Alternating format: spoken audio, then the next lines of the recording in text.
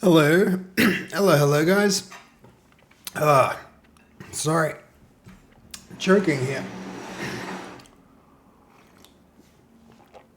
What a way to start the stream. Excuse me. Excuse me. Who we got here? We've got... Oh my gosh. That's a very, very busy... Hold on. We're carrying on from yesterday's... Yep. I didn't refresh the chat. So I don't know where the stream starts. Can't do my normal hello ritual.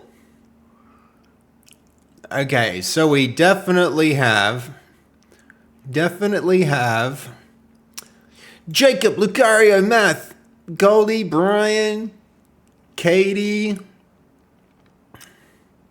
All right, nice.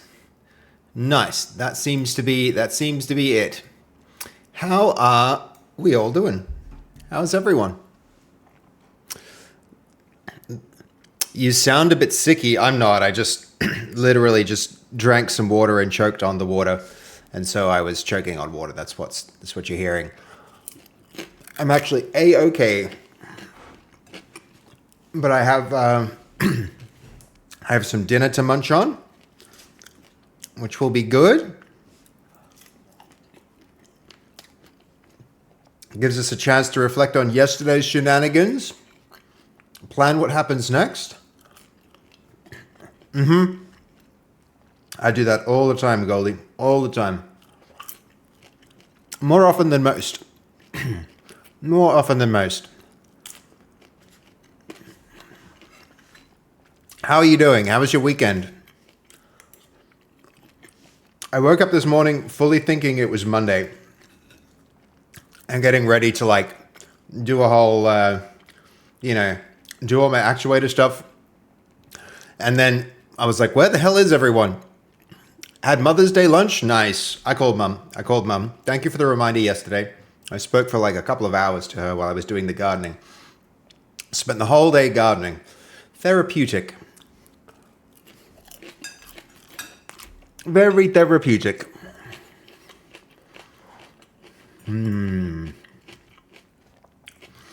Delicious food.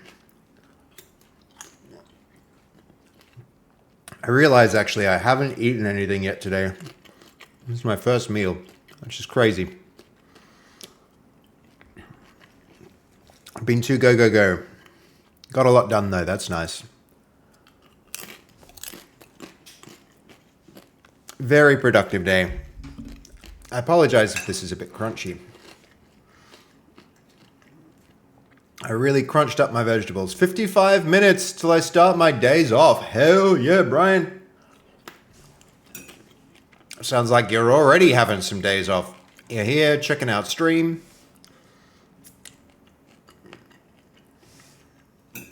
That's a very big lunch, Goldie.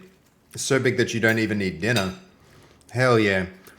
I sliced my potatoes really thin today and put them in the air fryer, so now they're kind of like chips. They're pretty good. Might do this more often.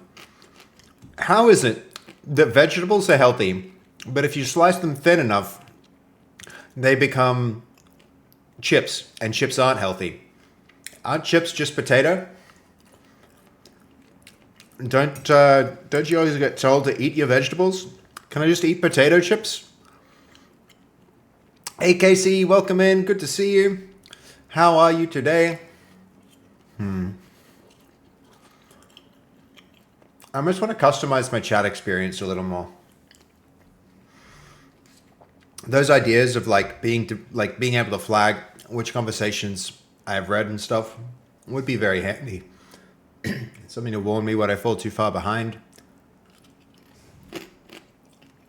Would be good. Would be a good thing to do.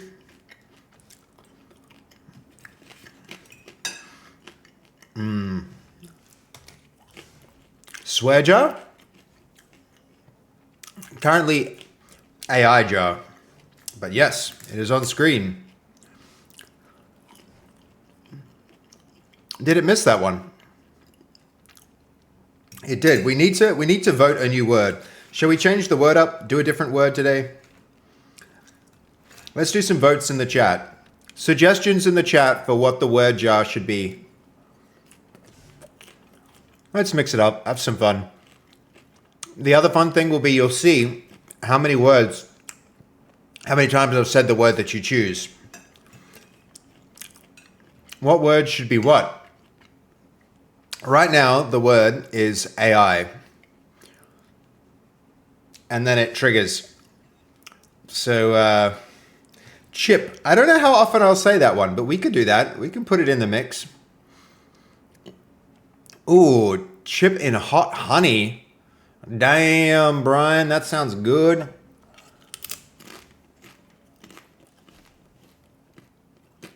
I could get into that.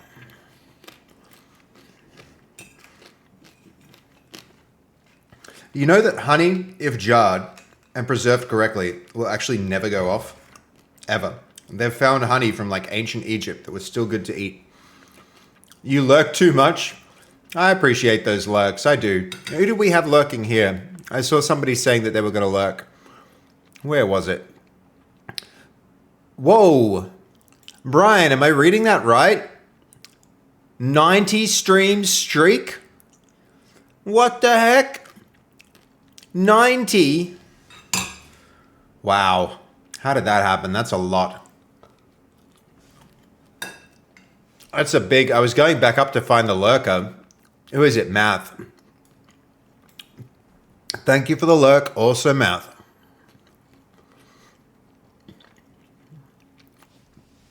You are so welcome to lurk, Will.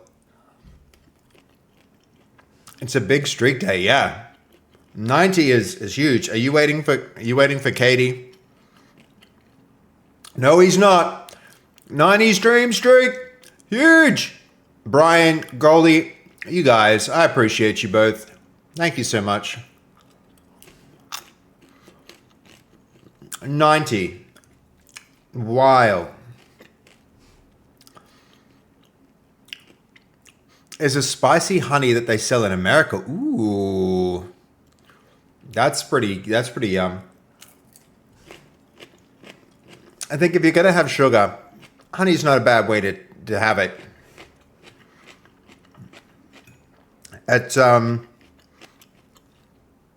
on the Gold Coast, my DJ Panda, my stepdad does like, he has these honey, beehives in the backyard, and he makes honey there, which is freaking awesome. It's so good. I'm doing good, Burlap. I am doing good. Doing really good, man. How are you? How's it going? Hot honey is because a thing here in Austin. Oh, Domino's have it in their pizza. I'm pretty sure you can get it at the shops now. Do you know, Will, is there like, are the bees like collecting pollen from like a chili plant or something that makes it hot? Or do they add that after the fact? Mmm. I don't think it necessarily is going to... Ragdolls a good suggestion, Goldie. We can do that one. That would be funny. We'll see how much I actually talk about it in the stream. Today is another Ragdoll day. It's going to be fun. I think these streams are going to be like good content, man. I imagine they add it after. Okay, yeah. Spent Mother's Day with the family, Burlap. That's a day well spent. I'm doing really good. It's good to see you too, Burlap. Welcome in. Ragdoll's a good suggestion there. I like that, Goldie. I think it's less special if they add it after, but it's still like a pretty cool thing. Sweet and spicy. Can't go wrong with that. I wonder what chipifying your potato does to its nutritional value. Probably not good for it, right? They are tasty though.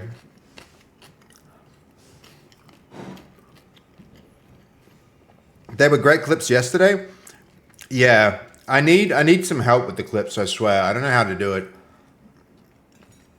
I haven't had a chance to review them, and I should have. I should be getting them out right frickin' now, but maybe Untick's suggestion of like do the marketing on stream was a good one.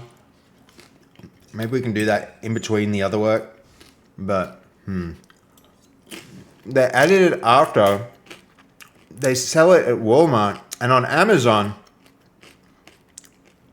Brian, are you talking about that? Are you talking about the spicy honey? It's not bad.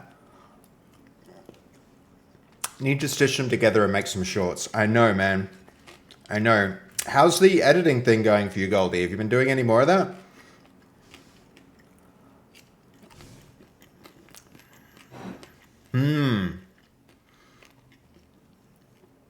It would be removing oils, but there's a good chance that the evaporation takes nutrition away from it too. Well, you would think.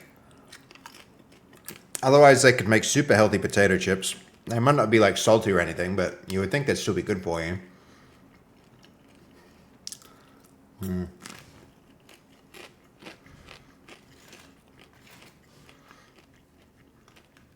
90 stream streaks is wild, guys. That's insane. Imagine 100. That's coming up. Okay. Oh, yeah, editing is done. Well, you know, if you want to do any other editing, I know a guy who has 2 thumbs and needs it done. Just saying. I know you're busy too, though. The one brand I know called Mike's Hot Honey. Is that available in Australia? Is that an Australian thing? Hello, Tim Tams. Welcome in. All right, let's talk. Let's talk, Goldie. Let's talk. Because that could be useful and helpful. Draggy Hound, I'll take all the help I can get. Guys. It's pretty hard. Tim Tams, you lost your streak. What was it up to? It was up to a lot, right? It was like 30 or something. Can you go back and watch the VOD or something to get it back? 17. Okay. Still pretty big. It's a big streak. Now I feel like Tim Tams? Yeah. That's the downside to his name. Great name, but makes you want Tim Tams. For sure.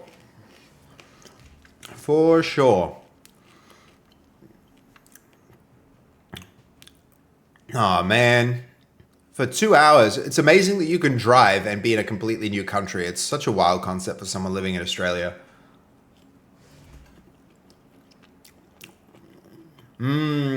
Okay. Once you go live. Oh, hold on. Ooh, Brian. Yes, you can buy Mike's Hot Honey in Australia. It is available through online retailers such as Amazon Australia and the Gourmet Pantry, offering both original and extra hot varieties. Ooh. It can also be found on eBay Australia. Yum. Druggy Hand, 25 streams, you. Good stuff, man. I'm sorry, Tim Tam. Sorry you lost it. We don't care too much about that here. We like to celebrate it, but you didn't lose it. Yay! I thought I did. I was about to say, don't worry. It doesn't matter that much, but yay, you still have it. It's still at 15. Huge. 15 stream streak this minute. I see it. Nice.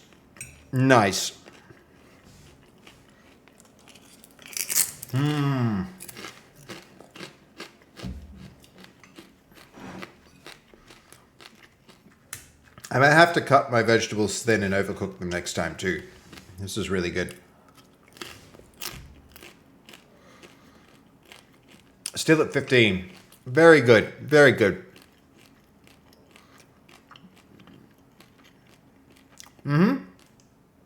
Fastest PO box will find its way here. For sure. I hate that. Where is it? That Tabby terminal sometimes just like decides to go black. Very, very annoying. Is this for the hot honey, Will? What would I have my hot honey with? Chips, I guess. Could make my chips. Well, that's kind of cool. Fast would probably like that too. She doesn't mind spicy things.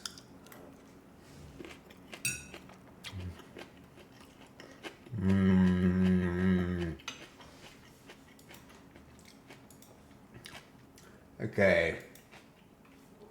Guess we're doing an update for Tabby.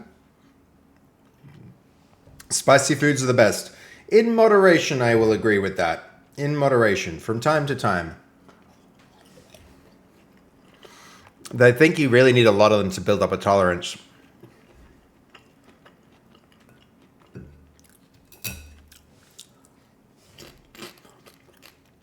Hey Turbo, welcome in. I'm just having some food before we get started. We're all catching up. Okay. Maybe from time to time, because I get wicked heartburn when I eat spicy foods. They do taste good. They do taste good. What do we got? I'm just eating some vegetables that I cut quite thin to make actually, this is a better example. They're almost chips now. So it's my usual roast vegetables with a few chippies in there. It's good. I've got some peri-peri sauce on it, so it's actually a little spicy as well. It's really nice.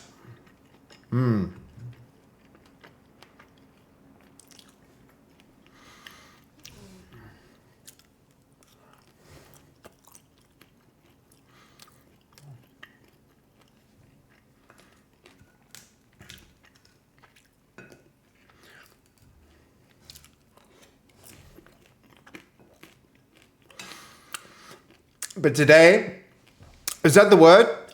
We're doing ragdoll today is the word, Goldie? We'll see how many times I've seen it, and we'll bet on how much it comes up the stream. All right, let's do that.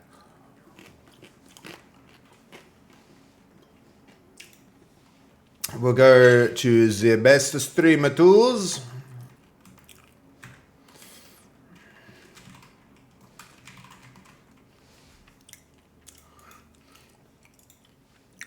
I wonder where the waitlist is.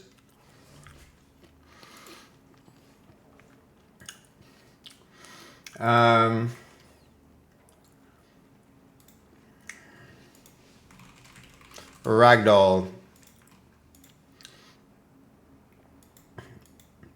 That's working. All right, how many times have we said it? Only 3. Sure, whatever you say. I don't believe it, but... Okay. Updated. Let's see if we go back here. This needs a quick reset. 132 times in the last few streams. It's a good guess. It's a good guess. We're going to say a lot of that, I think. As a kid, I'd always do chili challenges and stuff. Now I can't do anything spicier than jalapenos. Damn. You build a resistance to it. Like, the more you have it, the more resistance you build up. The bird is the word. That's actually funny. It's like, did you know about the word? Everybody knows that the bird is the word. I guess I went a long time without doing it. Yeah. There's actually a physiological thing that happens where you build a resistance.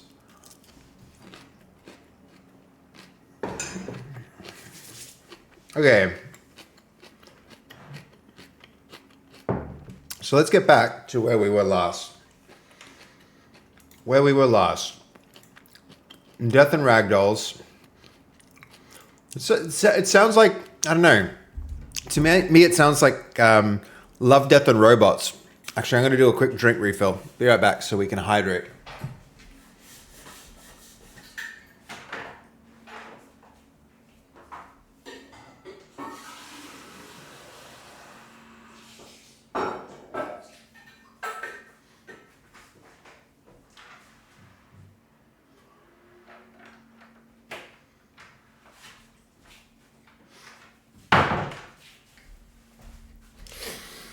It feels like Love, Death, and Robots somehow when you say Death and Ragdoll. It's like, I don't know why. There we go. Another one. What's the starting count? Hold on.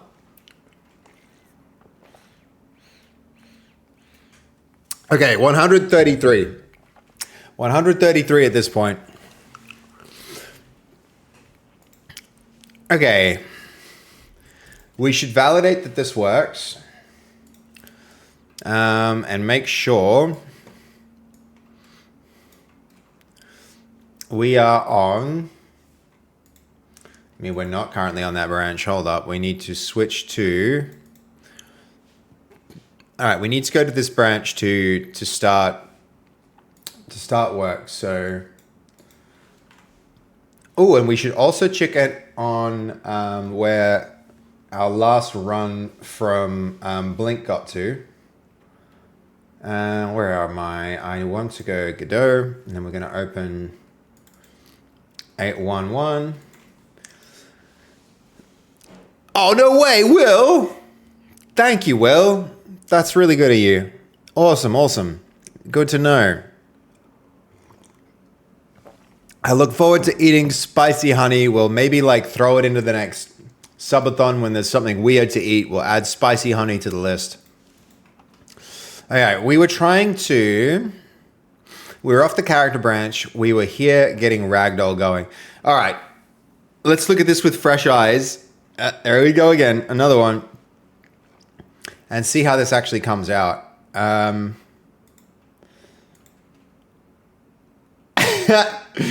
it's pretty good. That's pretty funny. And then sieges. All right.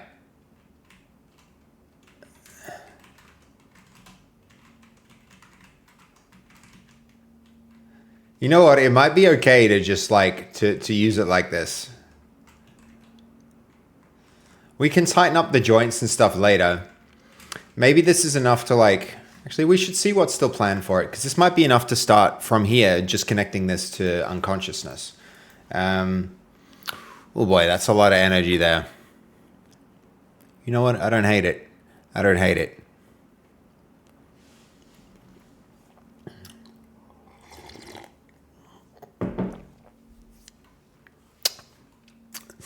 Okay, going back to lurk mode. All right, no worries. Thank you, Will, for the honey. That is really, really, really kind of you. I appreciate that. Me and Fast are going to enjoy that. That'll be good. That will be good. Yeah, you like that? The Turbo, you talking about the ragdoll effect? Or are you talking about the honey? There we go again.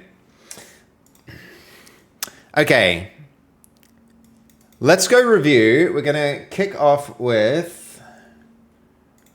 We'll run our, We're going to go to one directory back, base.workflow automation. Okay. And now we're going to run, hold on.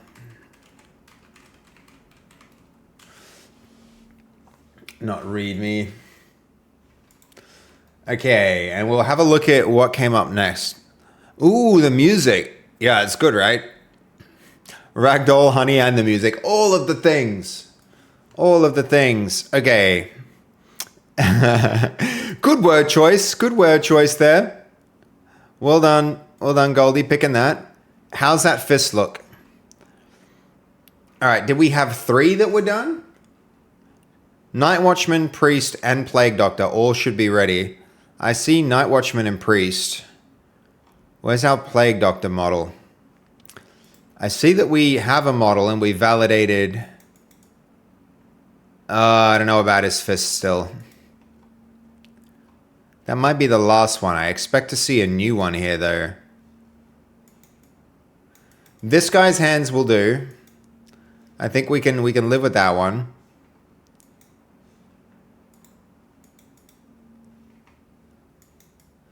And we can live with this guy's hands as well.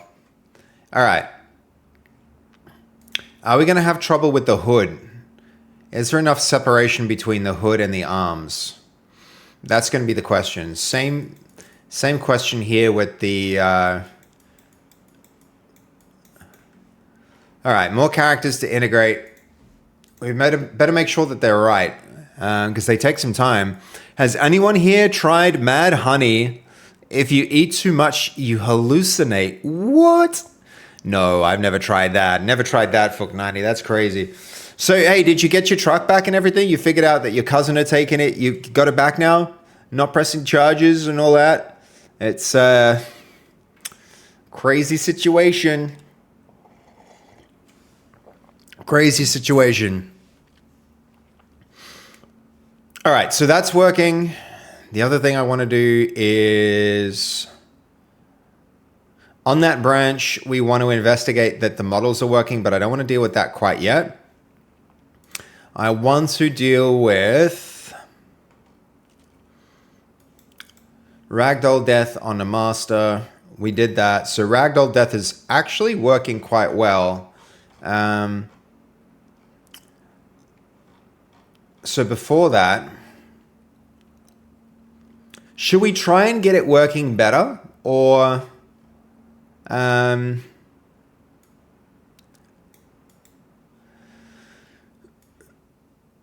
we could improve the Ragdoll.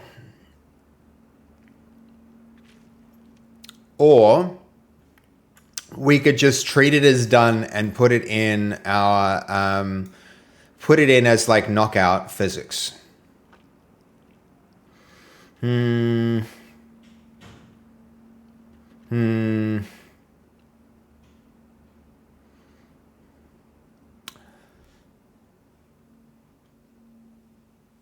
This would be useful. This would be useful stuff to do.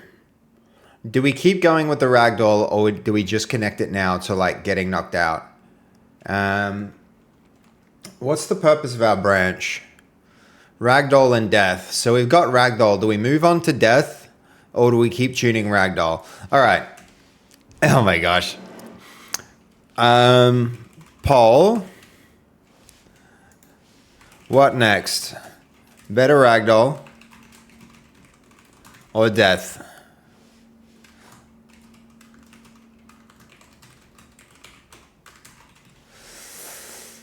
Quick poll, 3 minutes. You decide.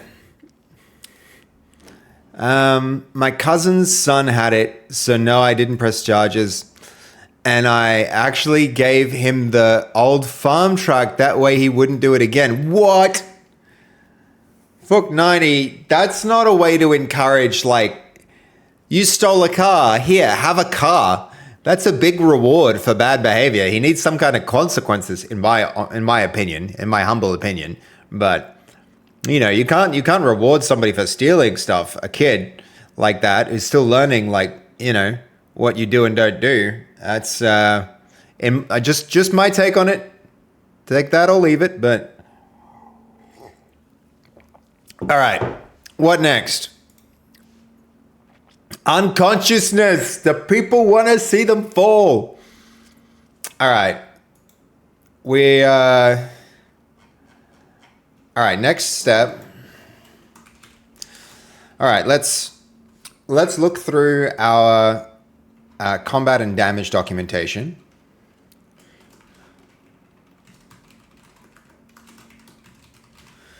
Damage.md.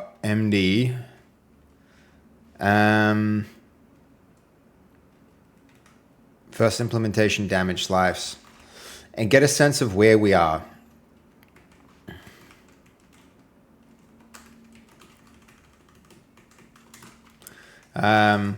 I'd like to move on to connecting the Ragdoll implementation to unconscious state, and I want to see how this fits into our current planning. Okay. So everyone wants to see unconsciousness. We can roll with that. We can roll with that. I voted Ragdoll as I don't know what we'll be doing for unconsciousness. Turbo, basically, in the game right now, when you beat a character up with like physical hits, like blunt impact, what happens is it affects the character's consciousness state, And so if they get below a certain threshold, the idea is the character will just ragdoll into unconsciousness. So his punishment is he has to pick up all the square bales I cut. Nice, and lay out on the nice, good, okay. And he also gets a car out of it, so like lucky him, but oh no, my headphones. They're flat. I need the sick beats. I need the music.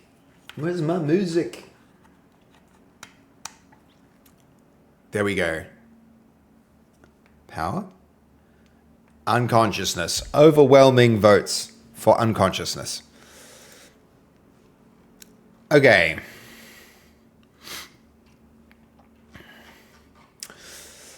Where we are. The first damage slice is closed. It already owns the core gameplay state we need for the down ragdoll. Avatar vitals exist. We've got alive, unconscious, and dead. Unconsciousness is authoritative damage. Yes, death is authoritative damage. Local controls are already gated. Death targets ignore further damage, while unconscious targets can still be damaged. Damage state survives host migration. You know what would actually be funny? This in our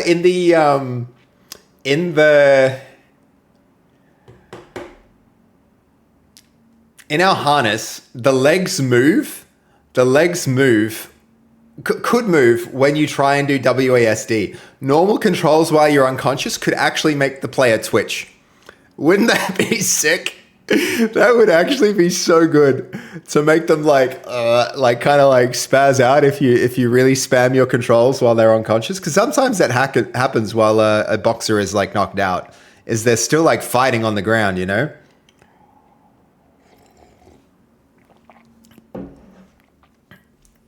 Okay.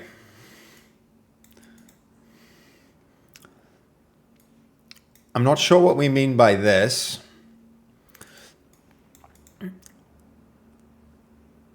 It should be presentation body mode for avatar damage server states how it fits. The next natural bridge is avatar damage server state changes, materialize avatar detects the alive, unconscious, dead. Avatar switches body mode correct. The controller capsule plus locomotion AK is disabled while downed. What I'm really interested in is what happens with network behavior. Ragdoll physics bone simulator starts. Recovery from unconscious restores controller. Dead stays ragdolled. All right. That matches the down passive ragdoll slice on the roadmap. The slice harness works also means the physical skeleton authoring and debug path is already in place. The missing part is the runtime integration. This should still be a passive down ragdoll, not active ragdoll, so the slice should not include any of that. Alive state, damage to bone impulse, world impact. Yeah, this is actually going to be getting up animation is going to be one instance where it's not going to be easy to just we're going to have to author that properly ourselves. Dragihan, another stream idea for Not Monsters themed alerts for a while. Yeah, I mean, really, if I am committing hard to Not Monsters, the entire stream should look different. The whole stream should look like Not Monsters. If you ask me, I should have like a whole OBS scene that's Not Monsters themed. That would probably be smart, but I don't know. We'll think about that. We'll think about that at the end of this sprint. Speaking of, I watched the boxing last night. Nice. Can't wait for the juicy weapon animations too. We have axe animations. We still need like two-handed swords, two-handed weapons. We need slicing, not hacking. We do have a hacking animation in, but we need a slicing animation as well. So there's still work that has to happen there.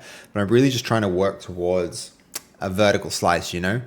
And I don't mean a weapon slice. I mean like in the technical term, like a vertical slice is integrated all of the main features needed to play. Okay. A live state damage ragdoll, damage to bone impulses, world impact damage. Good. It should only answer when damaged state stays unconscious or dead. Does the avatar become physical down body and recover correctly when appropriate? Yes. Add a material adapter, ragdoll runtime adapter. Subscribe to the authoritative avatar damage state. So one thing I want to know is this the most sensible next step, or is there something else in our plan that should be prioritized above this?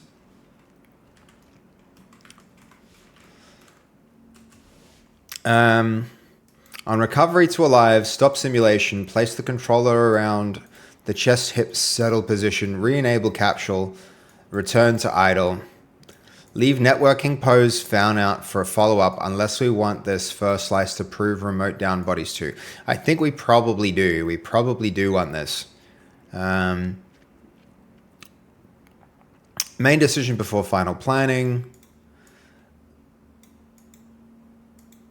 Proves transitions and recovery locally. I think the full multiplayer presentation first, just because I know when you build these things, if you build it to be local only, then you'll have an issue. Turbo, it's not actually planned to be PG. We're not planning for a PG game. We actually do want like blood and violence, and we'll be having people get hung and potentially their heads chopped off, and there'll be blood when you get hit with a blade as opposed to a blunt weapon. So not PG, not PG.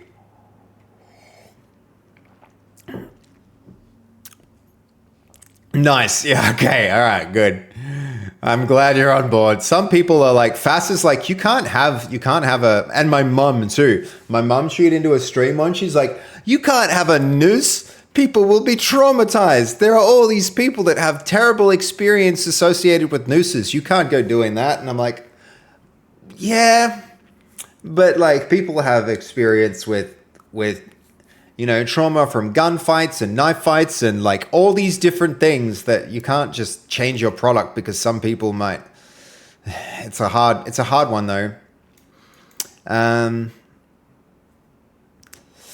Ooh.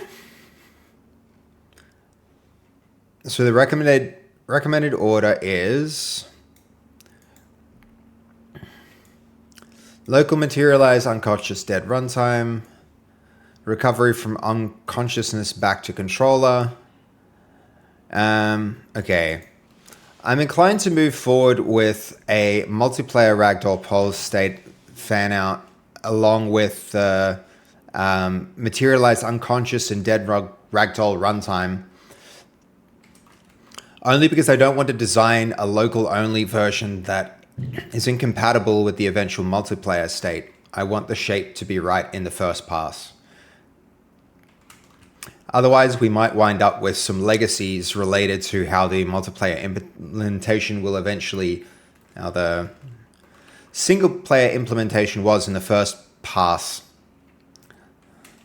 Push back on this if the instinct is wrong, and we'll use that to decide whether we go straight to multiplayer or a single player only mode. WWE 2K has an option to turn blood on and off. Maybe you could do that. I feel like Turbo, if you make I'd rather make a consolidate, like a conscious decision to go one way or the other and then commit to it, because we could, but then what happens when somebody gets hung, right? If we're going to have somebody hang from a noose, that's way worse than some blood in a game, right? And we can have a blood on-off switch, but what's the point if the game's still going to get rated like pretty harshly for all the other murder that happens in it? So, I see where you're coming from though, but I think sometimes it's more important to know your target customer, know what you're trying to create, and be unashamed about it, and just work towards that thing. I know the game looks kind of cutesy, but it's not for kids. It's not for kids. It's a game for adults. That's the idea as it stands, at least. I made the mistake, Turbo, of trying to aim at kids with my last game, and the audience just wasn't there, man. It just wasn't there, and everybody wished it was more edgy. I'm not going to make the mistake of dumbing my game down to cater for like somebody who is a very, very small or negligent part of the audience. I think that's the design decision.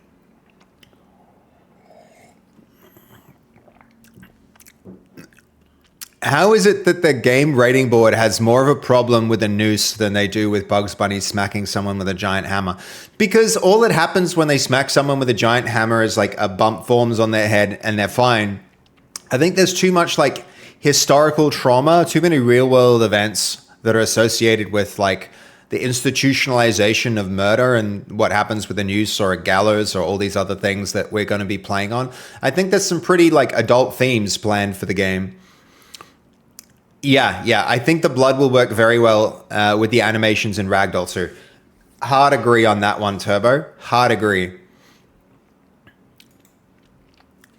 Okay.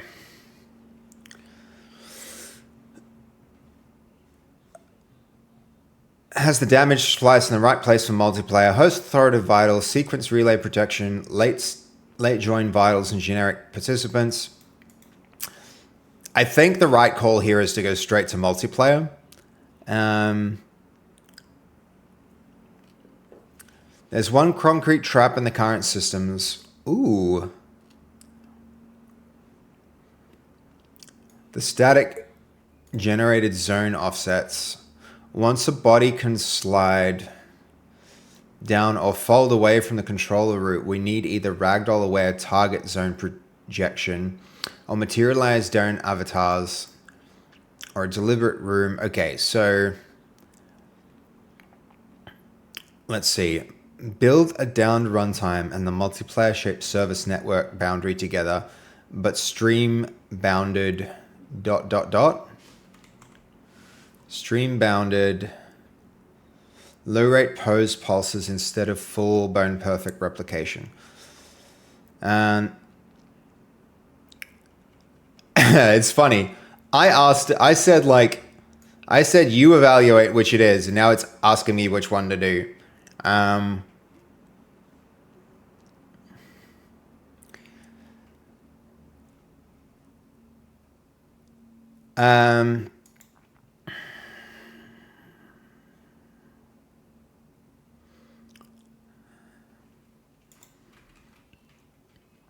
I want to make a decision here that best fits the final structure for this system.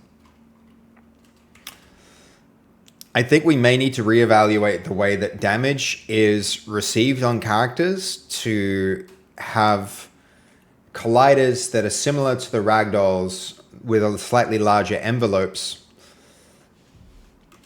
or perhaps even the same envelopes so that damage is received to the right parts of the body rather than the predefined blocks that exist now. That may be the next slice, and that should work with the existing damage system. I think now that I think about it, that might be the next thing to do, guys. If we get that working, that'll be the next thing to do. Blooding Gang Beast after a certain number of hits would be cool, I think. Yeah, we're gonna be doing that, Turbo. I think that's the plan. Is like, have you seen the health and damage system so far?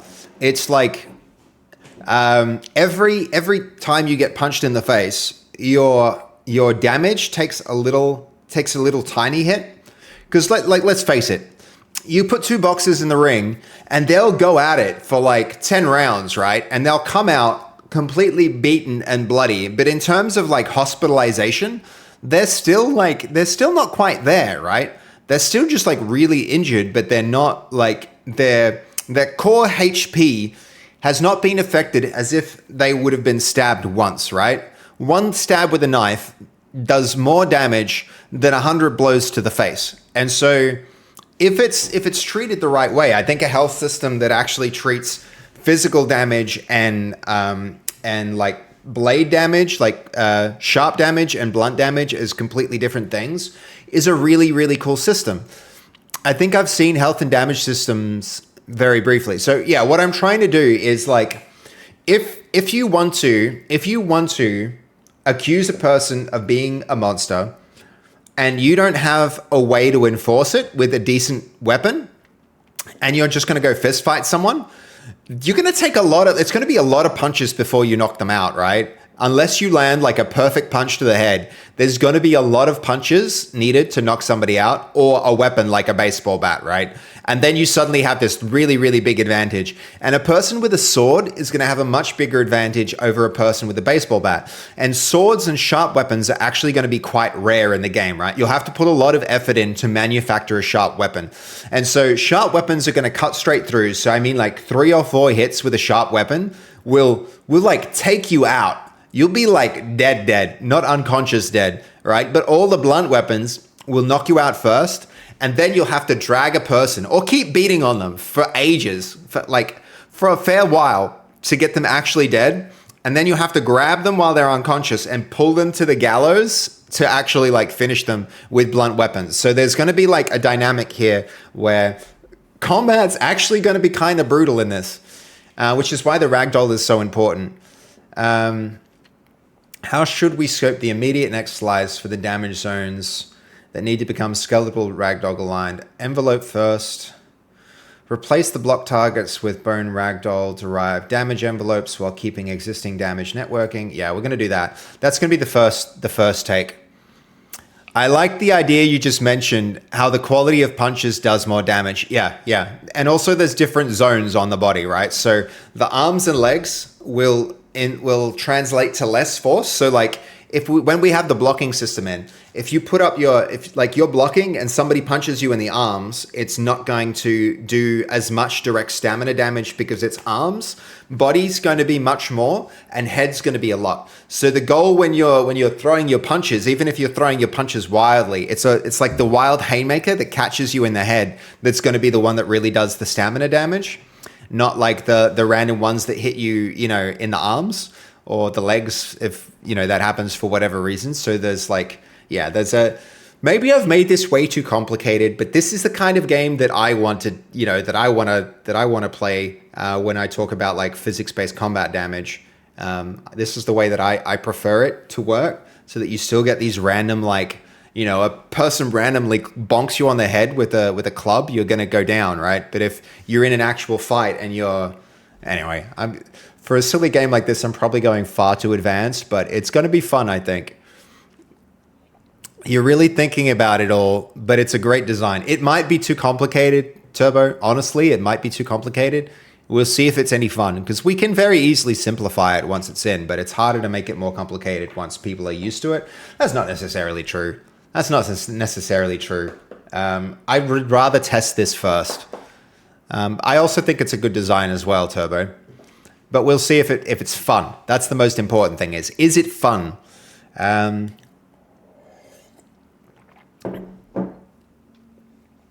Okay. Keep the generic damage system's shape. Source still hits the damage. Candidates still report damage zones. Generate the... Okay, we want to... Player avatar damage adapters. All right, one other thing. We also need our character pipeline to configure these damage zones as a pass that occurs after the ragdoll bones are added. I don't want to be manually maintaining damage zones on each of the characters, so a good repeatable system will be necessary to ensure that this does not take up development time in future.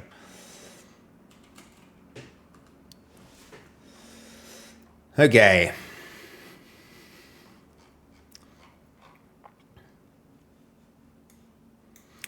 This should be cool. This should be really cool when we get it done. For sure. Also crazy how I didn't know until recently you were adding combat. Oh, dude, yeah, that's one of the core parts of the design, man. Here, look. So chaotic physics-based combat. That line there, that is like key to the game. I didn't want this to be like Among Us, where you just like go into a menu and vote. I wanted it to be like, you can have an opinion, but if a person managed to like work really well and managed to find the armor and the sword, and like you have to be careful with like working together to get equipment, but then you also have to make sure the wrong person doesn't get it, right? It's yeah. I'm off to bed. Yo, Jacob, good night, man. It's absolutely, I'll keep the stream up for ad revenue. Thanks, man. I appreciate the lurks, Jacob. I really do. I appreciate you, dude. I think whenever you gave your pitch, I thought it was a nice Among Us with Fall Guys-esque physics. Nah, the chaotic physics-based combat, chaotic physics-based combat is the key part of this. Physics-based combat. Combat is a really key part of this. So it's not just like, yeah, it's not just...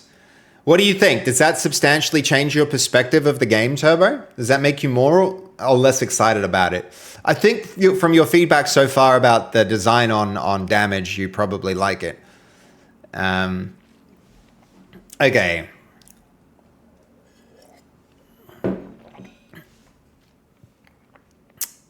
This comes before down Ragdoll runtime on multiplayer pose. Yep, so the damage surface is correct before we replicate Ragdoll state. Good. Keep the generic damage system shape. Candidates still report damage zones. Generate avatars from the same 18 core physical bone envelopes. Area 3Ds. We've still got head, torso, arms, legs. These are the damage zones if you're curious about them, Turbo. You're more excited? Hell yeah. Hell yeah, Turbo. So yeah, head is going to be maximum damage. It'll be like 2 or 3 times damage. Torso is going to be like 1 time damage. And I think arms are going to be like, legs will be like 0.25 and then arms will be like maybe like 10% damage. So if you can get blocks up in the way of physical things, unless it's a blade, and then a blade doesn't affect it doesn't do your stamina, it cuts straight through to health, right?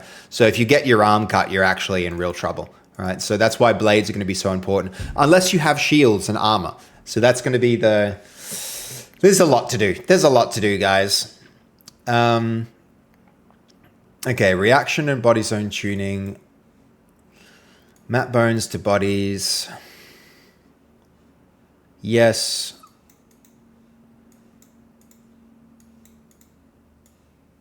Yep.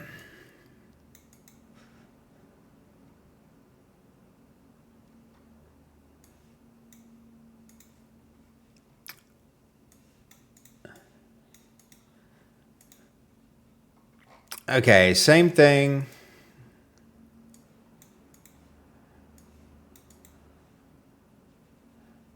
Map the bone zones. Let's do it. And is everything committed? Just to make sure. It is. We're all up to speed. We're all up to speed. I think this is the right next step. It's the right next step, guys. What we could do here, while that thinks, we could in parallel tweak the ragdoll. If we tweak the ragdoll, then we can move on to the damage, but also at the same time, I mean, I am tempted to branch out from this branch and do some extra work here around, let's think. So if we're here, we're doing extra work, it'll be around,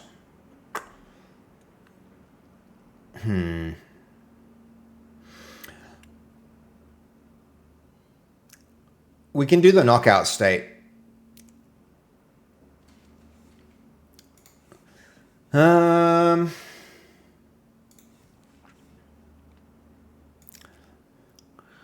Or do we just keep integrating characters? More character integration would be nice since we'd have more characters in the game. But the downside there would be it doesn't actually move us closer to our vertical slice. It needs to happen. Don't get me wrong, it needs to happen. I love combat games, especially when it's satisfying, which already looks that way. Yo, good, Turbo, good. I think these ragdolls are really going to help with, like, imagine if we've got our punching and I throw in some like uppercuts as well. So it's like, and then there's uppercuts and we randomly do them from time to time. And we have like people, like, imagine he gets hit and he's like, bloop, and then he's out. And then they can maybe like twitch a little if they put inputs in, but they're pretty much like knocked out until they get up. I think that'll be fun. And the other thing is the impulse damage will be there.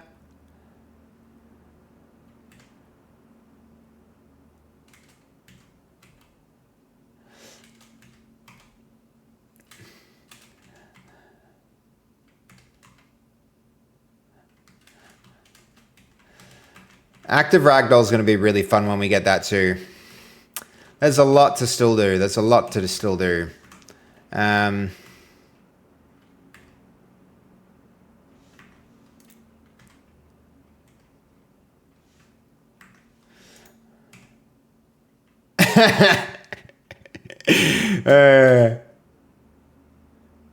Just his faceplant.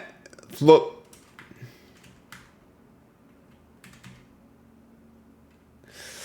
They're going to be good. It's so fun.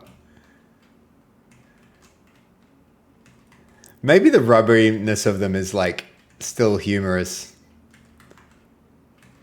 We could also just adjust the way the ragdoll is going so they look a little better, but it's not too, it's good enough. I think I just have to settle for good enough and know that in the future we'll be able to fix things.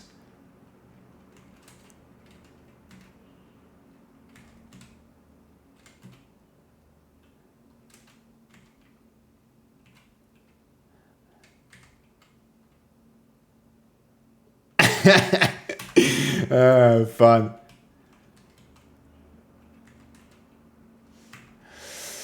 All right.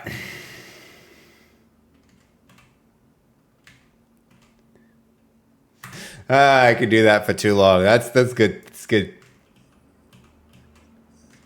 If he's getting hit, he's just going to be like, bam, bam, bam, bam, bam.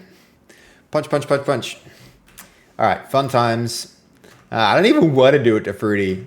Oh, Lisa, better off with the blacksmith guys. All right, do we integrate more characters? Do we do multiple damage branches at once? Okay. Maybe not multiple damage branches. I think we stay on course for multiple characters, which will mean the next character to integrate is probably our vampire. Let's do that. I'm going to get a few things done as I'm conscious. I'm taking up chat wall, but no, don't worry about that, Turbo. I'll be lurking and come back. No, dude, you're so welcome. Don't worry about chat wall. I encourage chatting, dude. Love the chatting. Thank you for the chatting. Okay. We're going to art, pipeline, characters, vampire. I'm a vampire. This one's already ready to integrate. Let's take that into our engine on our other branch. So I believe this is our character branch.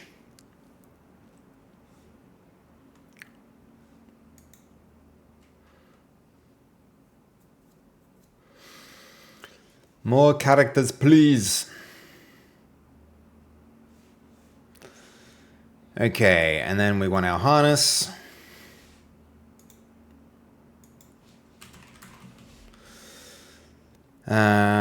Character movement harness. Let's check it out and make sure the last character is moving okay, because I think we did.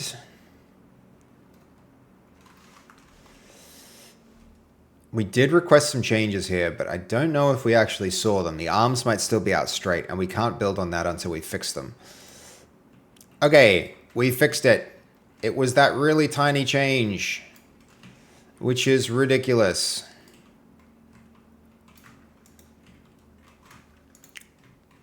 All right, what was the last character? Pretty sure it was the barkeeper. All right, she is not done because she does not have a face. Let's get that woman a face.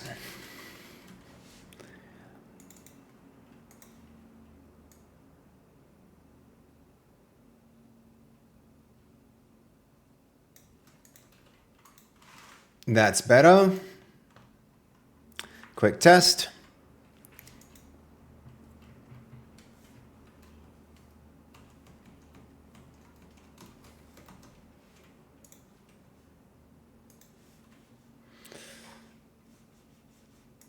Barkeeper, now she does have a face, but that's a two-facey face.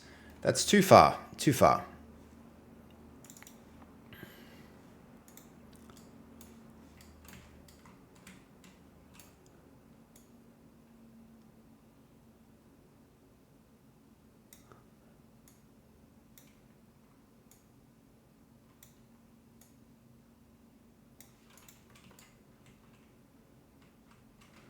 That might still be too far. That makes her a very annoying character to do well.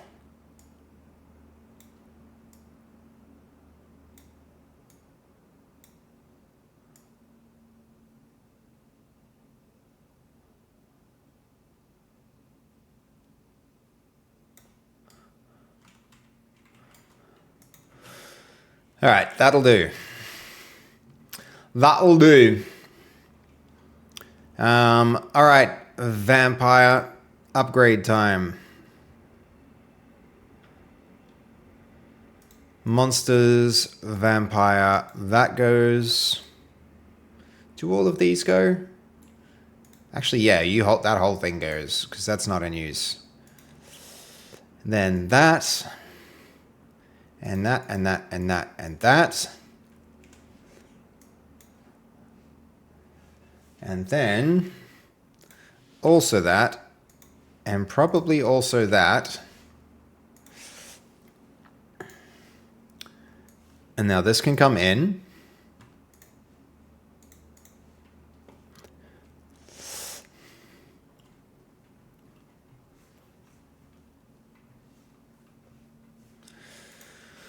Okay.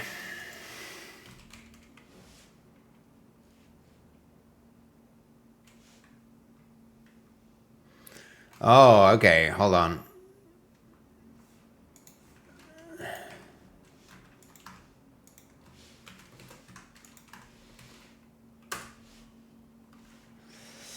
We need to... Hello, Fluffy Panda. Good to see you. How are you today? Welcome in, welcome in. This also needs that name. And we'll do a rename here. A file with the same name exists.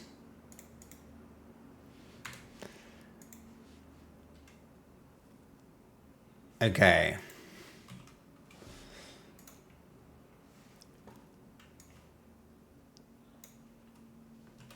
This needs a re-import.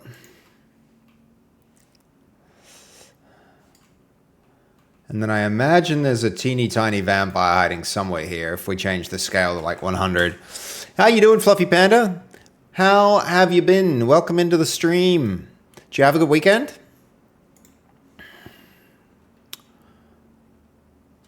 Okay, VA here, a little higher, yep. Right there, good, good. Here can go. All right, good, good. I think we like that, we like that. So,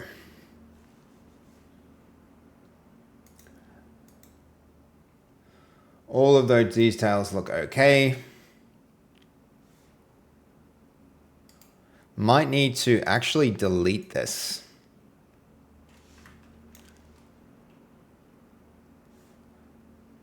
And then generate again.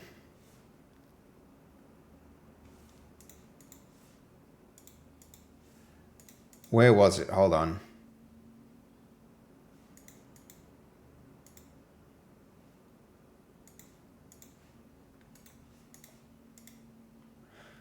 See if we can get that to generate.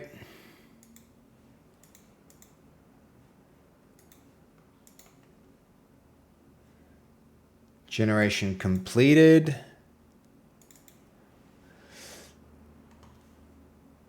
Wait a minute. Oh no, we're good, we're good. All right, template. That character pipeline really needs to take the face across. I'm good. Oh gosh, your characters look so cute. It's like Nintendo characters. I realized the other day what did it. what made it look like that. And I think, although it wasn't intentional at the time, I think it's the face. It's the way that the faces appear. The face. This was honestly just a way to like to simplify the process of doing faces, because faces are like really complicated to rig and everything. So it was just a shortcut to get them looking good, to have these sprites like that. But I think this might actually be why they appear a little Nintendo-ish, is because of the simplicity of the face. And it's a very smart design decision to do that instead of implementing like really complicated faces and face like rigging and bones and all that stuff, which other people do in their games. I'm not going to try any of that. I'm just going to keep it like this.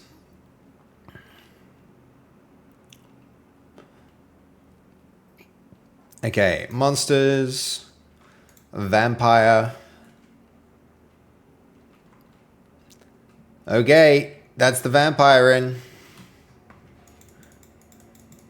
And she punches. Get wrecked. Ha, ha, ha, ha, ha, ha.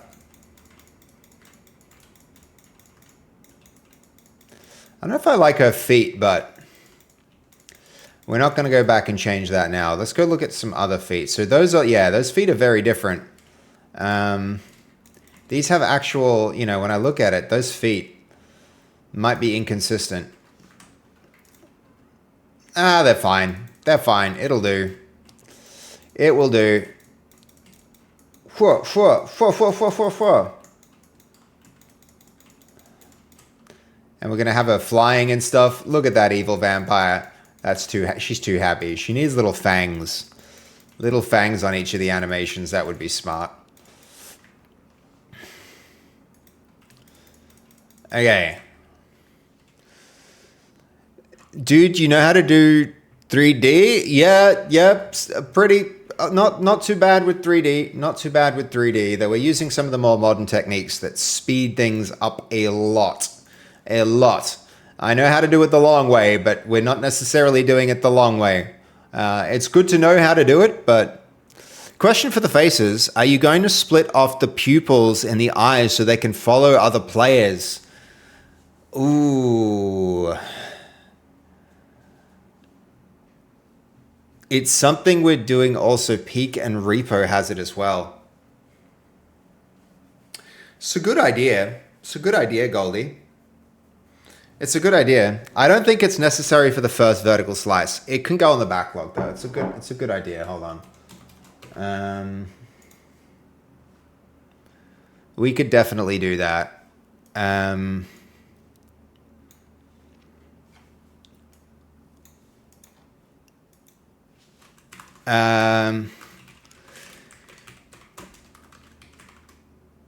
Sorry, so pupil from eye, follow targets and interactables. So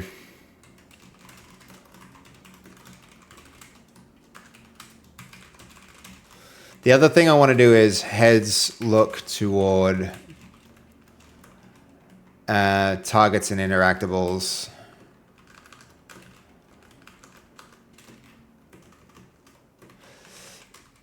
So I want the head to look around, but the eyes as well would actually add a huge layer, like a huge amount of polish. It's a good idea.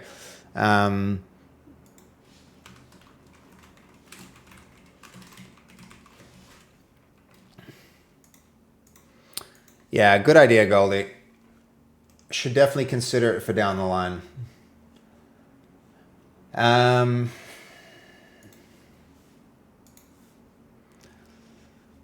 All right, that's working quite well. Cool, that was a quick integration, actually. One thing I want to do, though, while we're here, would be...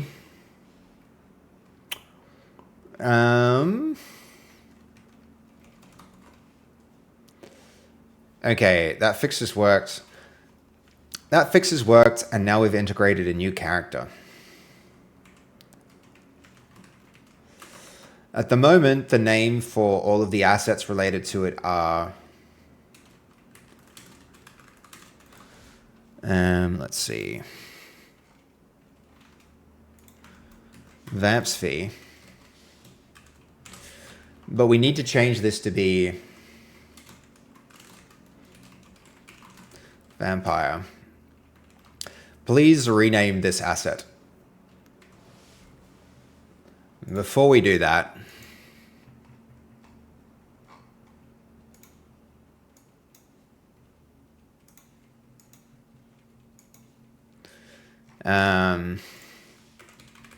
import new vampsphere model. Actually, I think I need to unstage that and do just this file first. So,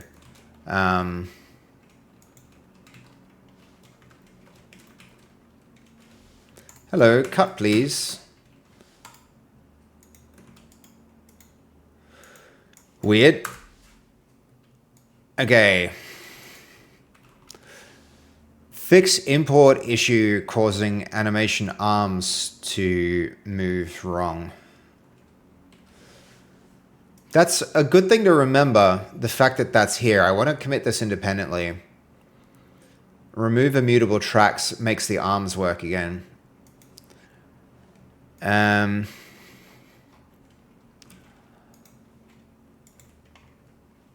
Import new vampsphere. So this is update to new vampsphere model. And then the thing that comes after that is renaming that. So definitely doing that. And then after that, there's the new character model stuff. I think the next thing would be, let's get our next character in. So we had character art here. Let's do the Night Watchman. He's the least different, but at the same time, he really does need to get the upgrade.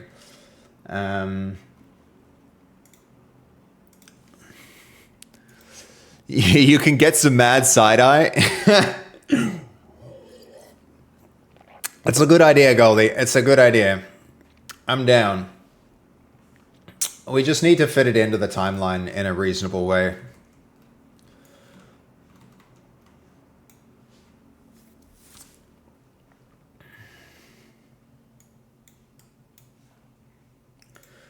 For symmetry,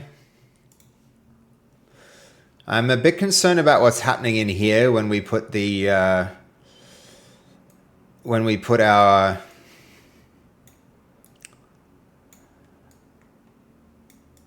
what's it called? When we put our textures on, what's going to be happening in that hood?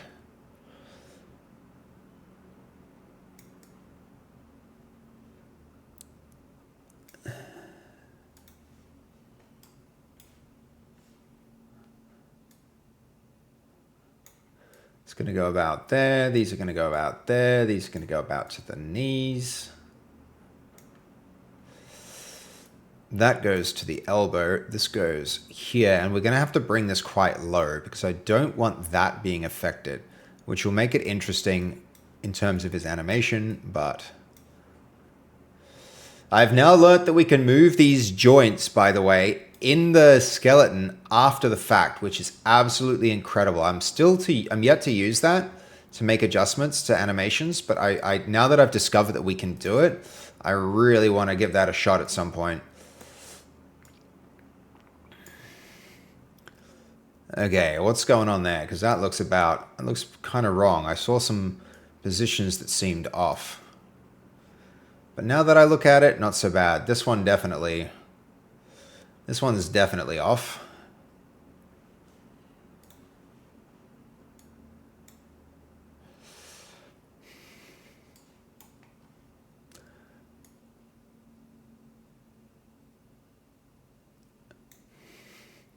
All right, let's see. Give it a first pass. I'm returning in like 2 seconds. How much are one of those split keyboards? God, Jacob, I've been looking at them. I really want one. I'll send some cash later this season, summer. You don't need to do that, Jacob. I really do. I need to get like an Amazon wish list or something going for that kind of thing. But like, dude, I appreciate it, Jacob, but that's a lot. That's a lot. I mean, the good ones can be hundreds of dollars, and that's That's too much, man. That's too much. That would be pretty incredible. I do need one. I don't need one. I would like one. But, dude, that's too generous a thing to be doing, man. Voodoo. That's a weird looking eggplant. Voodoo. We could have an eggplant monster in this for only two. No, I shouldn't tease about that. I actually don't want an eggplant monster. It's too different. It's too different from like, that's too weird. That's too weird a character.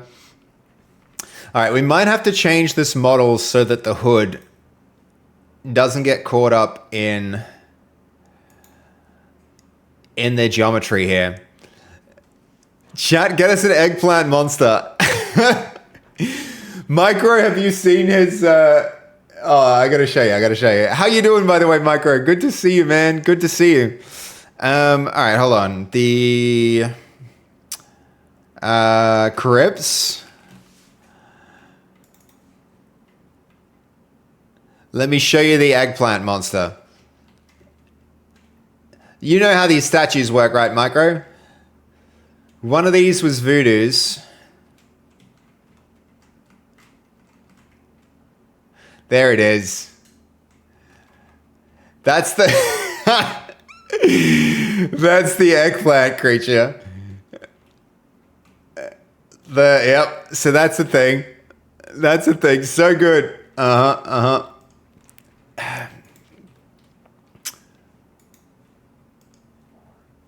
Okay, we don't save that one because we moved it. Let's go see the new Vampsy character. Make sure the face is still okay here. That looks fine. That looks fine to me. All right, good. One of those things doesn't belong. Yeah, one of these things is not like the others. Yes. Hope you're doing well. Doing really good, Micro. Doing really good. Good to see you. Welcome in. This is going to be a hard thing to rig right. I think, how can we do this? How can we get this right? Do we need to move his arms even further down? I don't like that because they're already quite low.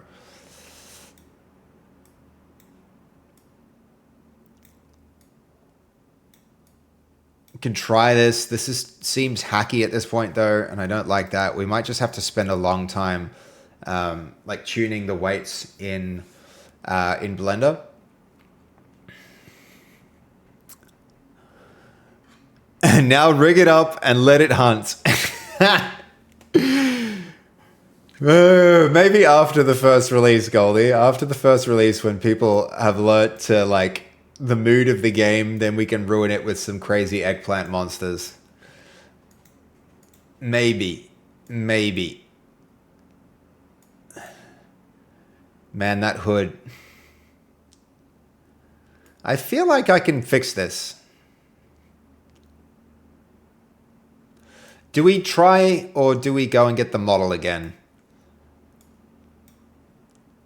I can fix him. First DLC would be a giant. No, it won't. Oh, speaking of, hold on. Want to see if have you seen this yet, Goldie? Speaking of things flopping around, which maybe I just have the energy to code some side project today. Dota Attitude, welcome in. I hope you have lots of productive energy when working. Let's do fastest character. This is fastest character, Voodoo. Just chilling, doing her thing, having a good day. She's a little upset, but look, wait, ready? Boom! She can, hold on.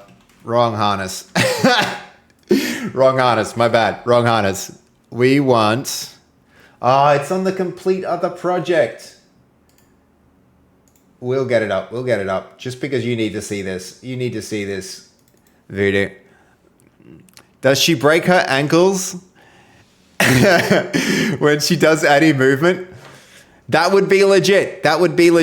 But currently she can like the planned abilities for her is she can retrieve items from the trash, and she's not allowed to go through doors because she's a hobo and nobody wants her inside. So can't use doors, and Mustangs get things from the trash. Does she also mention her hyperflexibility? Well, let me just show you. Let me show you, because a picture tells 1,000 words here. Ready, Voodoo? Are you ready for this? Are you ready for this? This will exceed your wildest expectations. Here we go. Let's. What am I doing? Here we go. She just chilling, doing her thing. You know, fast be fasting until we just give her a push. Face plant. Boom, knocked out.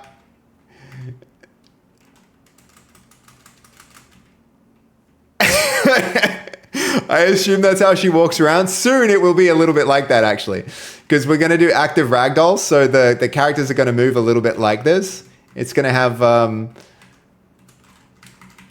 So there's... we need to do something about the skirt. But... yes, we've got crazy ragdolls.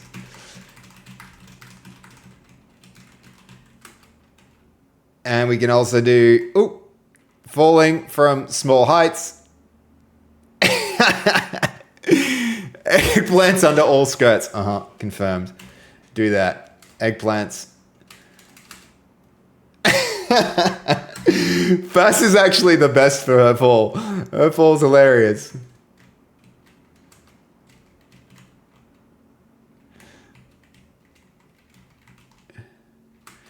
No. I need to fix it. We'll fix it. Yeah. So there's Ragdoll now. What do you think, Voodoo? She would have a giant grin as she falls into suffering. Indeed. So now it'll be like uppercuts is going to make them go like unconscious face, and then they will fall to the ground. Where are we? Let me just check how this is going, because... ooh! Alright, that's exciting. I actually just closed that, but I need it open.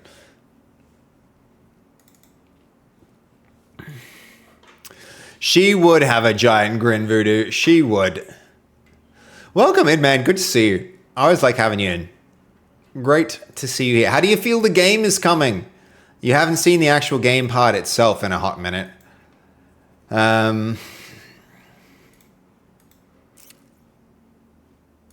Let's go look at the characters. So, let's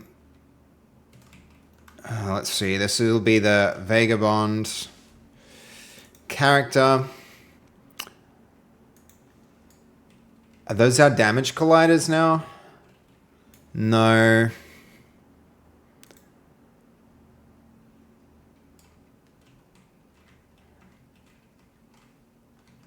Okay, there's our capsule. All right, here we go.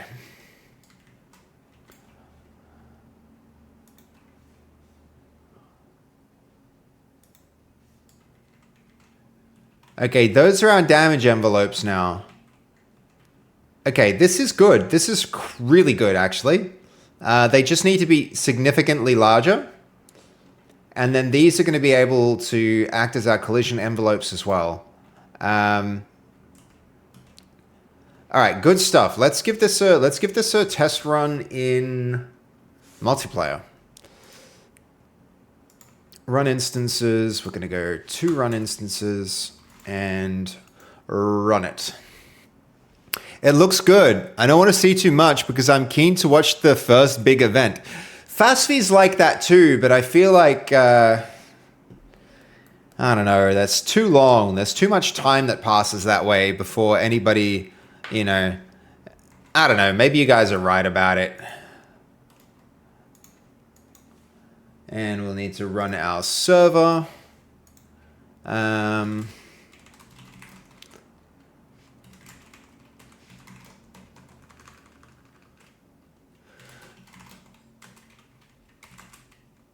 I would rather you guys follow the journey to some extent, Voodoo, rather than holding out for some like big future event, because The game's not going to be done by that event. There's going to be like lots of playtests and improvements after that. I'd rather you guys came along for the journey instead of just, you know. Okay, let's do a different character. Yeah, he'll do nicely. Nice, nice.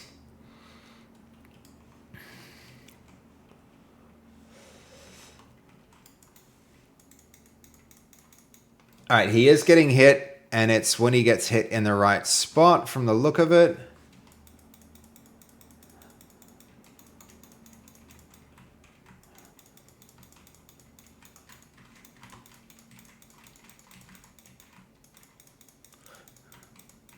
I think the large capsule that acts as the collider actually keeps them away from damage.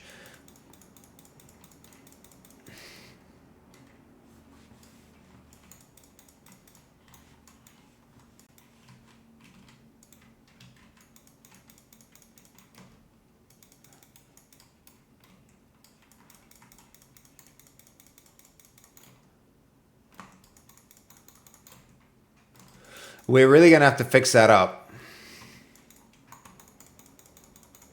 So this line here, that now he's unconscious. Now he's in unconscious mode, the other guy is. And now we'll start actually doing damage to his health with hits. So I don't know if you're still around, Turbo, but you may need to hide the room code from streamers. Yeah, I've heard that feedback already. I am aware. I am aware. Okay, we can still do damage. This is the thing I really wanted to confirm. So, confirmed. He shouldn't have left when he left. It despawned him. When did that bug find its way in? Oh man, that's annoying. This big guy, he moves so fast.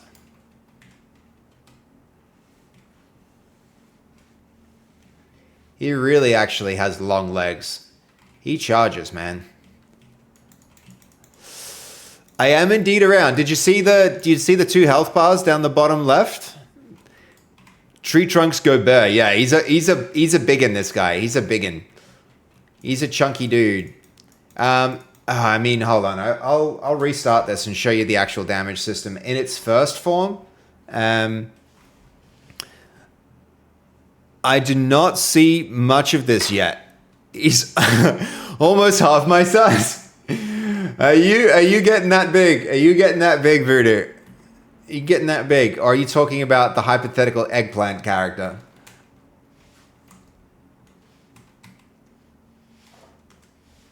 Okay, so play, join, random guy, some other random guy. Oh, yeah, he came up again. Nah, we don't want to beat up Fruity. I don't know. I feel bad about Fruity's character for some reason. I feel bad punching her up. Ooh, this guy got a monster.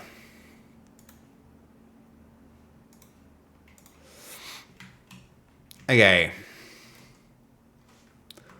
Or is something about the colliders making them move faster now? I don't know what it is, but I get the sense that the characters are moving way quicker. Okay, so Turbo, check it out. So as he gets punched in the face, you see the stamina bar go down? We need to tune this, and that's what we're in the process of doing. But see how his stamina went down below a particular point? Now I can't move him around. So this is where unconsciousness is going to come in, guys. And see how his health also went down, but only a little. And then the difference is, if I go get like, right now the most lethal weapon in the game is this sword. If I walk up to the guy and I go like this, chonk, see how it took him to like almost no health? He's basically dead. He's basically dead from one hit, right? Oh, he is dead from one hit because he walked into the sword again. So the weapons in this are actually going to be like really lethal, really lethal. Hey, Mundo, how you doing? Welcome in. So that's great. Yeah, like a sword is like a big deal in this. If you get chopped with a sword, you're kind of like donezo. So there's going to be blood and you know, all of that business. Okay, why am I getting this? Channel is closed. Failed to scale rigid body.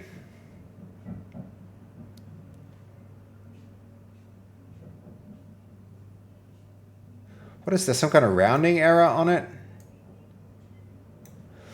All right. That is a problem for us to deal with right now.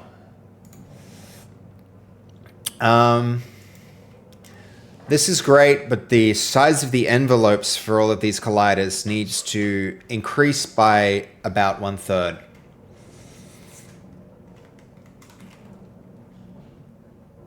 And we're going to stage that first because we have it working.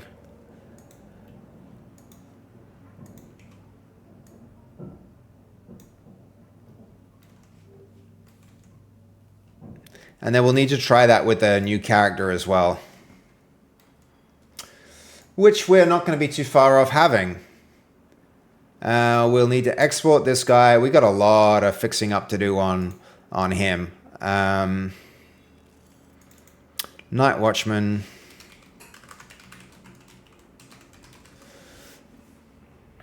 And then we can go here, new character, general, don't save.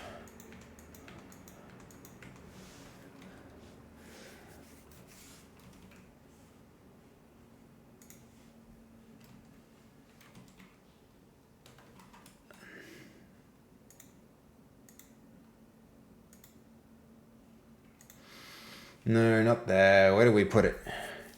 We put it... Art, pipeline, characters... Night Watchman...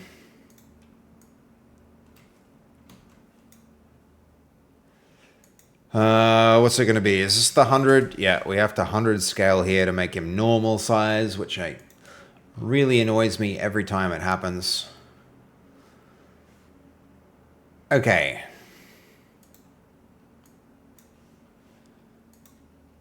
Not texture paint, weight paint. First things first. Vertices.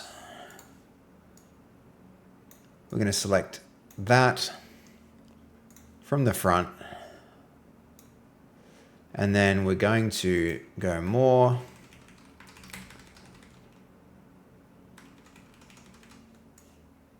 You know what? Maybe I should start from here.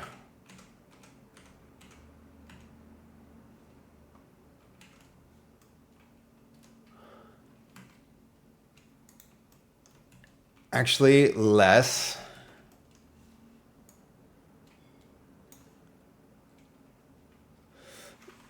And even less.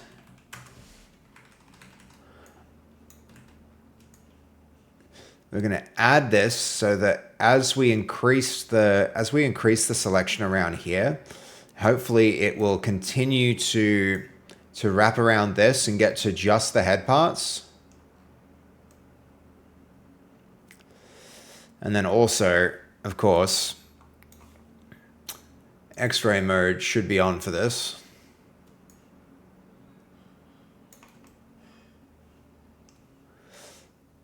Shouldn't that be X-ray?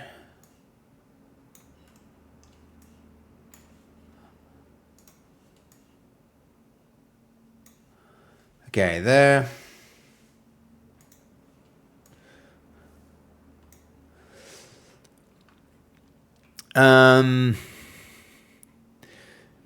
Like very realistic? Hold on. What do you mean realistic?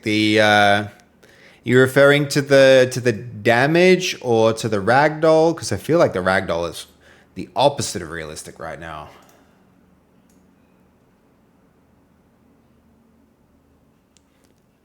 Yeah, the damage. Yeah.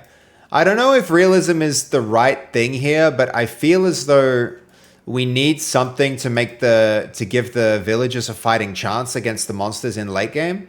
And so like a villager with a sword might be an actual challenge for a monster, and monsters might want to try and take the swords and remove them from the villagers, if that makes any sense. It like might actually be a fair fight with a sword, so the villagers, I'm trying to like design something so that they they don't end up with, you know, that there's still like, they have a fighting chance, right? Okay, that spine, this is where it's all going wrong. So we're going to set that weight to 0, because that's really going to affect things pretty negatively. Here too, set the weight to 0.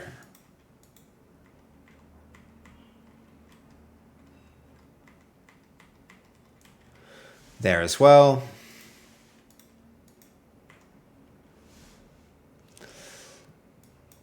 This is going to set the weight to 1.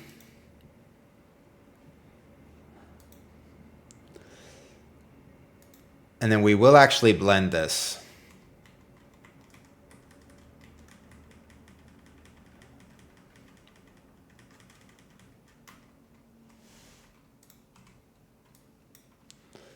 Ooh, wrong way. Set weight like that.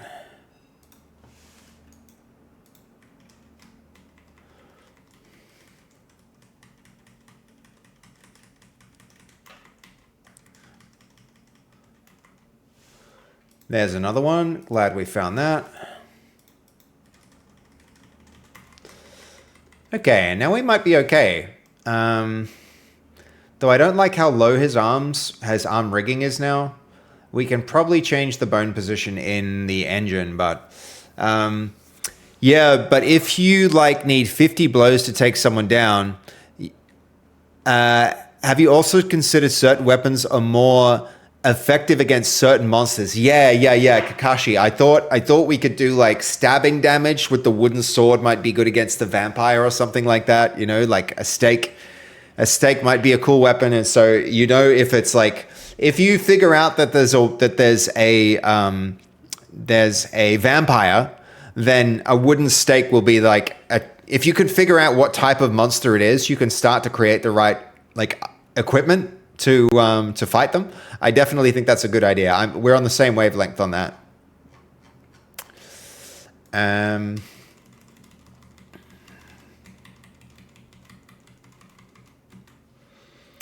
Okay, and then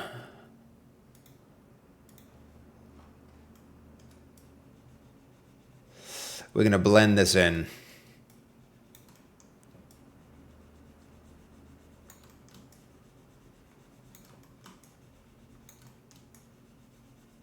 So that it's not so rigid.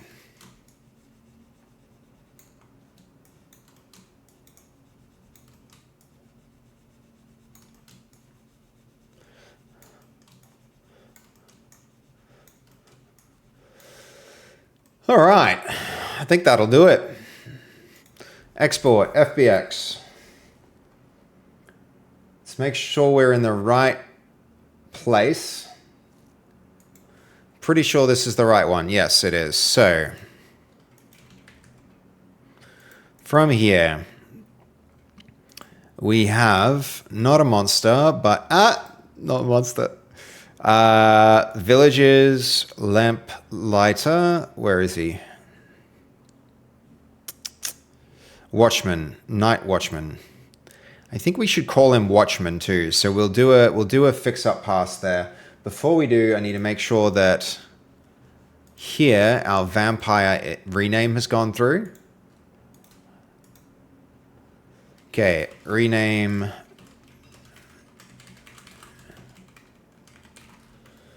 Vamps v character to vampire. And we'll need to test this. We'll need to validate that before we do anything else. So, quick run in game. He said it. Yeah. You know that, what's that Family Guy episode where it's like, when they say the name of the movie in the movie, it's like, he said it. Okay, where are we? We need to see that monster on the character screen. Vampire. Vamp speed looks good. Do this all the way down to 1. See if we get lucky. Not a monster. Nope. Leave, play, host. Not a monster. Leave, play, host. Yay, monster. Vampire. Fass is streaming. She's home. Alright. And ready, set, vampire. Normal fast fee, vamps fee. Maybe we need the vamps fee to be as tall as the normal fast fee. Just so that they're more similar. We'll tune that right now, actually. We'll make sure that the head height is the same.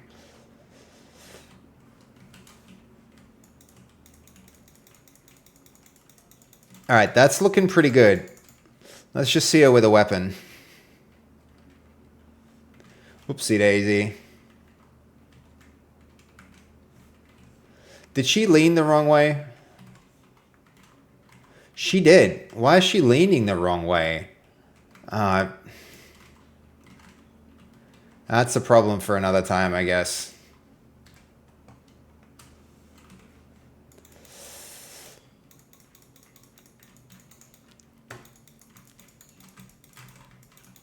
Wham, wham, wham, wham. She yeeted those swords. Why is she leaning left? That left lean is wrong. It's straight up wrong.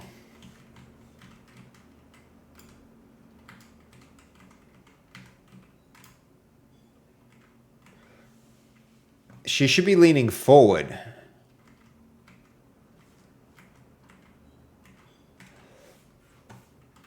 And not down. I mean, at least we can guarantee she can grab it with her left hand. Alright, so tweaks need making.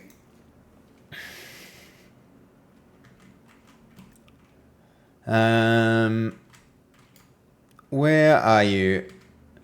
There we go. That character. We need Vagabond.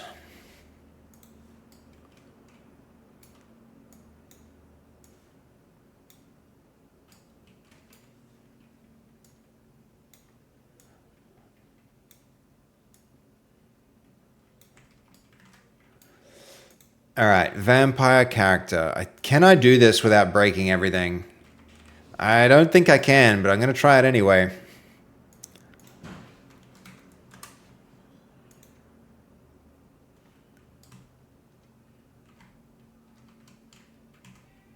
Okay, that seems good for height. Let's see if this is... Yeah, okay. Alright, we need to... Let's see if I just do this.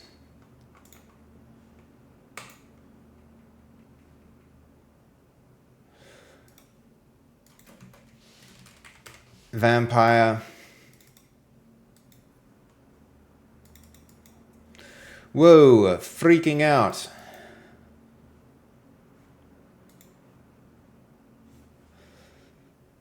Let's see, I might even just do that.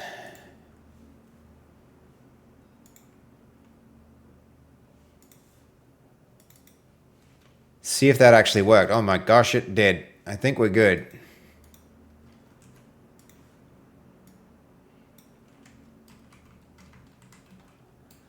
And then up a little higher, a little more twist this way.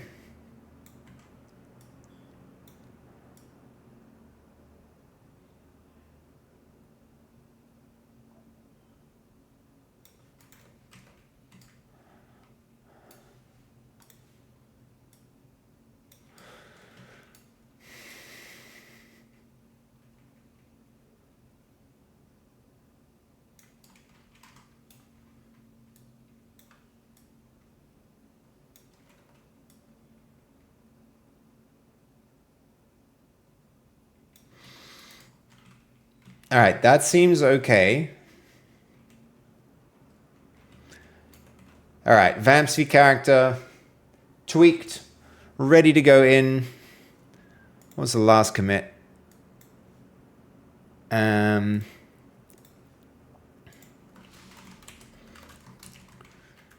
Tweak scale of vampire. Tweak scale of vampire. Good. Done. All right. Let's check in on other work in progress. Okay, good. The character damage envelopes.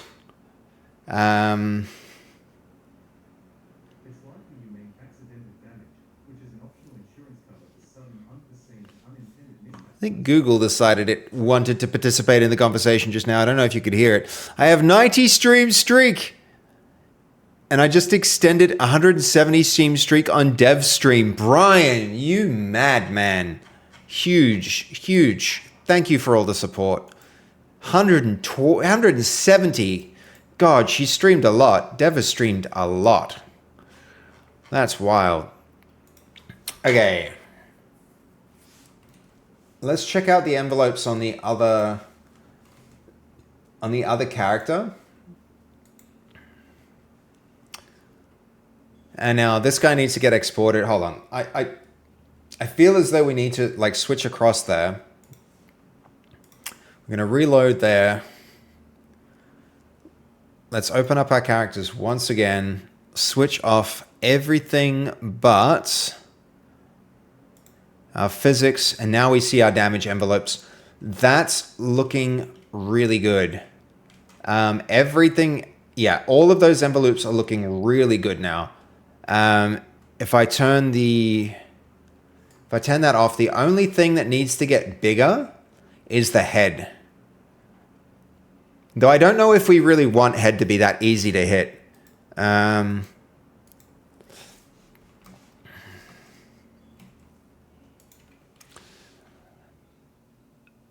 These envelopes are now much better.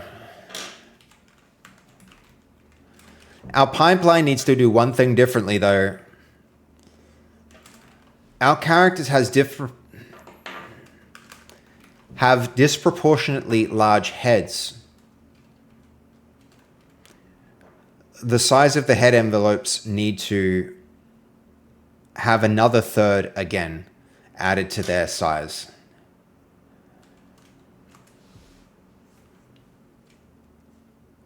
Okay.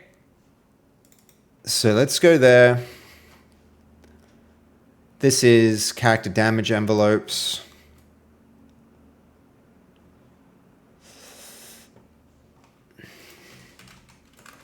So bone-based character damage envelopes.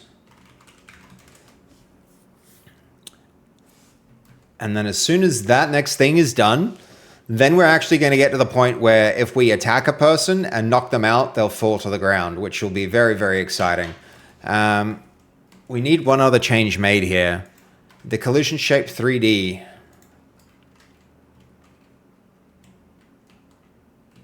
What's the scale of that? On this character, it's significant.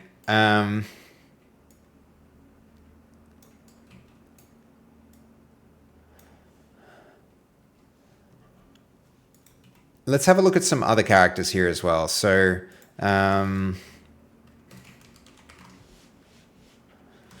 we'll go to, say,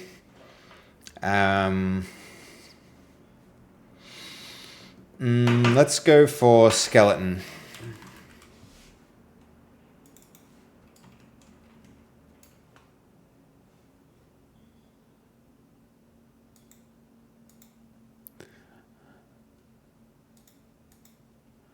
Yeah, all right. So the capsules, they're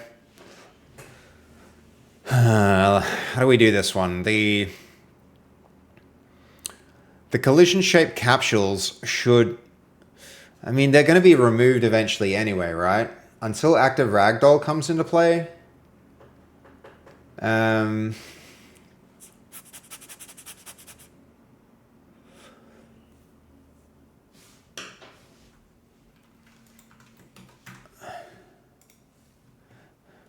Okay, until the active... We have a problem with the collision shape 3D on all of the characters. The size of this capsule can prevent characters from getting close enough to one another to land punches. Eventually, the idea will be that the active ragdoll functions to determine where a character moves. But let's explore some intermediate solutions that prevent the capsule from interfering with combat. It might be that we need to move collisions between capsules of players and other player capsules out of the system, but we still don't want them to be able to move through one another. So something more robust might need to be implemented. A potential stopgap here would be that we reduce the diameter of the collision shapes for now.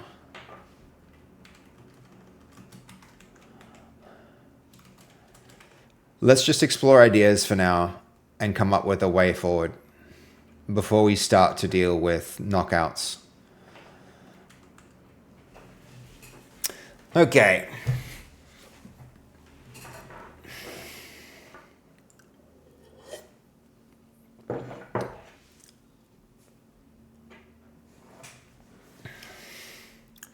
What else have we got? We renamed Vampsby, which is good. I think I want Night Watchman to become Watchman.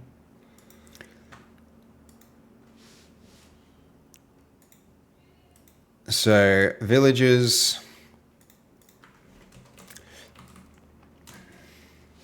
Also want to rename Night Watchman to Watchman. That can happen here.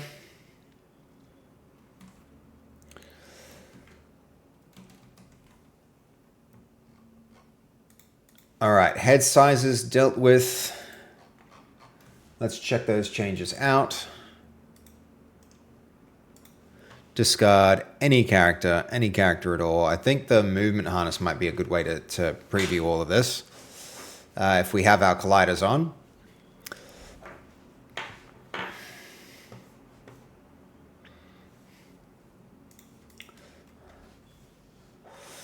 All right.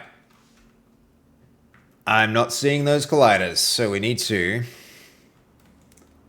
Let's tidy this up. In here, debug, show collision shapes. The other thing we want to do here is turn this to run instances to 1. And then actually I want to F9 that or F8 that and F6 this harness. This should show us very quickly all of the different head shapes now.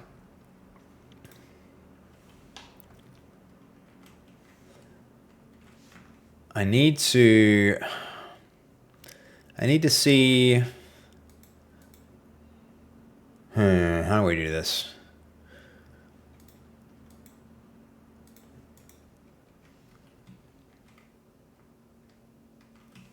Oh, this is why his head moves in such an interesting way.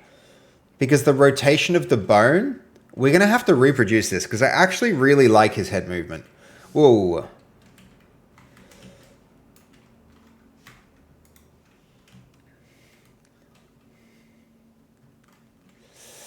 Oh, notice something else. Oh, that's his ragdoll pose, not his collision pose. All right, that's interesting.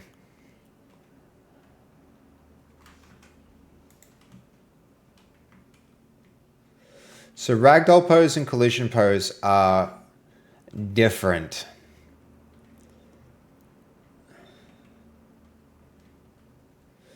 It might be that we want to use the collision pose for the ragdoll pose. That's worth exploring.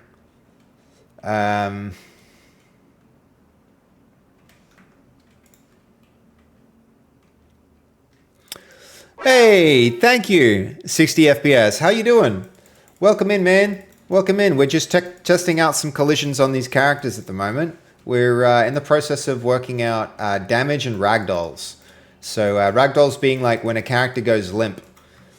We're trying to figure out like where they get hit and when they go floppy on the ground, how they behave. Maybe you've been lurking. I shouldn't assume that you haven't been lurking. Thank you for hitting the follow button in any case. Okay, this is looking good. I think these collision spheres are looking good.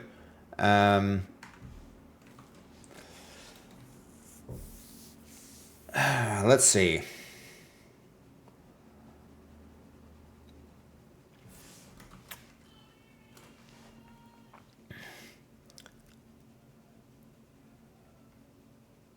All right, let's shrink the capsules. That's fine.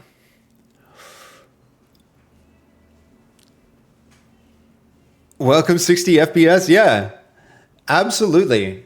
Absolutely. You know that 60 FPS and like capping it actually, it's better to have a stable lower frame rate than a variable frame rate for just like game experience and gameplay. If you can, sometimes I will build that into a game where if it can run at 144 hertz, it can be better to, if it varies and it drops from 144 hertz down to like to 70 and then up to 144 and then down to 50, and it's better to just be like, not 50. It's better to set your frame rate at the lowest frame rate by default. Like, nice to let people override it, but give them the lowest frame rate to begin with, and then from there you can kind of tune and tweak from there. But like, better to have a constant frame rate than to have a high frame rate. It's an interesting observation.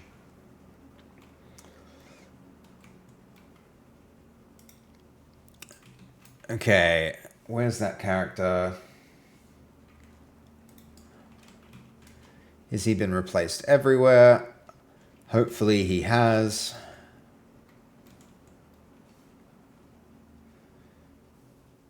I'm good. Thank you for asking. No worries, man. I just came across your channel and my recommendations and instantly liked the ragdoll mechanics in the making. Yeah. It's a fun time to come and check out the stream. This kind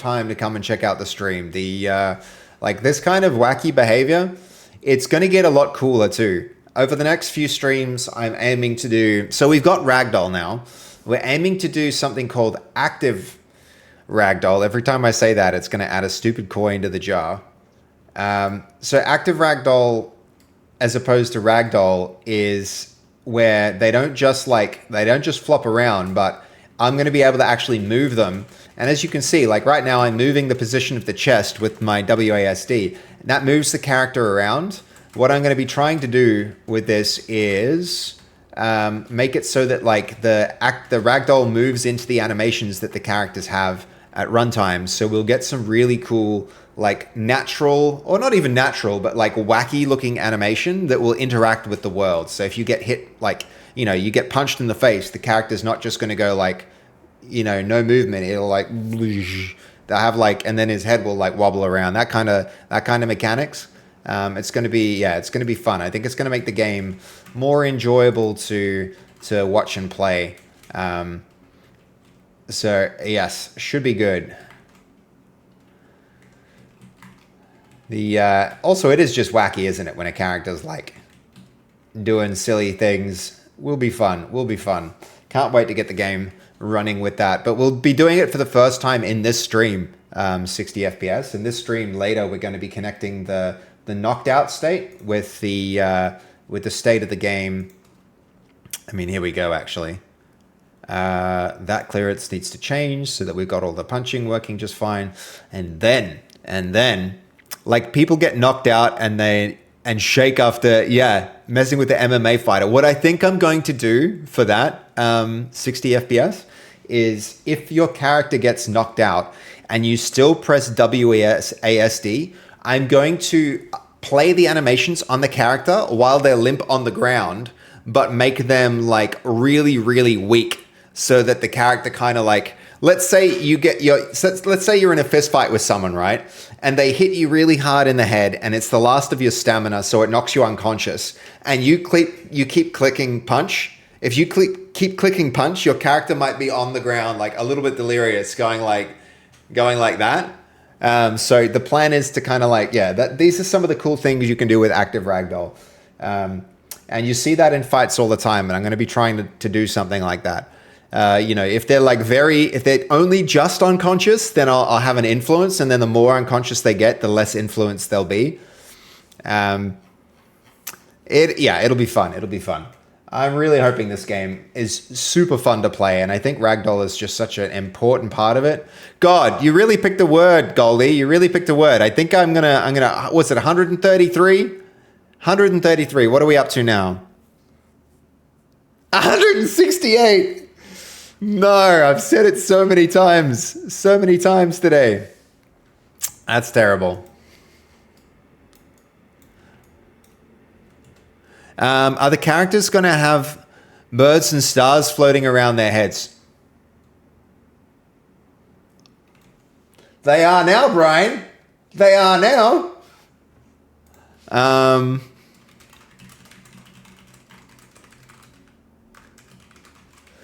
That's a really good idea. That's a really good idea, Brian. I like that one. Yes. Yes, they are. I haven't even, yeah, that's actually genius. Brian, thank you for the suggestion. Thank you for the suggestion. Hadn't thought of that one. I like it. That's a win. That's a win. That's a good one. All right, Night Watchman done.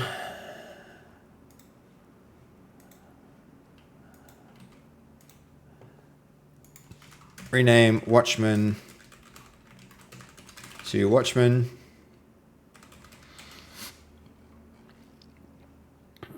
I think now we're probably in a state where we're ready to move this character into the engine. So we're going to export FBX. And now he goes into this path essentially.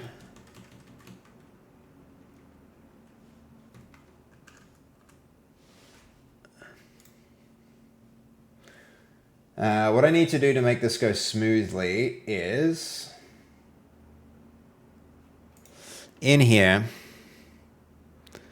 Watchman's FBX, JSON, that file, all those textures, but nothing else gets deleted. Also this actually. Refresh here. So that needs to go. Copy, embed. I don't want those three. I do want everything else. Do I try this? It never works for me when I do it, but we'll give it a shot. Then somewhere here we have to watch for that character getting upgraded. Where was he? Is that the old one or the new one? I suspect that's still the old one. So now, re-import this. You think it's a good idea, Turbo? I think it's... Yeah, look. See, this is why I don't mess with the scale. I'm going to do that one more time. Export FBX. And then local scale 1.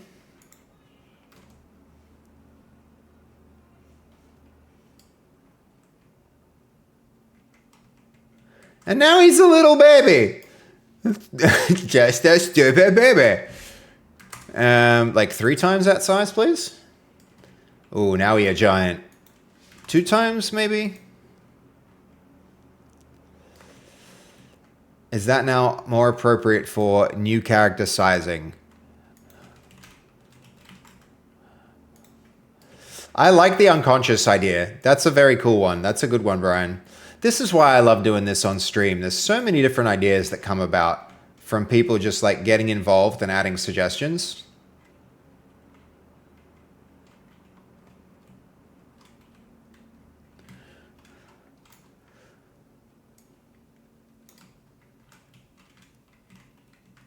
I mean, he's a tallish guy.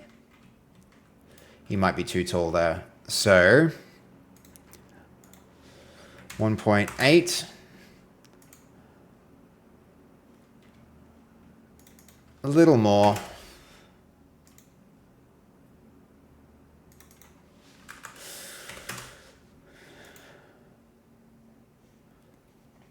And the king, I think, needs to be a little bit shorter. I think I want him to be at least as short as the shortest character. Just for the meme. Short king. It's actually hilarious. Okay. Import. We're going to go Watchman. All of that stands. All of that stands. Yo, happy Viking! 65 streams! Let's go! Let's freaking go, man. Nice. Good on ya. Okay. Are we good?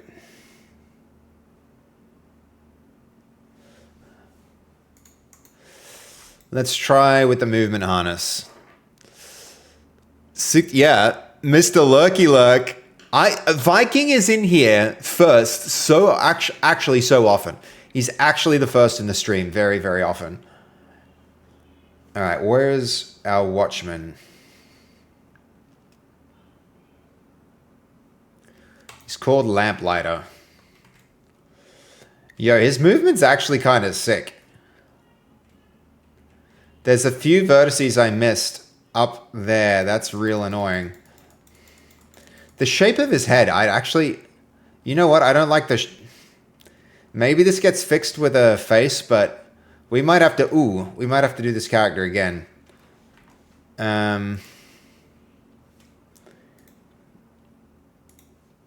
It's just only when I see him move that it looks really awkward.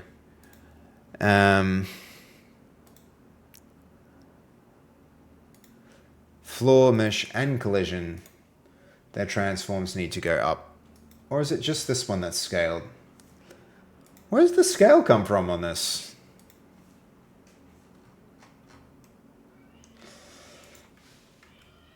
It'd be like 50.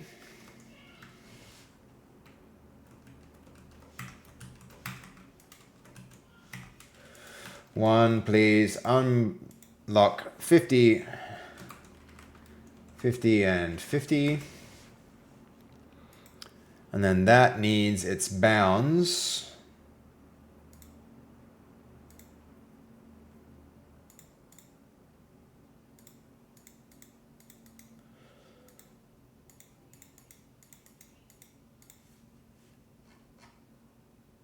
Way bigger, I guess. Where's that coming from? So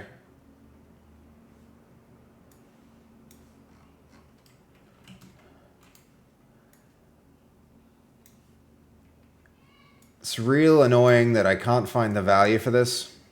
I probably need to do it here, right? Yes, yeah.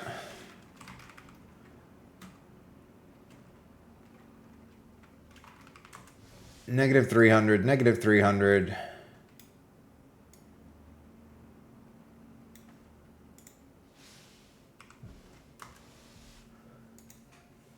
Zero, zero. I feel like that has to be 0, 2.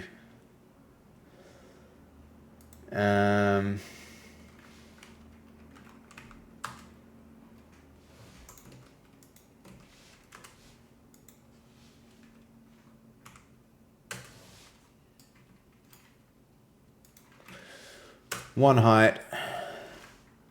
Another quick run. Gotta keep up with the bro beans. No, dude, thank you for all the lurks. Thank you for 65 65 streams is a lot, man. I appreciate you. I appreciate you. Thanks, man. Okay, he's not on the ground, so we need to change some of that. And the other thing is we really need to fix this up.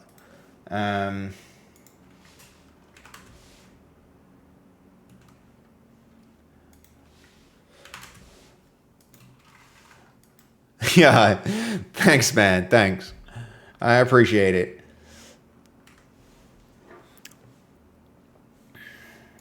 Okay, here goes. And also, how's that?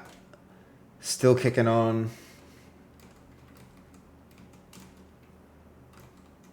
Oh, that's the wrong thing to run. Wrong thing to run.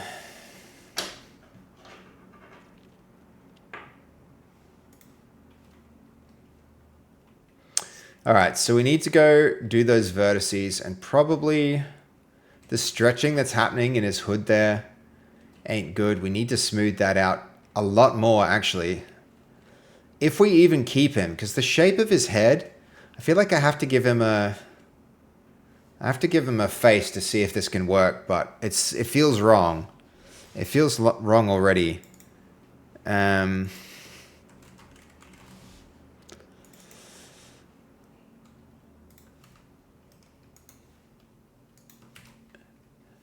What do you guys think? Is there something wrong with his face? What a rude thing to say. But there actually is. But there actually is this time.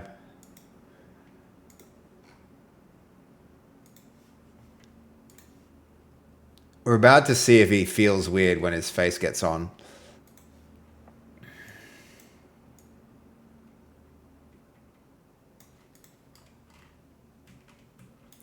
It feels too flat to me. Yeah.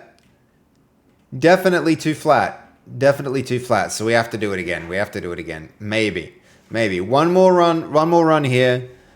Hey, Greybeard, how you doing? Welcome in. Welcome in. I mean, maybe we just fix it ourselves because...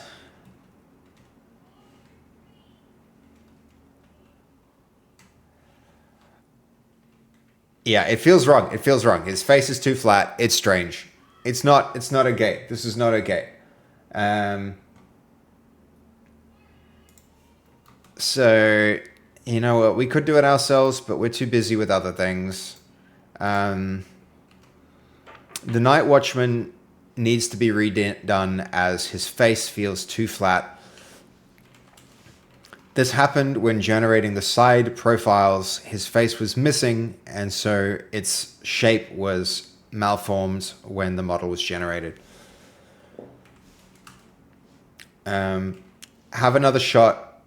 Discard the renders except for the main key art.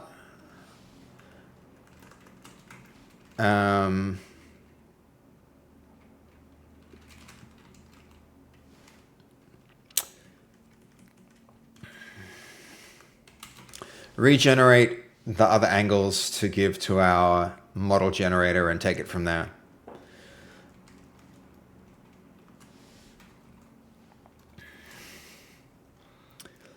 Okay. So we're going to give this one more run. In our damage scene. Busy, so lurking as usual. All good. No, I appreciate you swinging by and giving it a lurk, man. Thank you. It's always a lot of lurkers, but those lurks mean a lot to me. I appreciate you being here and checking it out, even if it's passively. Not everybody can be active, and let's face it, I'm really trying to be locked in and busy anyway, so it should be fine. All right, we do want to run this with two editors now. So multiple instances. We want to run them both in windowed mode, I imagine. So this one, I hate how it actually runs it embedded. I might need to tweak that here. Where's the setting? It's almost co-working stream too. Yeah, I know, but I don't put it into lock-in mode and be quiet. I try and like talk through my processes and thinking.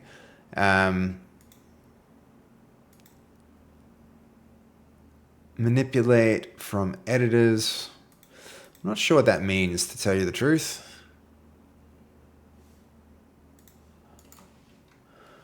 All right, there's our window.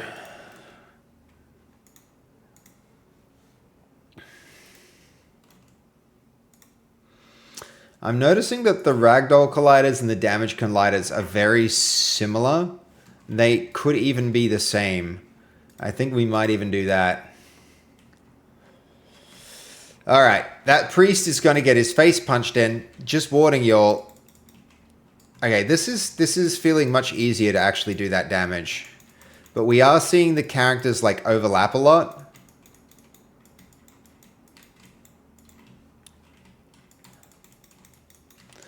All right, this might be a point to start. Oh, he's knocked out and nearly dead from the punching. Jesus. Let's let him recover and then punch in the other direction. I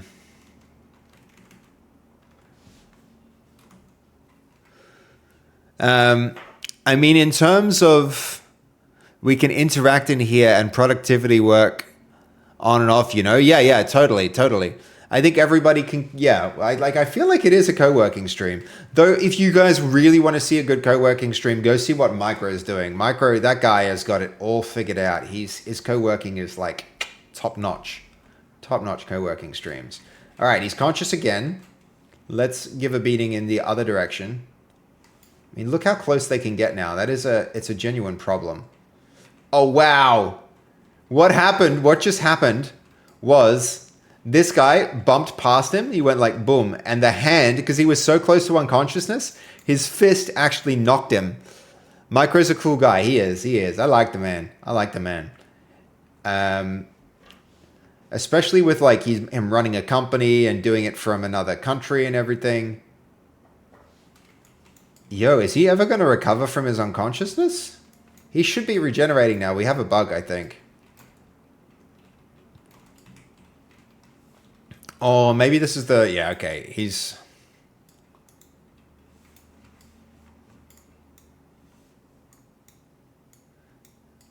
We might still need the head a little bit bigger.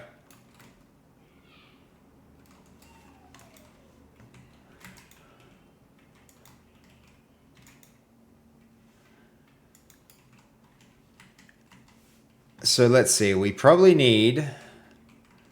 Keeping in mind that any increase in the size will be double because both of them will be bigger. We probably need another... All right, so...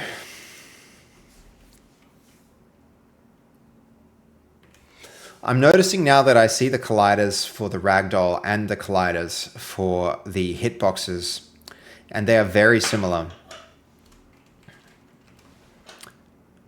It seems to me we should be able to share these colliders instead of duplicating them.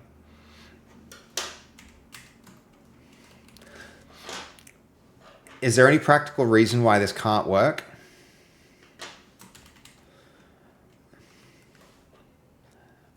The sizes of the damage collision seem about right for the Ragdoll collision also. I can go in plan mode. This definitely has more shape in the face. This is going to be much better as long as the fists come out right. The fists coming out right will be the real challenge, making that work.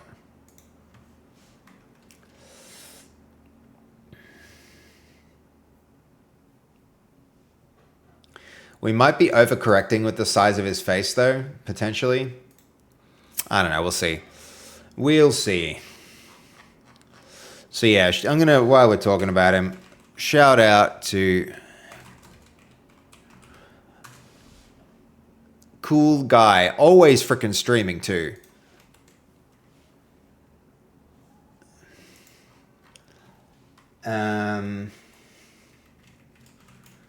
All right, this guy's like proper unconscious. That man needs medical attention. He needs medical attention. We're going to have to deal with that, like medical attention and healing equipment. The other thing we need to do...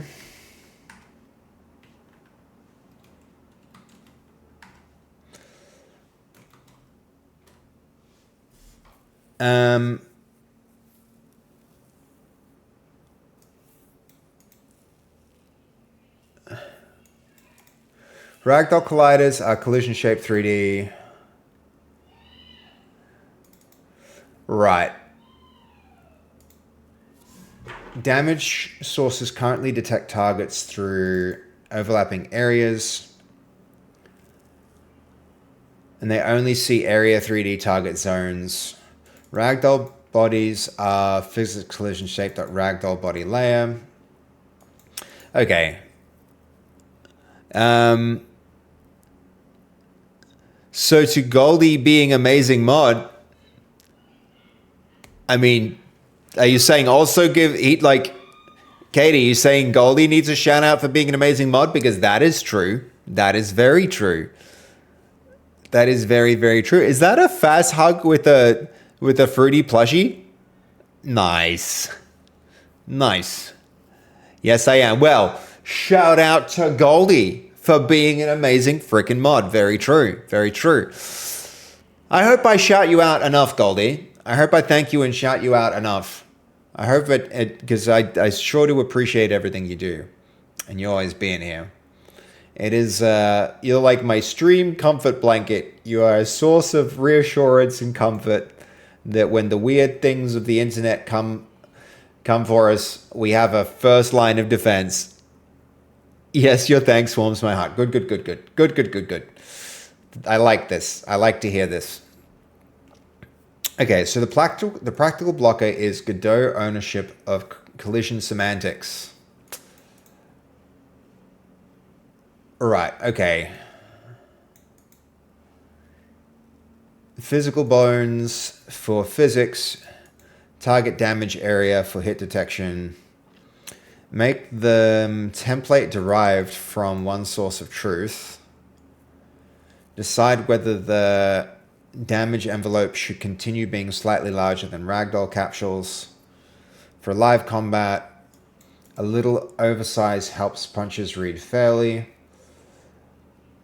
For down ragdoll, exact or near exact parity may be better, so hitting a down body matches the visible physical body.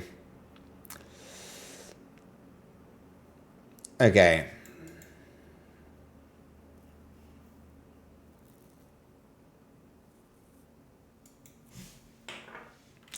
Yeah, let's move forward with this. I'd like the skeleton capsule definition builder to match more what we're seeing with the damage capsules. This is mostly in terms of the diameter of the capsules.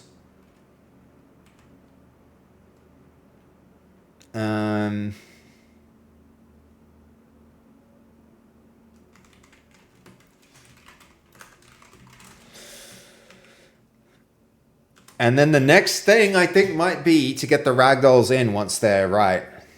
As a state that happens when the person gets knocked out. That's gonna be pretty cool. That's gonna be pretty cool.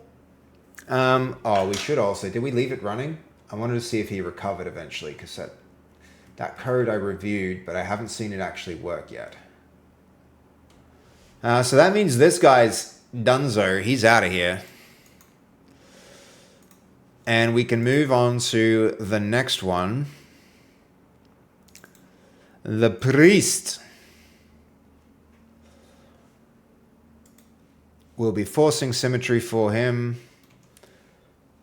I mean, let me take another look at the, let's say, fruit seller.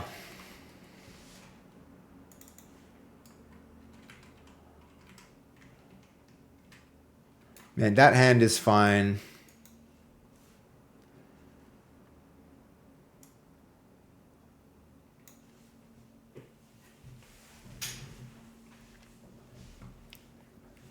Let's get a look at this.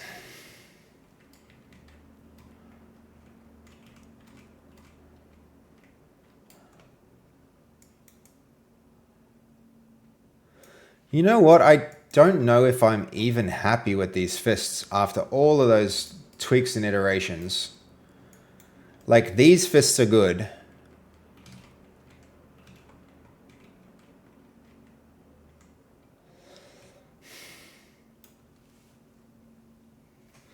I think I'm going to do the priest again. I'm still not okay with it.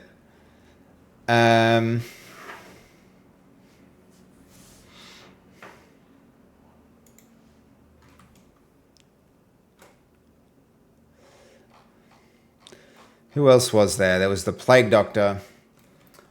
Let's bring him in. Plague Doctor. Choose file.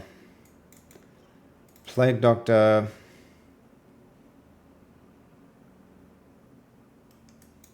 He's got a weird cape thing, so he's no good either.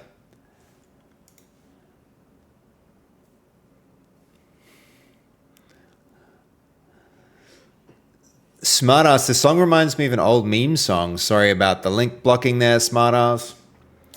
I mean, we can just delete this whole thing, but it is a little bit in the way here.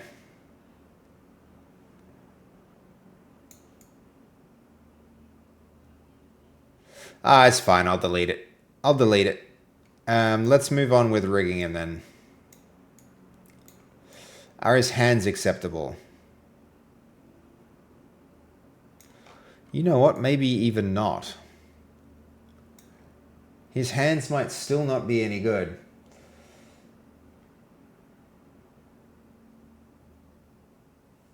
Where are we?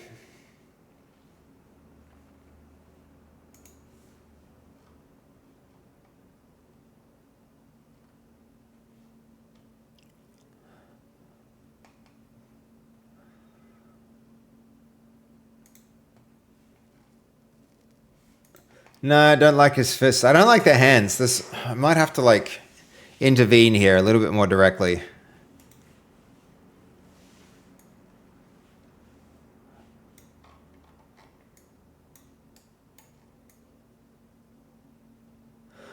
Oh, they're not too bad.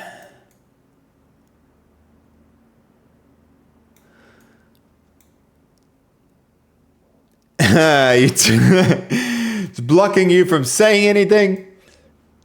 God damn it.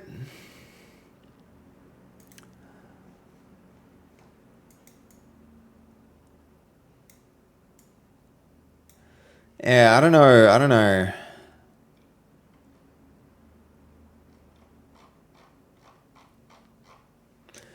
We'll see how this guy goes. So far, his fists look fine. His head shape looks okay. I think this perspective is going to help us a lot.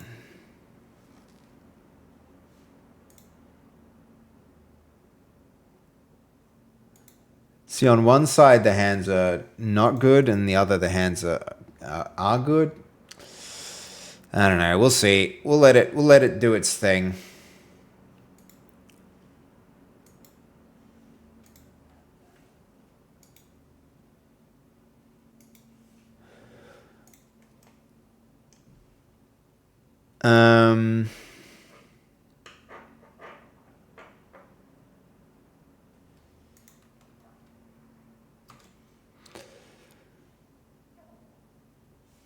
All right.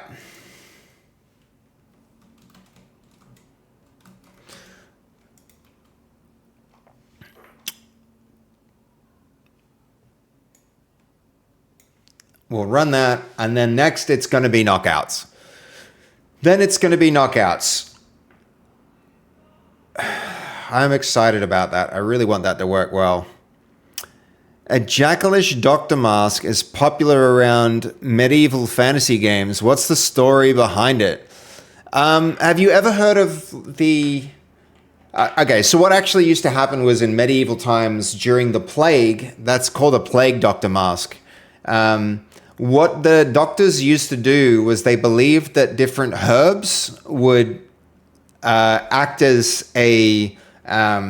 they would act to ward off the infection, and so they would suit up in these full essentially like medieval hazmat suits, and they had this long thing on the front, and they would put the herbs in the front so that the scent of the herbs would overwhelm the scent of the dying people essentially as they went around. And it turns out that like the plague was spread by fleas, so it wasn't airborne. So it wasn't a useful thing to do, but they used to do it anyway, and they thought it would help them not catch the plague. Yeah, have a look. So it's like a real thing. That's a real plague doctor mask.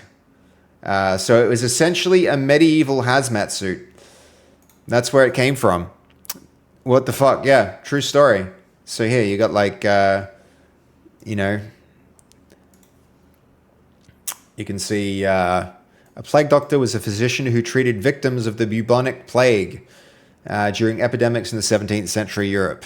So they were hired to treat the infected patients, which is pretty cool, regardless of who could afford to pay it. They would just treat everyone.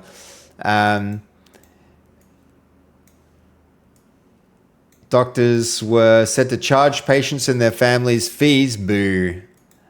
But yeah, you can see like there's another real plague doctor mask. But yeah, they actually put herbs in the front bit, which is interesting bit of history. Interesting bit of history. The beak turbo was literally so that they could put herbs in the end of the beak so that the smell of the herbs would they thought it would have an effect on fighting off the. Yeah, they were wrong about it. It didn't do anything.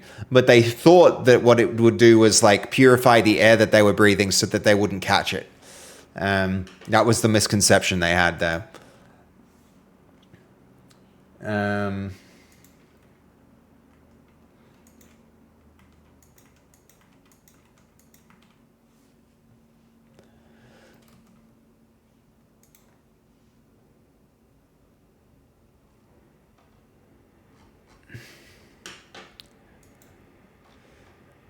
You know what I don't like? All right, so you've done one image at a time, losing the context. Do the images as an image sequence instead so that it has better coherence. See the we're going for plugins and then image sequence, workflow, and use that for the best results.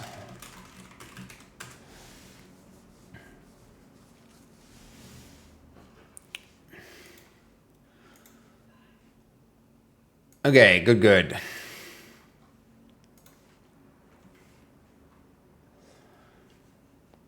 And then where are we at?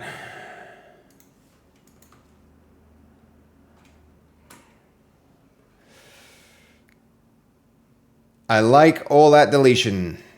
Good. Code reuse, yay.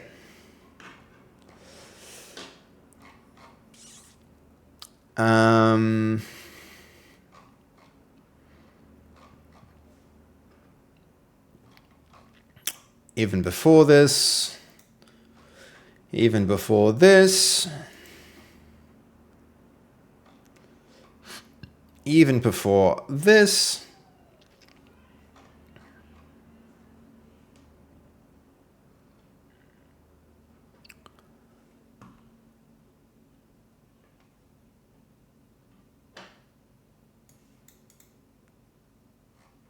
I think we explored something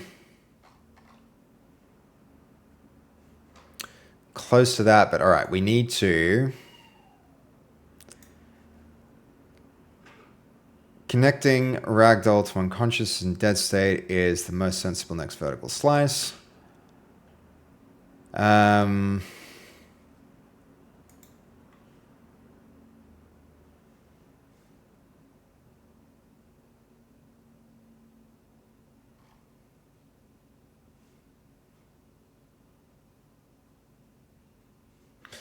Let's see.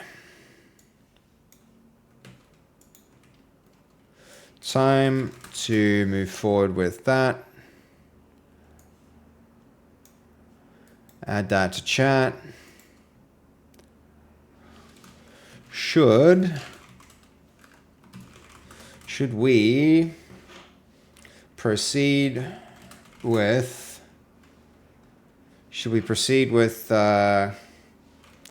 local or multi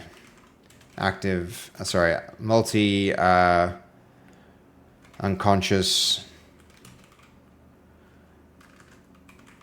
This for Ragdoll. There we go. That'll be the next thing.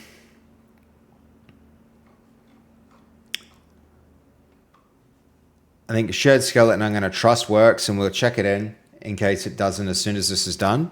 But then, yeah, we'll be in a good spot to move forward with it, guys. No,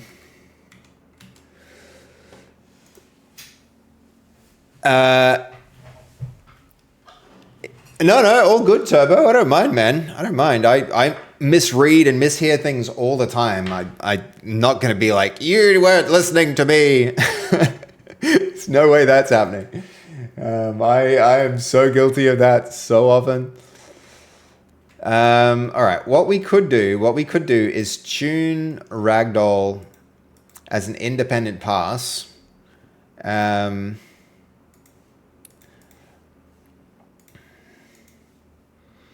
We've got a lot of errors to fix here as well, which I should be careful not to move too far forward without correcting them. We need to get them all corrected on the branch, but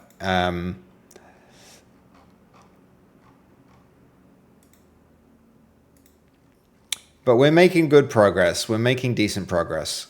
I feel as though it needs to move fast, but I don't want to move too fast so that we leave behind big mistakes.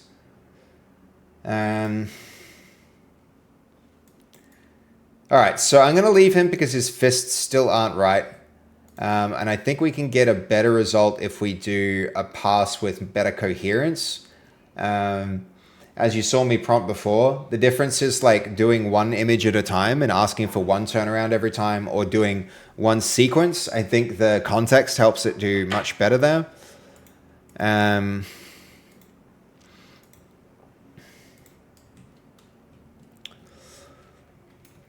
All right.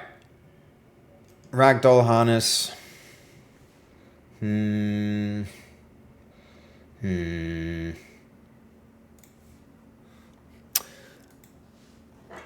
was interested. I should have watched the VOD. No, dude, you probably wouldn't have. You wouldn't have. Oh, you mean like the VOD of Nah, that's fine. You could just ask again. That's fine, man. No worries. No worries. It's an interesting and fun fact. Okay. Let's do a quick inspection of all of the collisions here, just to make sure we've got it right. I don't know if you saw this story, but it's crazy. Hold on. A person was tragically killed after being sucked into a plane engine at the Denver International Airport. A pedestrian breached security, ran onto the runway, and it was hit by a Frontier Airbus while it was taxiing for takeoff. What an...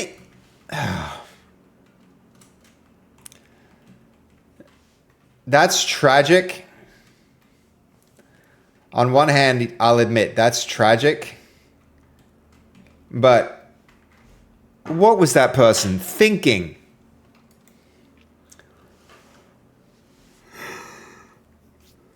There's some crazy people out there. Yeah. I don't want to be insensitive, but that might be natural selection at work. If you run in front of an airplane, I'm sure there's more context. There's more context missing. We don't know what happened there. There's more to that story. For sure. Rail Jessica, hello. Maybe they figured out it would be an epic way to go. Yeah, there's an explanation. That flies. Unlike that plane. That plane was grounded that day. That plane did not take off.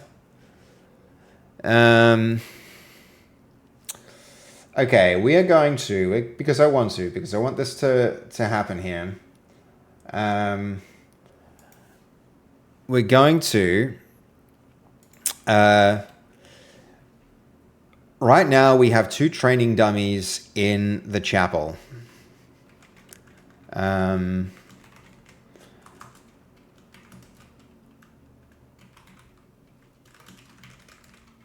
let's see. We've got the, what do we call them? Epitaph? Not epitaph. The word was... I know where they are in the solution. So they're in content, environment, no, actually not environment, decorations.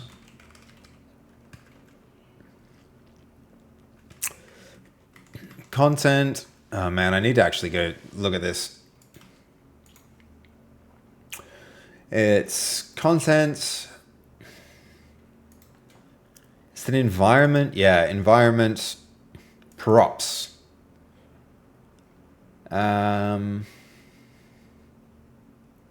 Effigy. Effigy, that's it.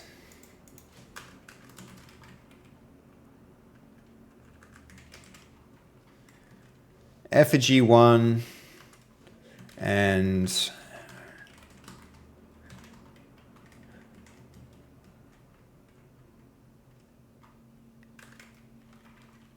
Effigy 2. When they get hit, I want them to, I'd like these to be,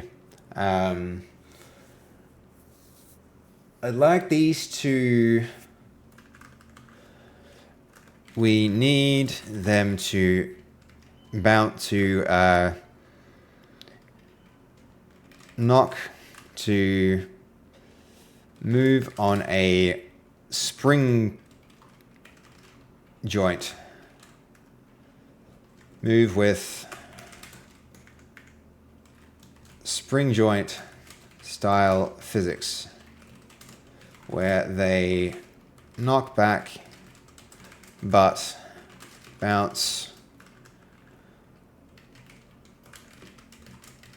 back upright like a training dummy. More force should knock them back further, so I want physical impacts to affect the position of these dummies with movement.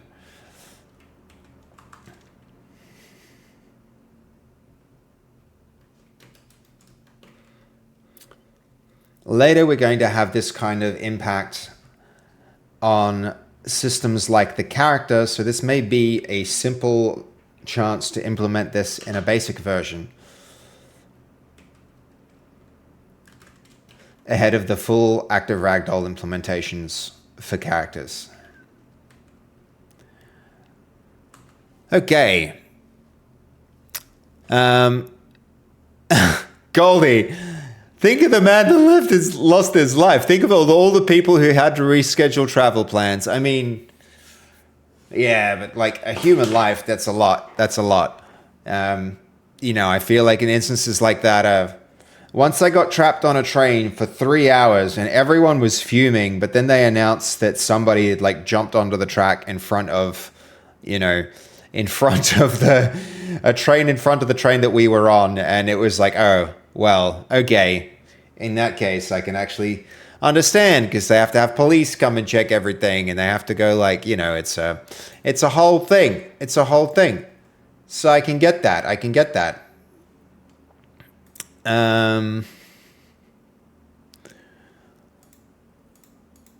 But also, yeah, I guess that is a crappy thing. They'd shut the whole airport down for a thing like that, I would imagine. Maybe you wanted to add... Psych, is this a suggestion for music? Oh, Dumb Ways to Die. You know, Playside Studios in Melbourne has this franchise, and they own this, and like all the games and all the clips and stuff for it. It's that's a good little song. It's a good little song. But the fact that they can run a whole game studio on that song is pretty cool. That's how they got their start. And then, you know, all the awesome games that have, like recently, Mouse PI Like all of that comes from that Dumb Ways to Die song. I know there's always a reason. Yeah. There's always someone that's on the plane for the first time. Could you imagine that being the story? You get to tell for the very first time you're on an airplane. Someone ran in front of the airplane. Fun fact. Oh, man, that's wild. Imagine being the pilot. Imagine the guilt that you might have. You know, that's a hard thing to reconcile. You know, that's a hard thing to reconcile.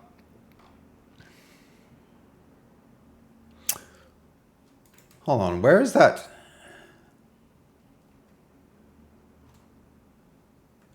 Where was that? I swear I just prompted something.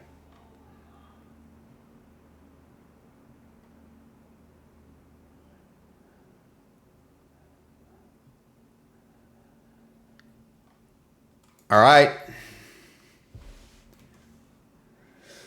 That's exciting. Let's go to better bone envelopes.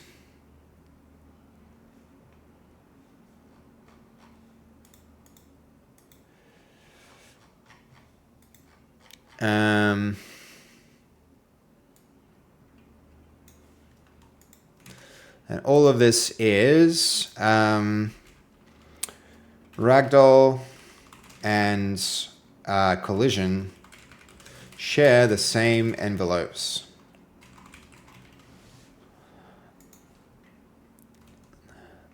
Okay.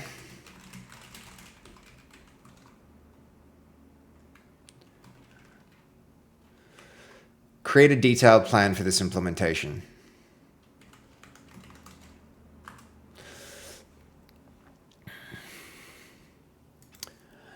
I swear I just prompted something.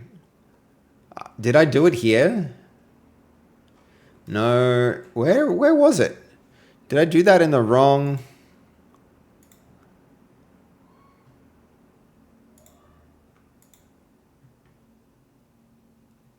Surely it should come up in recently viewed.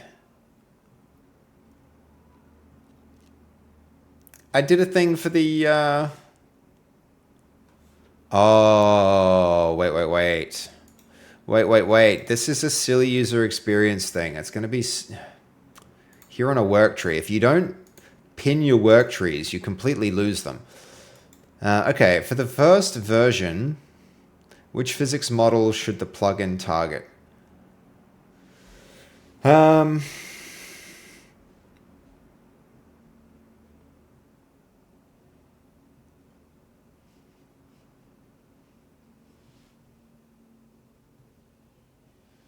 Maybe, I don't know. Maybe we wait with this and we implement it once we have network physics. I think that might be the way to go here. All right. Fine.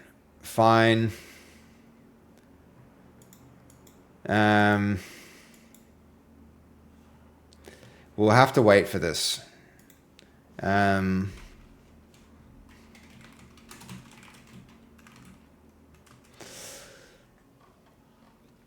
We'll let it do its thing.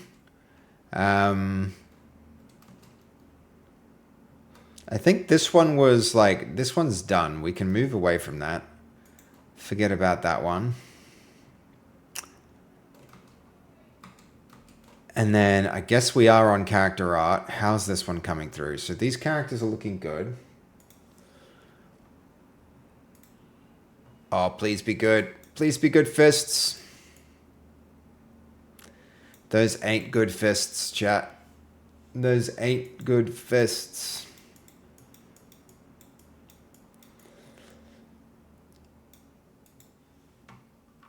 How annoying. Where did it go wrong? This one. There's one image, one side view that went wrong.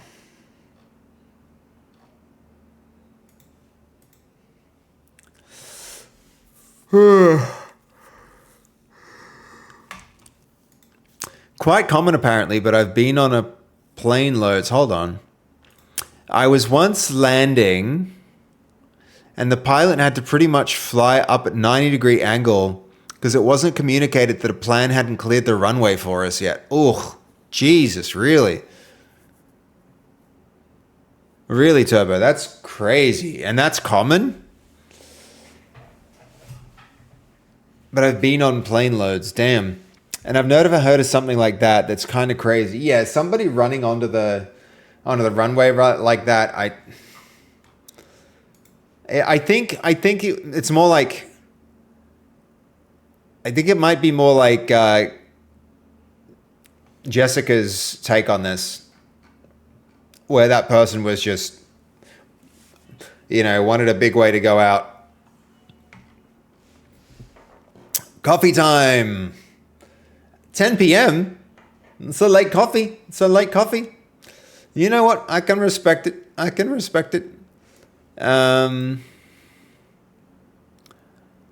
It's common.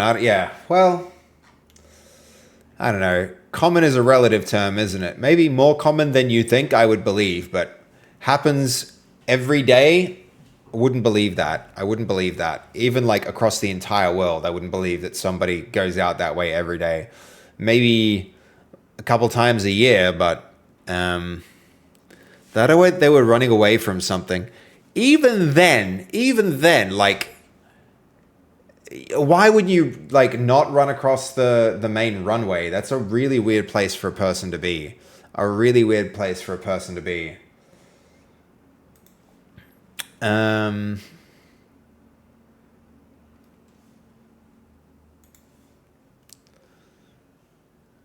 All right, that can close because we didn't like the result here.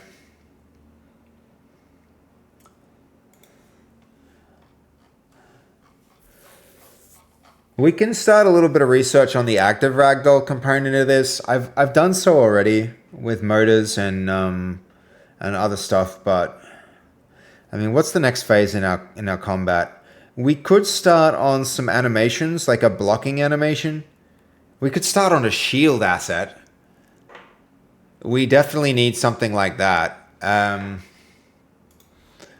Okay.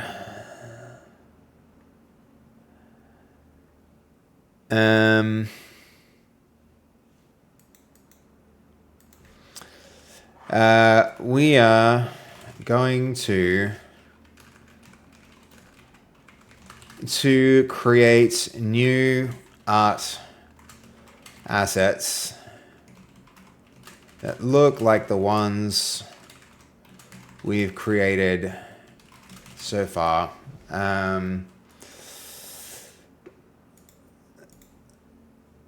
So screenshots. Oh, the other thing we should probably freaking do, guys, is keep working on our trailer.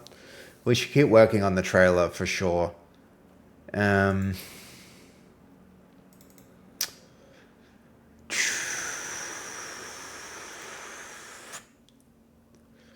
Do we do that? Trailer hype? You hyped about it? Turbo, you wanna keep you want us to keep working on the trailer? We can do it.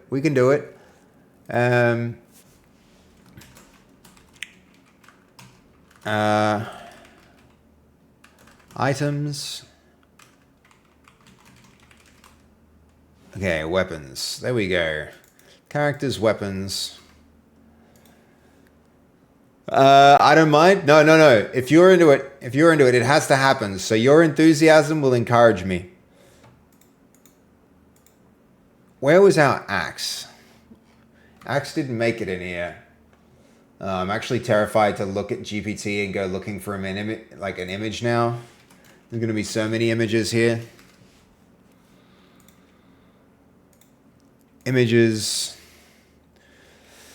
Lots of images. Oh, yo, where was the branch where we did this change? I actually want that one.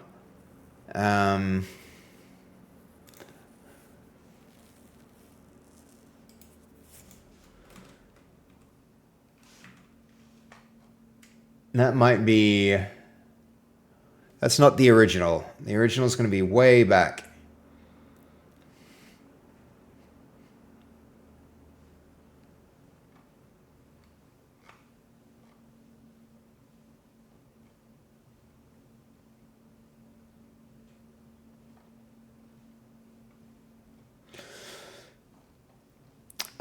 Where are we?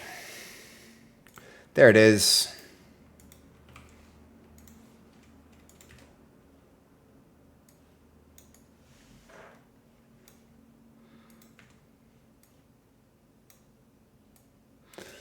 We need a shield now.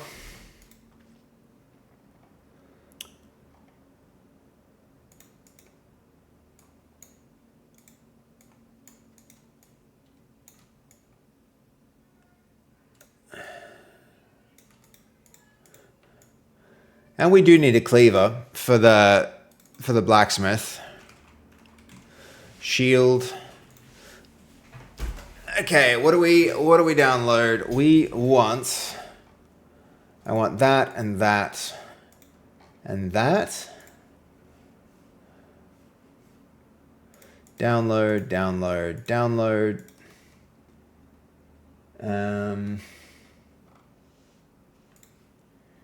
We should be able to go to chat. And now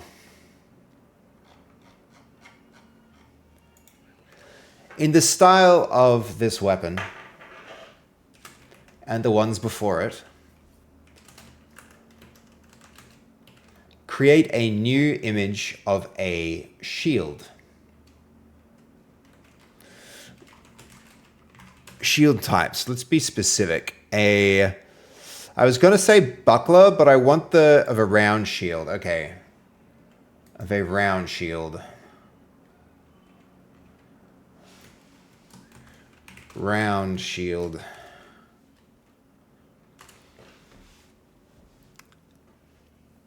And then we'll have a new frickin' shield for when we do blocking. Because blocking's on its way, guys. Yo, 1 month. 1 month. 1 day, 7 hours. Lucario. That's a lot of time. Thank you so much for all your support. I really do appreciate you, man. I really do appreciate it. I can't believe we've been doing this for that long, man. Can't believe we've been doing this that long. That might be nice and simple, like in a good way. I think that's actually nice and simple in a good way. We can roll with that. We can roll with that.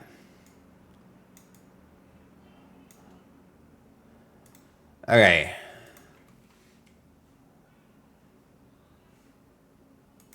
So this is going to be round shield. Let's take that into our pipeline. Weapons, round shield. And where's the rest of them that I downloaded?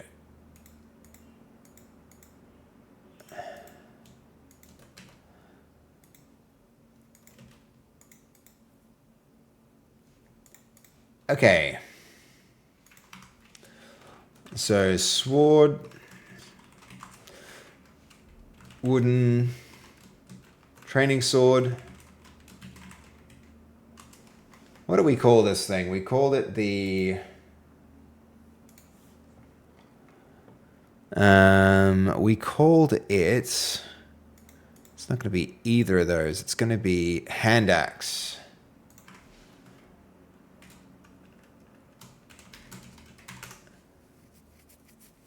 And we called this a long sword.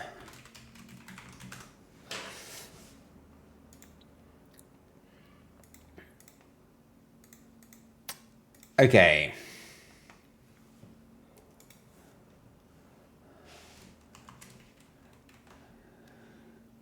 Create a new series. We're going to do... All right, we're not even going to do a new art asset. We're going to... we're then going to place it into the game. Not even. Hold on. So first things first. Where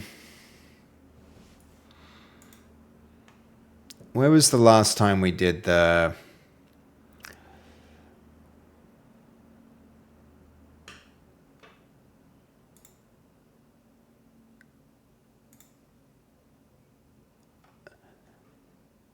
I mean, I'm pretty sure I can...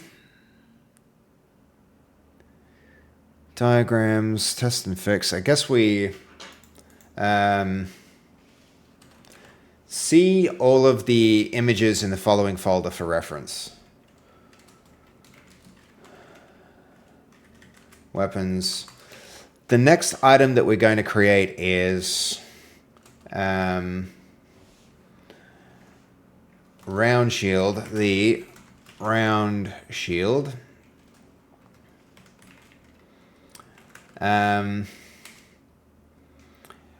What we'll do for this is generate all of the perspectives needed to make a model using Blazebink CLI.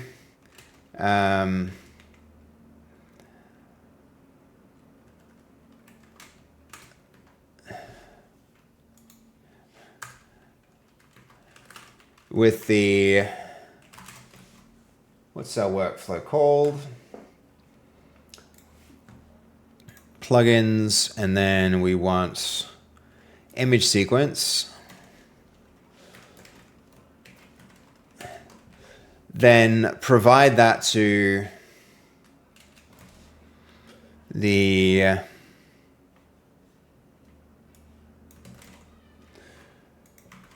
that and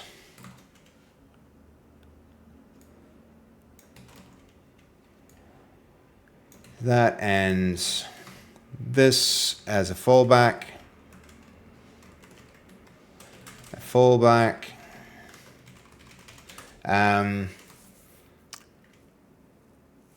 Confirm it with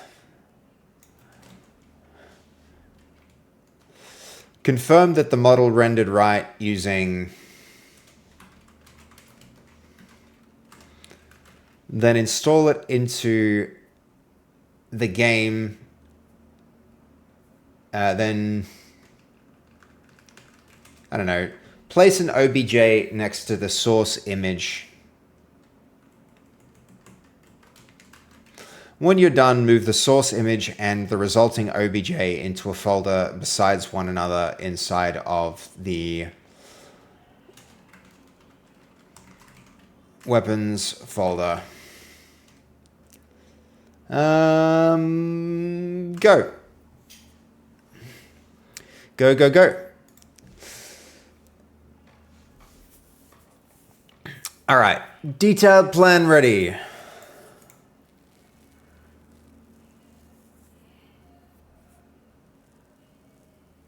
Ragdoll pose, yes. This avoids throwaway local only path while still deferring the full host physics. Active ragdoll carry body, yep. Add the active ragdoll service.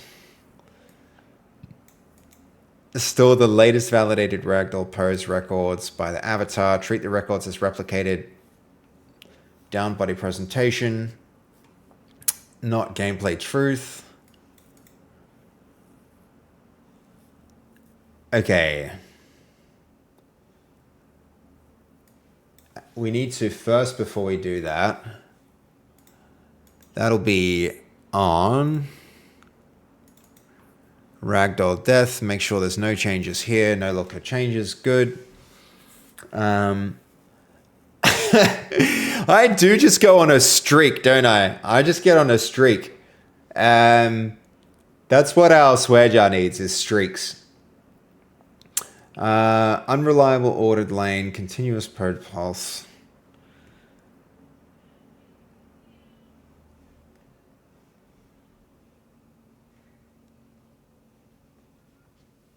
Okay. Wow, this is a lot bigger than I expected.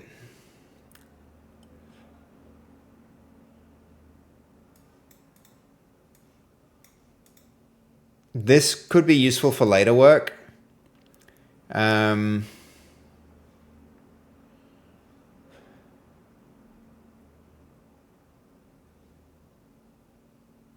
Reuse the harness proven start-stop behavior. Disable a capsule. Disable animation tree. Set the simulation active. This is the key. This is the core bit.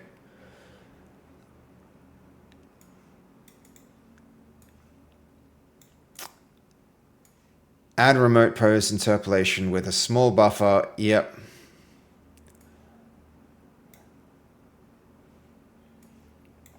Host applies validated samples. Host sends latest ragdoll snapshots on peer contact. I don't know about like whole snapshots of the bones. We can always strip it out, but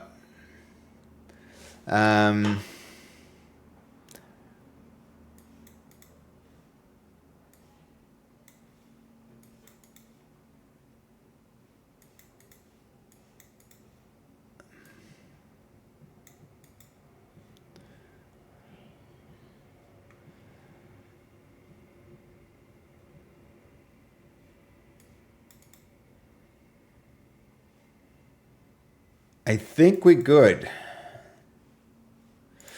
Oh my gosh, it's happening. It's happening. We're doing it. Exciting.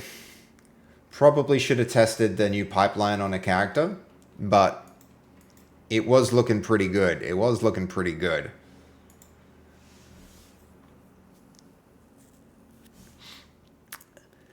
All right. It believes it's done with our Night Watchman. Let's see if we agree.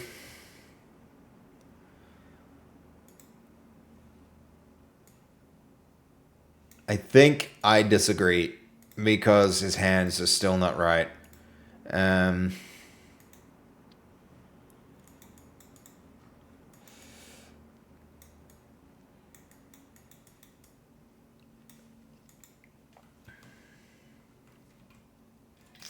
Maybe the gloves are what's really throwing this off.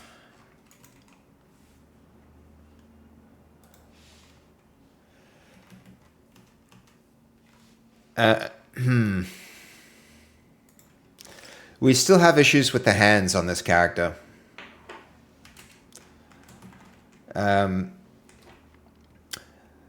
We need to do another pass because the fists still don't look right with the way that the fingers are being generated.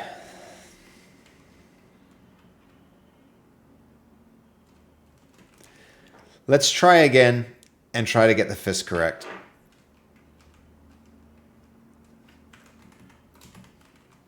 One thing we might be able to do, let's jump onto that, will be, where are we? The knight. Not the king, the knight.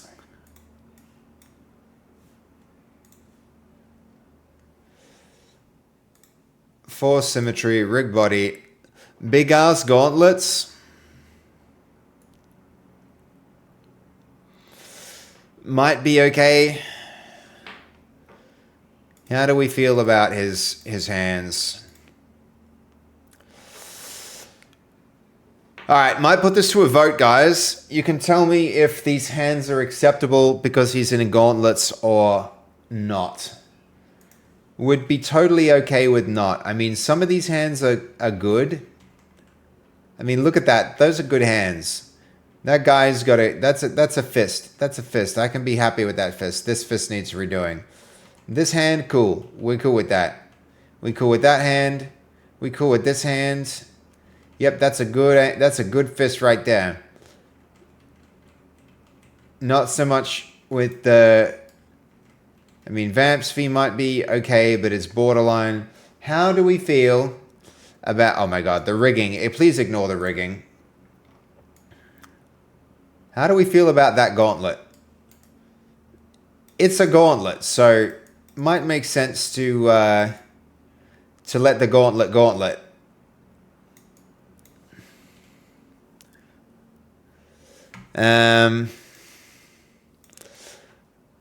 Hold on, I do actually need to rig this so that you guys can get a decent look at this. Otherwise, it's not a fair assessment.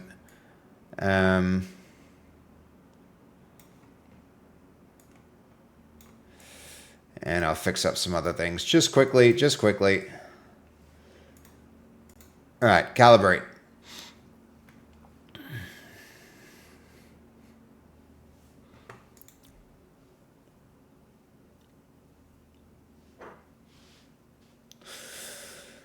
Okay, Come on, come on.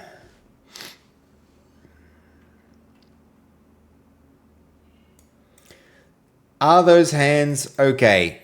Are they acceptable? One's in the chat for yes. Two's in the chat for no.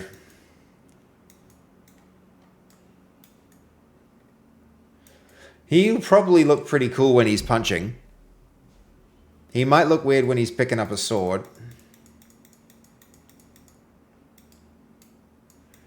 It could be a vibe. I might give it a pass. I might give it a thumbs up if nobody's voting. Nobody has strong feelings one way or the other. He can be a punchy knight. He can be punchy. Already he's kind of looking pretty good, honestly. I'm surprised by how well that came together.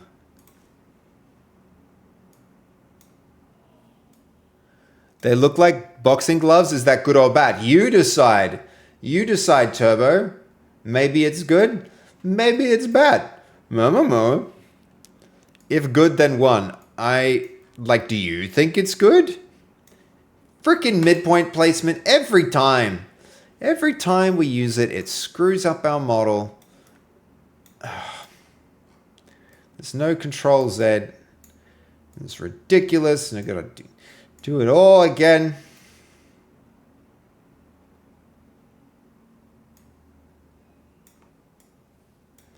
I don't know what you're trying to go for. One's was good. All right. I wasn't trying to go for boxing fists, but since he's wearing gauntlets, I think we might be able to give him a free pass on the gauntlets.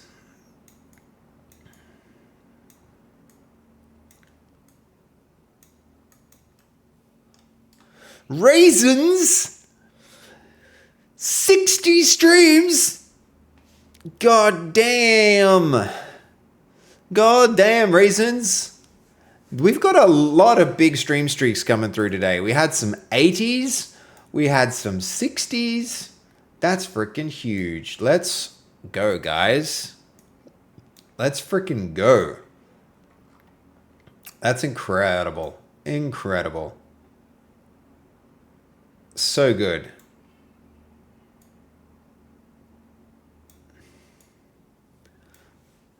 Nothing compared to the one that I'm about to get stomped with.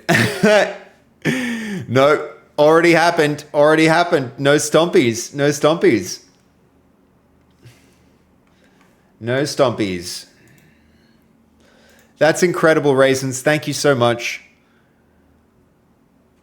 Thank you so much. All right. So you think it fits with the cartoon style, Turbo? We can go with it.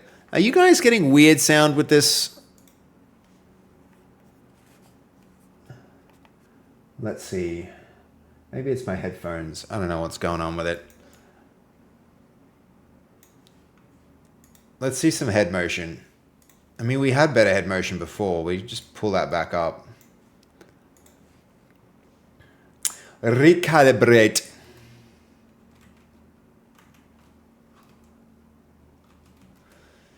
This one just be freaking exciting, yo.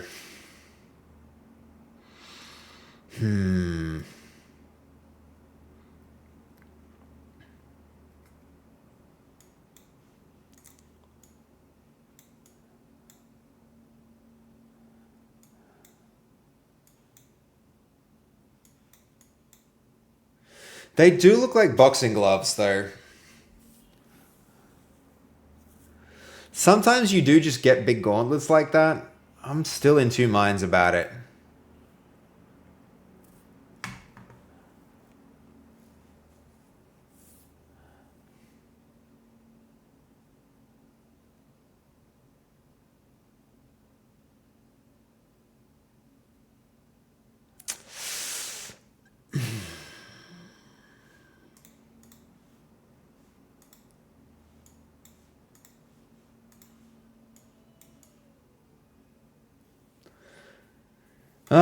Maybe I'm a no on the gloves.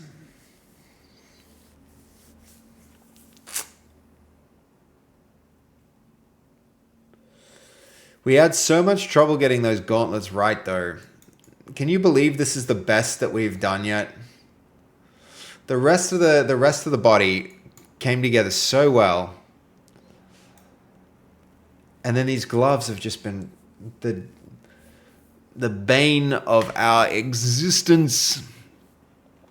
I've never seen a game being developed in real life, let alone a game I would 1,000% play. So exciting. Raisins. I appreciate that.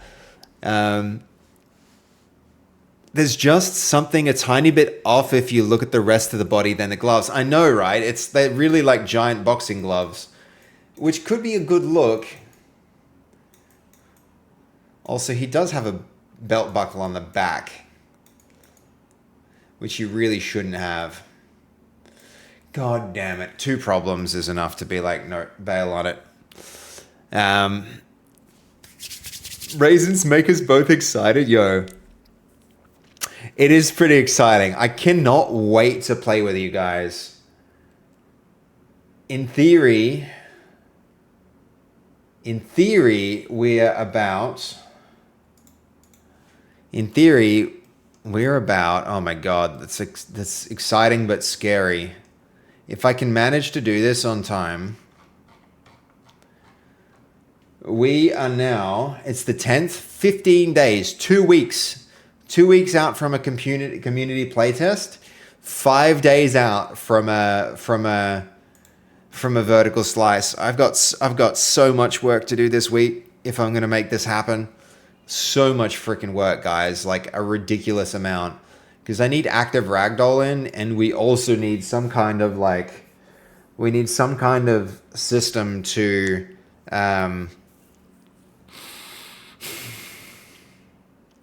I need 10 days to balance for the community playtest.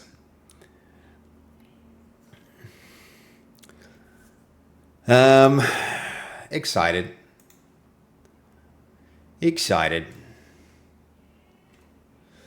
Is this... This might be Kaz's stream day.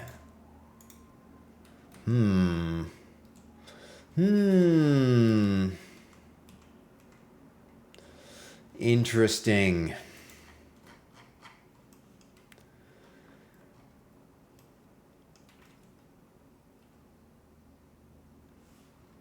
Okay, where are we actually at?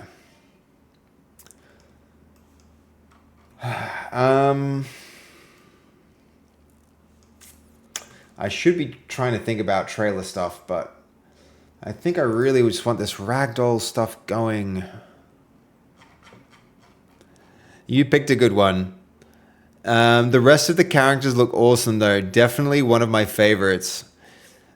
Up there with the Yeti. You like the character almost as much as you like the Yeti. Yo, that's pretty good. That's pretty good. All right, let's see. We've got... So we'll be doing the Night Watchman again, right? Oh no, Round Shield. Why is it doing the Round Shield? Right. These two are both competing for space in the queue with Blink.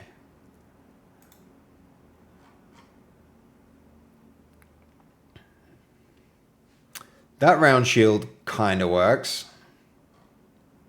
I think it's convex here where it should be concave. But that's going to be fine.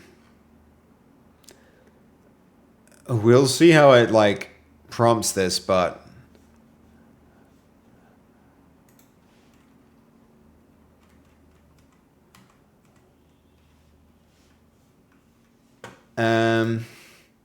Will be good to get the Round Shield in.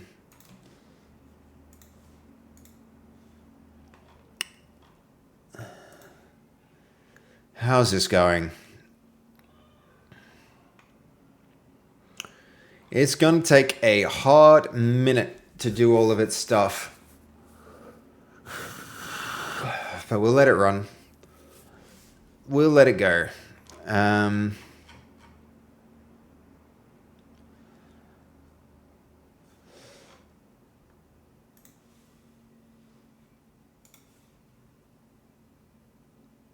Starting to see stuff.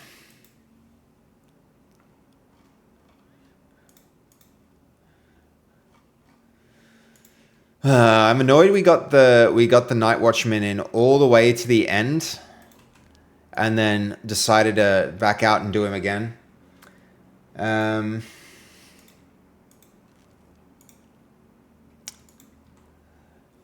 That's all right. We'll start over. We'll start over with the Night Watchman and get him right. Now I'm sure that somewhere here.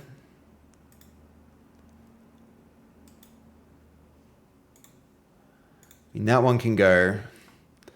Somewhere here, I did start a branch to try and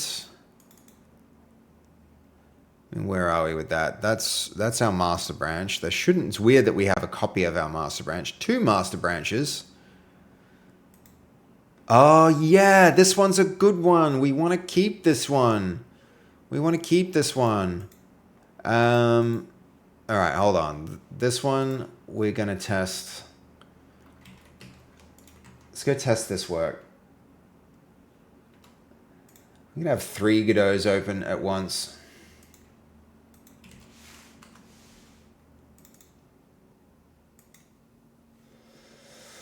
That's too many Godot's. I'm telling you now. Up there with Yeti. That's pretty high praise. That's really good.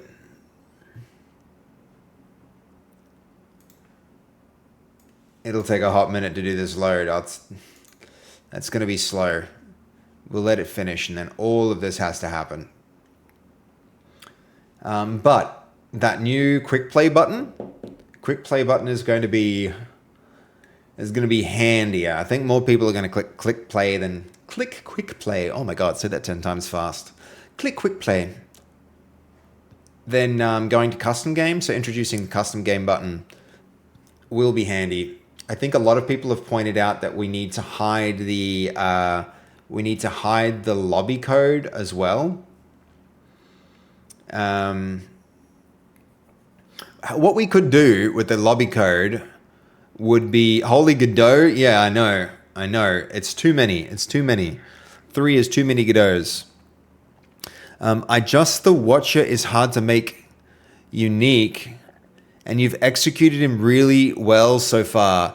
Yeah, okay, you're talking about the Night Watchman. Yeah. He'll be. I thought you were talking about the guard there, the turbo, the knight, but you might actually be onto it. You're referring to this guy, the Watchman character, or a different character? Oh boy, this one low-key came out sick. This actually came out sick. Oh, man, that's a piece of equipment. That right there. Mwah. We love this. All right, what do we do with that? We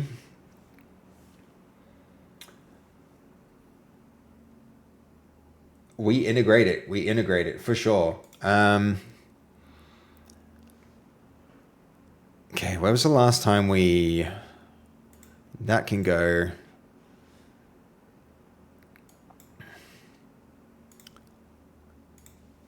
New prompt. Oh, too many work trees, I swear. Though we've got this in the wrong spot. That needs to be here.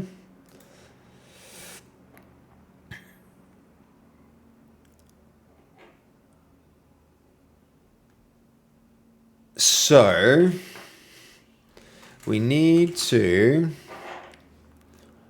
We've got a new asset. We've got a new shield asset here.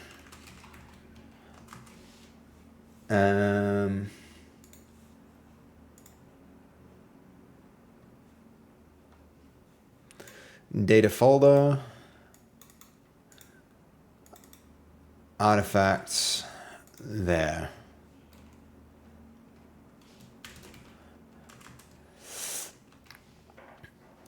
It's got a bunch of textures with it as well that need to move across and be applied to the imported version in Godot.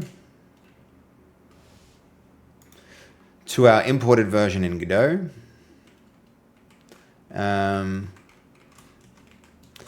So the other thing here now will be, look at the way that items are currently structured, such as those in the following folder.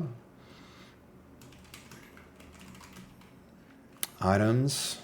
I want to create a new item that uses the model assets in this folder and create a new item called round shield. Round shield. This item should be placed in the chapel next to the other equipment so that it can be previewed when done. Go. Oh, hold on. I wasn't specific enough there. Those were bad instructions. Settings. Work trees.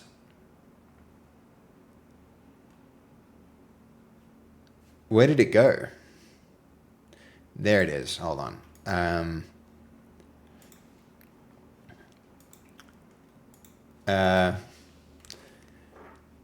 To generate... Actually, no.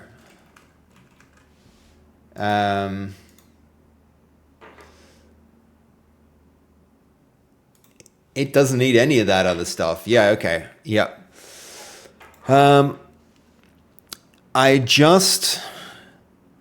The watcher is hard to make unique. Yeah, okay. I was talking about the guard. No. Okay, cool.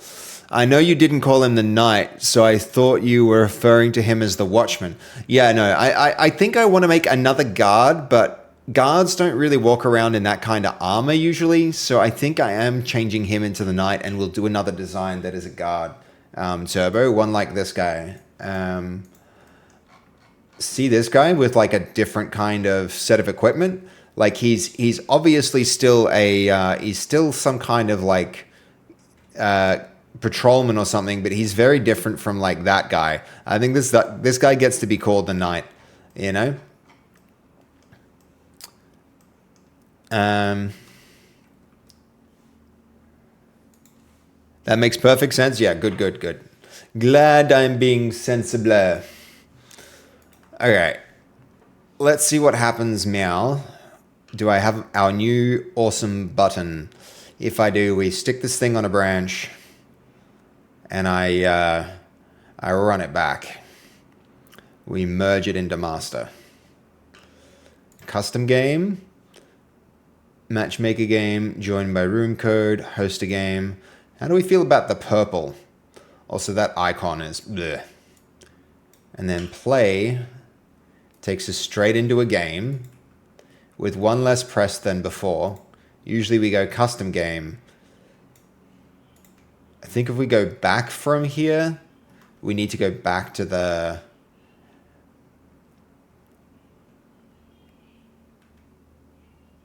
I mean, maybe it doesn't matter that menu shows. And we can always do our resume. Actually, we shouldn't have resume if we're the last person in the game. So there's a nice fix, and we can change that on this same branch, honestly. So let's do that. Work trees.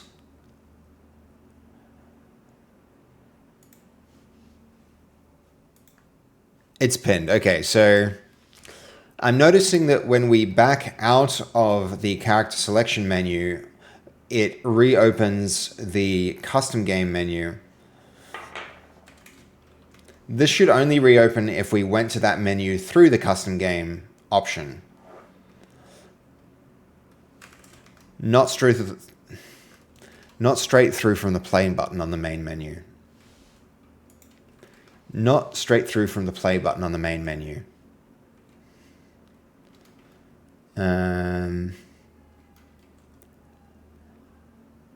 And then the next thing to do there, we might actually make the button on the, like put a back button at the bottom left of our character selection screen.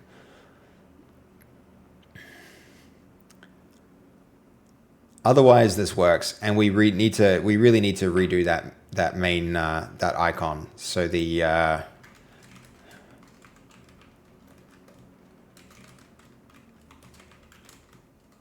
game icon is not high enough quality. We need to redo this one.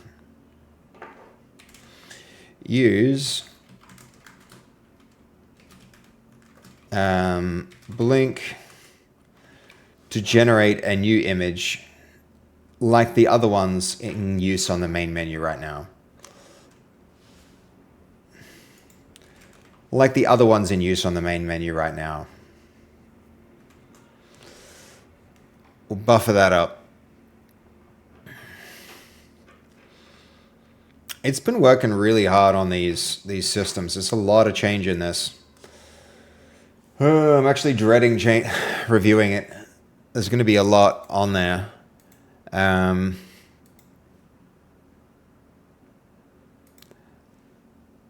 Character ragdoll pose adapter.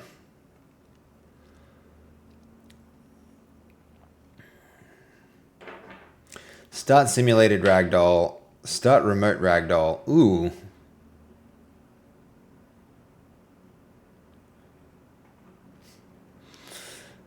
Stop and build recovery transform.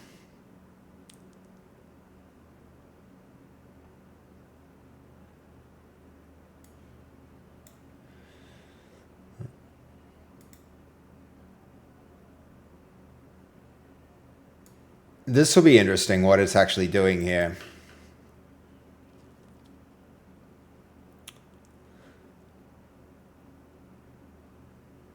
Build recovery transform. Yeah, this is interesting.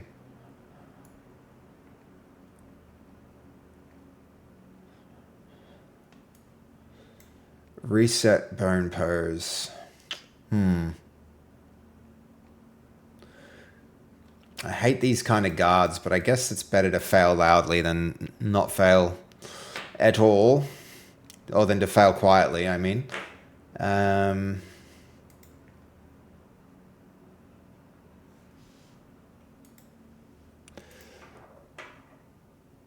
Notify ragdoll recovery. Is damage control blocked? Is damage control blocked? Handle the pose. What else have we got? Handle snapshot changed. And this is our network runtime. Active sync active damage participants from services. Where's that method? That wasn't always there, so... And it's doing nothing with this. This is a strange method. We're going to see this one change for sure. That's a stub. That's a stub. Avatar Ragdoll Network Runtime. We're going to have to ask some questions about how applicable this all is to active Ragdoll later. Goldie, you really picked one. You really picked a word this time. Well played. Well played, sir. What was our count? 133 to begin with? Oh my God, I'm going to wind up saying it like 50 times. Like 50 times, man. That's a spicy choice.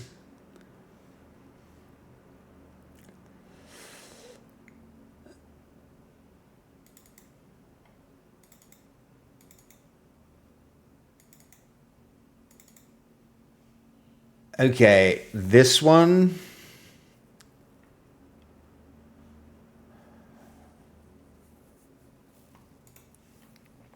Some big changes there. I don't know how I like the purple on this screen. Maybe we'll remove our characters button after all. I don't know, it needs a different color.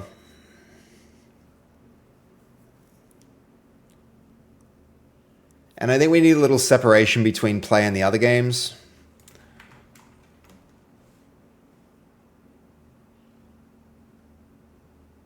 I'm starting to lose track of all these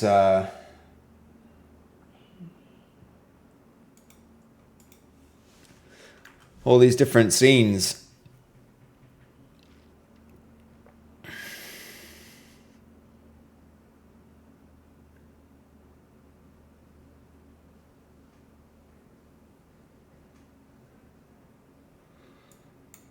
Custom game back. Play, in and back. Nice. Host a room. And back. Good. Good, good, good. Okay, that can get staged.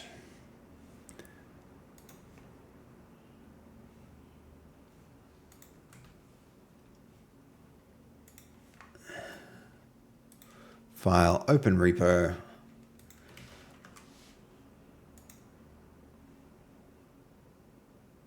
This needs to go on a branch before we do too much more work. Quick play button.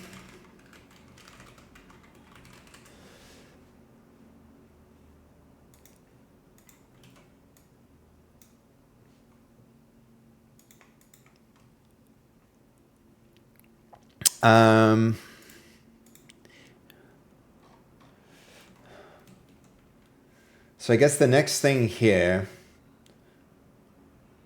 is to brainstorm a few other ideas about how this could look.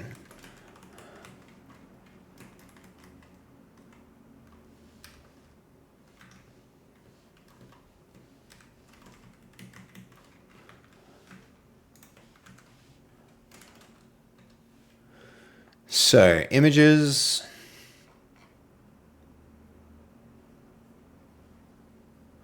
I knew it would come up a lot. Yeah, you called it, man. You called it.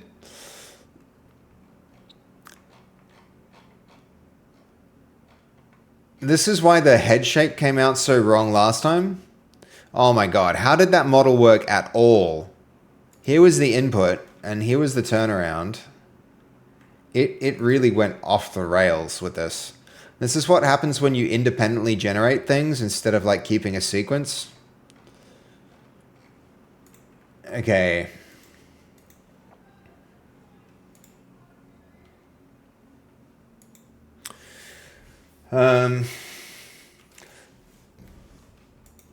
Purple is a distinct color, but it stands out too much. I'm going to give you a broader context that shows you the whole scene. And I need this color of the button to be complementary so that it doesn't take too much focus and attention away from the rest of the UI and the rest of the aesthetic.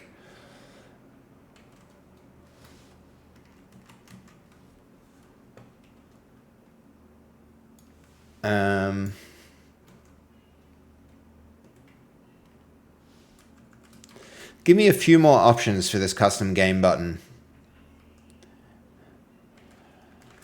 One at a time. Give me the best color you can think of that comes next besides this purple that's cohesive with the rest of the look and feel.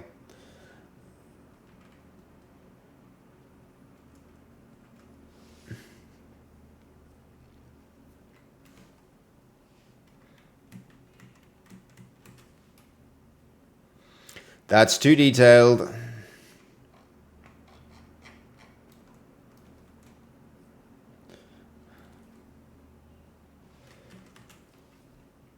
Probably need that prompt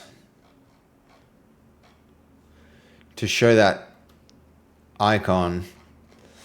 It's all right, we'll get it.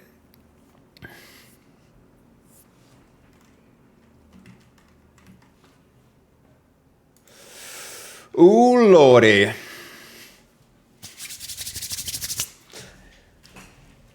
Are we all ready? Are we all ready for this?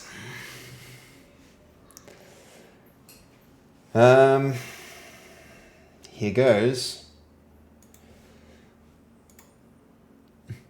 It's about to happen. It's about to happen. I think I'm about to knock somebody out. Everybody ready? Here goes. Here goes. Crossing fingers and toes.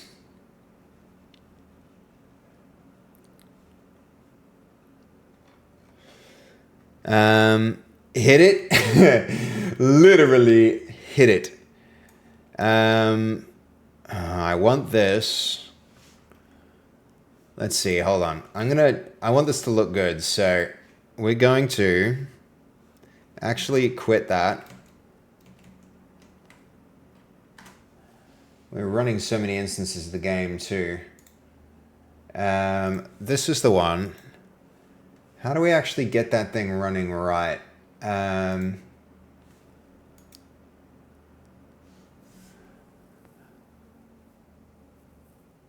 Editor. There's a thing that changes the... Where is it? The like run mode.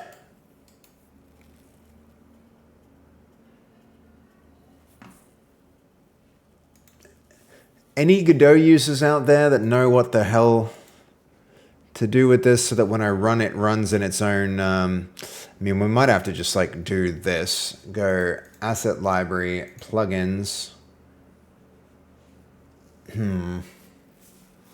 Need to make my other thing a plugin.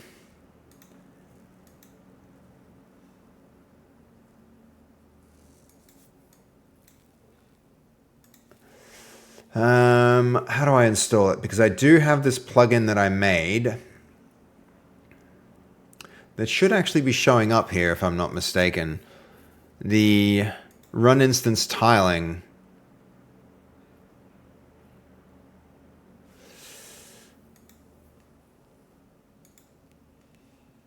It should be showing up. Maybe it's because it's in the... No, it's in the right folder.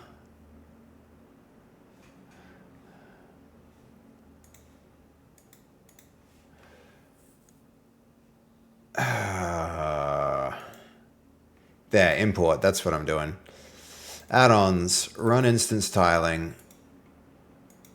No?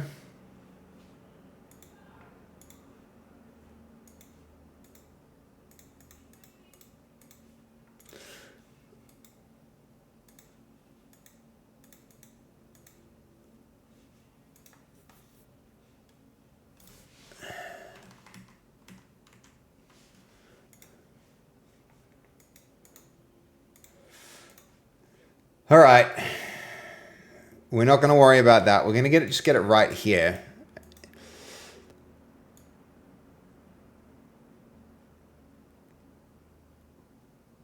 Avoid...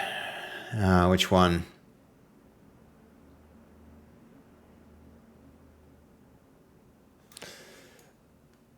All right, let's just run it. We'll just run it. It's okay if it's in this weird window. I don't want that, but... I mean, what is this window? I think I remember there's something on the window itself that you can do to like set it to a different mode.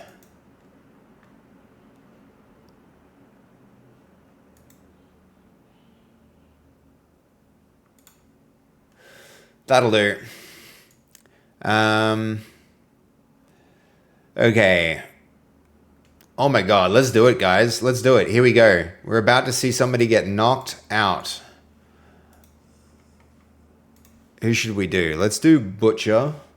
And who's gonna look good getting knocked out? What about the Barbarian? We'll get God of War's character. See him hit the ground.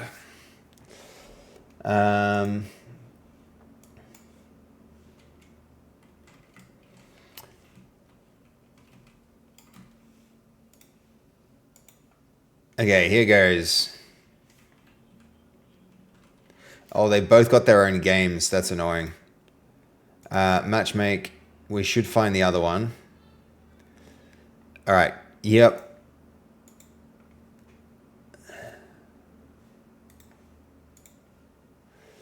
All right, here goes.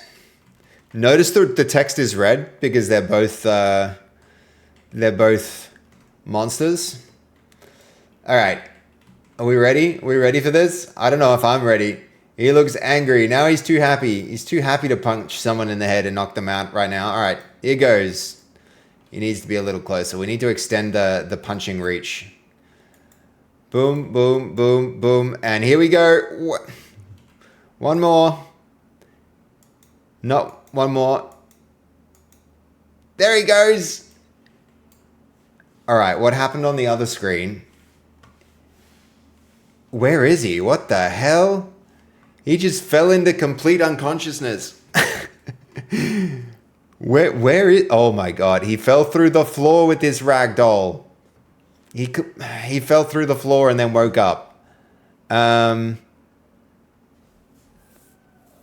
So that's a problem. And of course he's still going to be falling. All right, that's no good. What happened? Could be a collision layer issue. Could be a collision layer issue.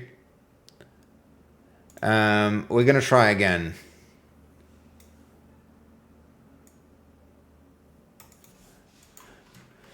$5G4YMS.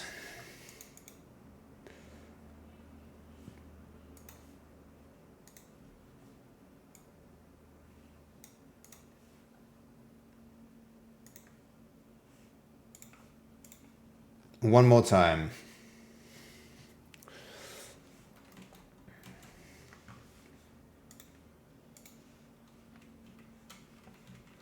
This time we're going to knock out the barbarian.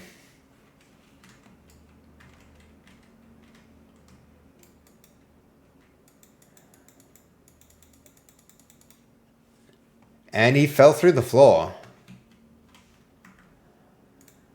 All right. So there's a clear issue there. I just want to test our harness and see if it's an issue with the harness or not. Punched him out of the world, literally knocked him out of the world. All right, we are close. We are close. Character ragdoll, and it's here. This might be the cause of our problems, actually. If we have...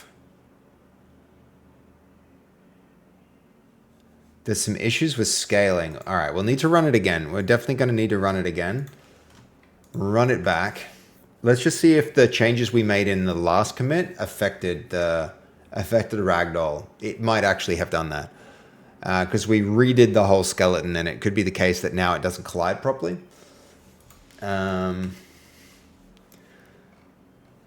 So who do we have? We had Barbarian. Nope. He definitely ragdolls correctly. He almost stands on his own. He's out cold. That's so good.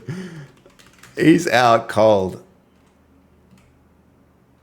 He's got such big feet and such big colliders. He's out on his feet. These new bigger colliders are way better. They're way better, guys. But they make him a little bit too rigid, potentially. They're not going to be doing funny stuff as much.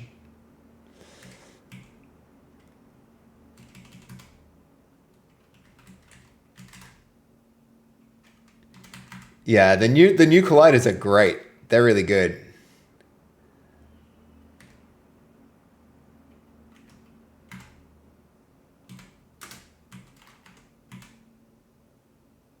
Yeah, these are much better. These are much better.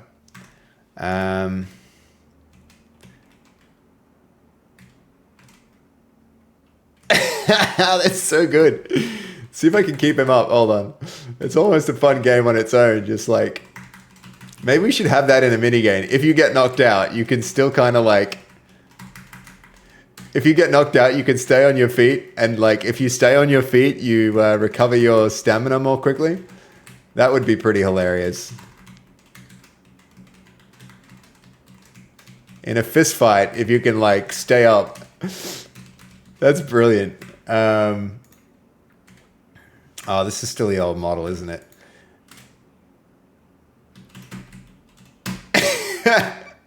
Oh, that's so good. Kmart, yo! That would be hilarious. Thank you for the tier 1 sub, man. I love that. That would Thank be you. hilarious, Seb. I'm for it. It would be like this. Like he's he's out on his feet. He's out on his feet right now. And like if he's out on his feet, he would just regain consciousness. You'd be like, why isn't he moving? But if you moved him around, it would do that.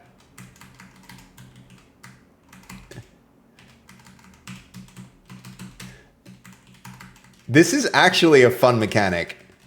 Trying to keep him up. If he's knocked out and he's like, we need to add a little bit more force.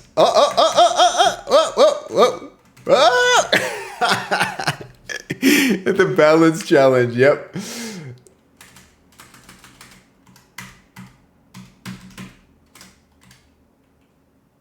It's not easy. It's not easy, especially if somebody's punching you. You'd be getting like knocked around.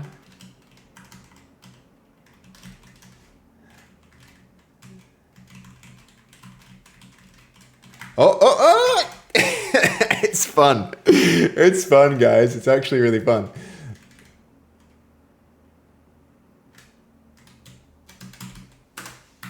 All right, that's good. That's good. But the answer here is not... What's going on with our floors? Okay. In our harness, the character stays on the floor, but it seems as though in our runtime scene, the colliders at the floors pass through and the character simply falls downwards through the floor. Is there some kind of collision layer that's occurring inside of our harness that isn't being applied to levels? Do we need to flag all of the colliders in our levels with a specific layer to ensure that the ragdoll interacts with them?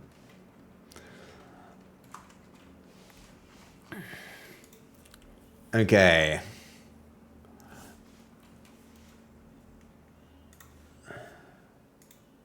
Nah. No, that color makes it blend in far too much with the environment. We still need some degree of contrast.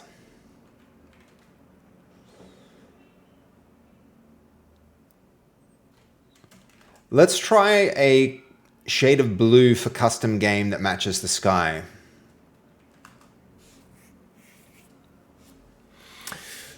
Kmart, how you been? Thank you for the 1 month. I appreciate you, dude. Will you make the face or some animation when they are knocked out? Rotating stars around the head. Literally, we had that suggestion earlier, Degen, and yes, I'm going to do that. I'm going to do that. I was always going to do the face. But I think the stars around the head is actually a really good idea. I might even do that this stream. We could start work on a particle effect for sure. I mean, yeah, let's have a think. We can do content, characters, and we've got faces. Maybe we put this as part of like an emotes thing. And unconsciousness is just Okay, I'm going to take a really quick restroom break, guys. And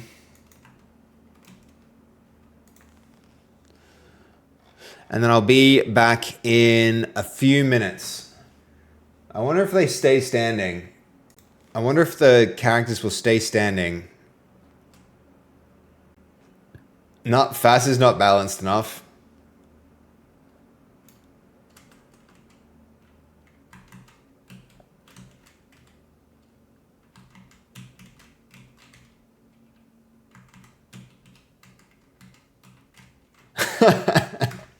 Hold on.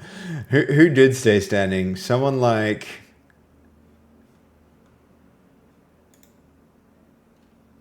Oh, she wobbling.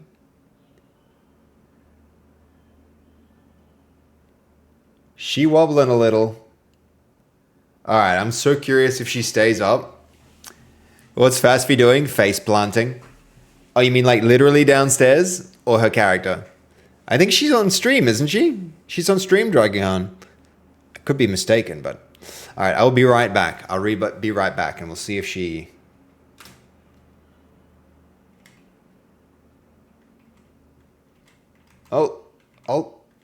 Wait. Why did she now go to T-pose, where before she was in, like, idle? That's actually an interesting idea.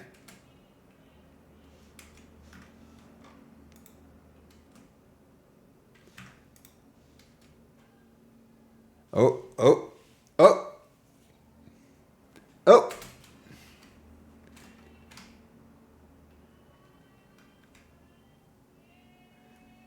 Oh, okay. Let's see if he stays up. No, he's not. He's not. He doesn't stay up. He doesn't stay up. Who would? Not that one.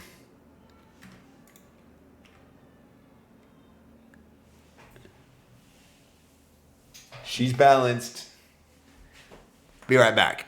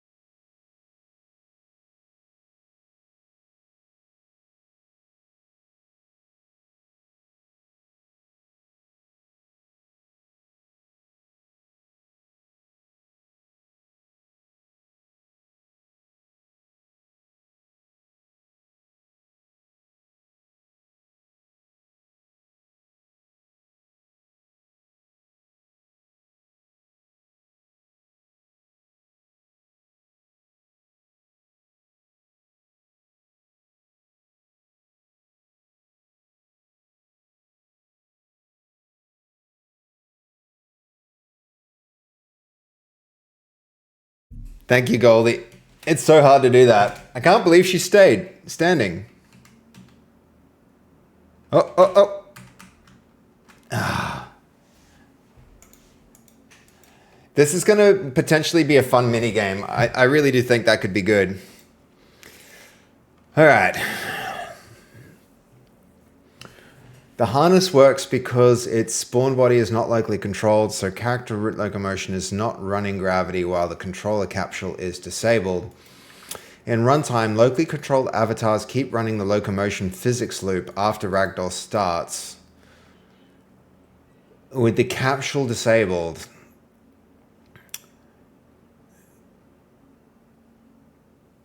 the character body 3D can fall downward and drag the Ragdoll origin through the level. This is probably not primarily the missing lift. Okay, but...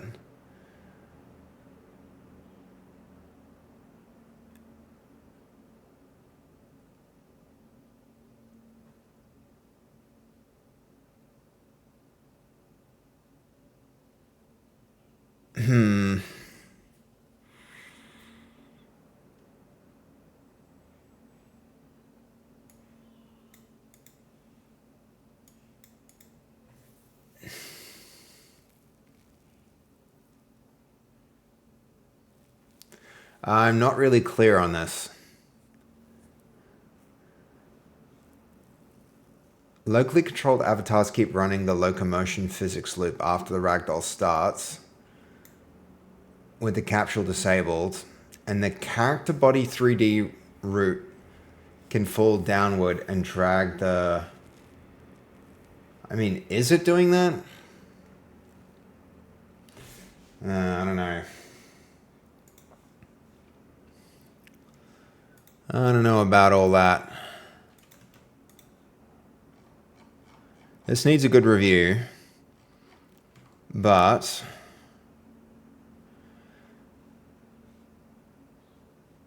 add a content audit for the room world collision. World geometry is correct. The runtime physics ragdoll collision should match the harness default. Ragdoll route following can stay deferred. All right, go for it.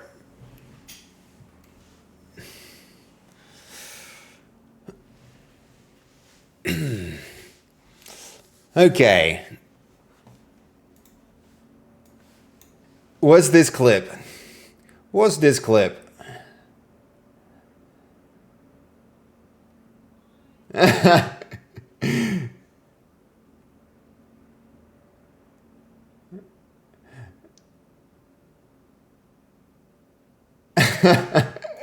Oh, that's so good. That's so good. That's hilarious. That's really good. How awesome. Okay. With that running, let's review Blink's output.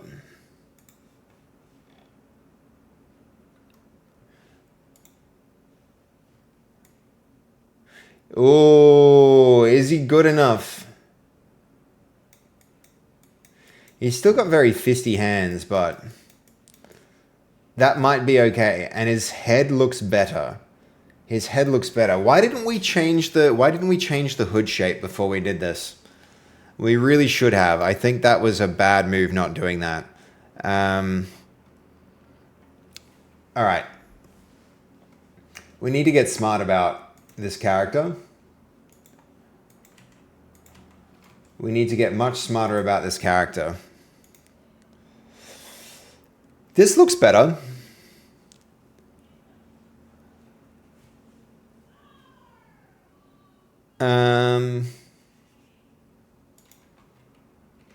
Make the shade of blue slightly lighter. I've not yet fixed the Knight's boxing glove issues yet, Raisins. I think we're going to have to do some manual prompting to get that right. So we're going to circle back. We're going to circle back to it. I think we also need to do some changes to this character. His, like, the clearance between his hood and shoulders needs to be increased.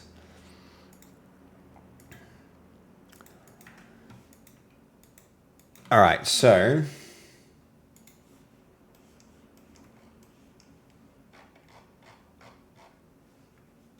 I mean, this is a good look, but let's start there.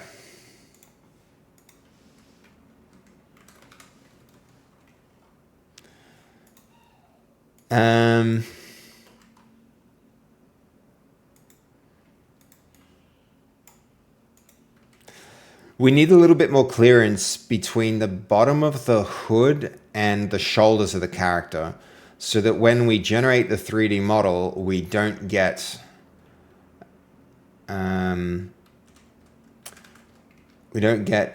the shoulder movement influencing the position of this hood. Slightly more clearance and distance between shoulders and hood.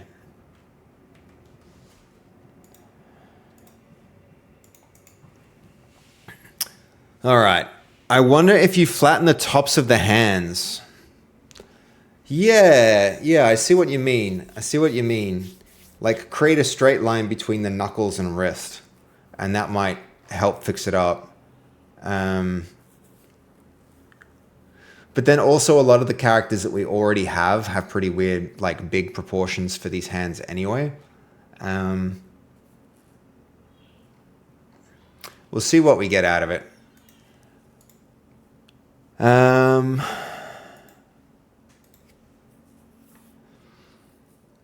We're running out of time to spend those credits in Higgsfield too.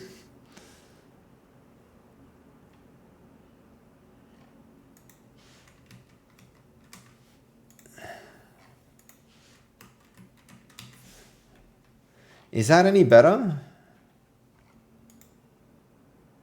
No, it just elongated his neck. Slight milk clearance between the shoulders and the hood.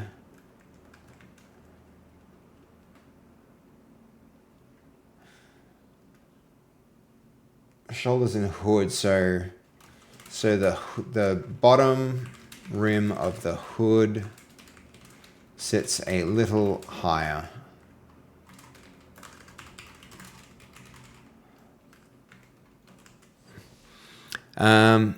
Or just looking at comparing it to the current one on screen, the guy looks like his are less boxing gloves. Yeah. But if it's the armor on the knight versus these gloves, I get it. Yeah. Even these gloves are too like they're too thick in some sense. If we look at some of the characters who have come out really well, like these fists have come out really well when we generated them. So we need the fist closer to that kind of fist. Where's another one that went really well? These came out well. These came out really well. These came out okay. These not so much, but an acceptable enough result. So I think these characters, this and this, and like this and this, and this need redoing on the hands. You see the difference? So we almost need the fist to be like that.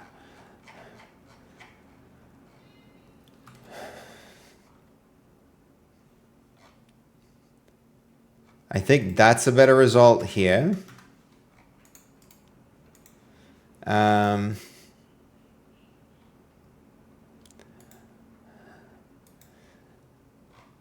So we might actually use this as reference. Where are the ones that came out really good?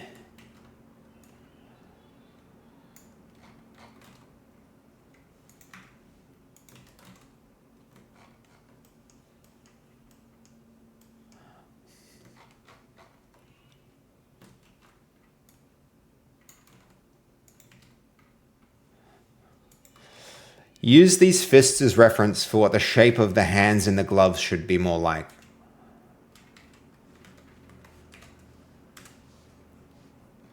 See if we can get that. Current one doesn't look too bad, yeah. But the thing is, if it doesn't look too bad by the time the rendering system gets its hands on it and does a turnaround and everything, the smallest imperfections and weirdness in proportions exaggerate and turn into something unusable. That's the downside, Raisins. That's the downside. That's what we got to work on it. Get right. Where are we? That round shield was frickin' baller.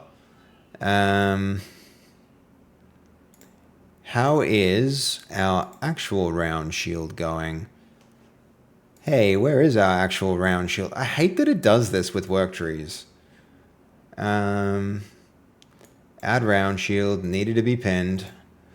Ooh. Tempted to open this up and go have a look. But then we would have four freaking Godot's running. Ah, it's ridiculous.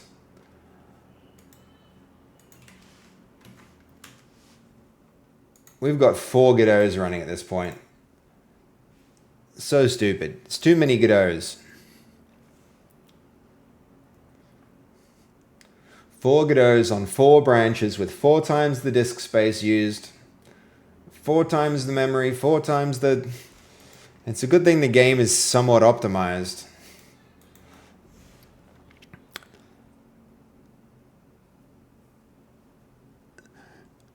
Me when my game engine runs on 128 kilobytes of RAM. Yeah. Yeah. Do you have a game engine, Duffy Dan, that actually does that? Because, dude, that would be sick. That's very cool if you did that.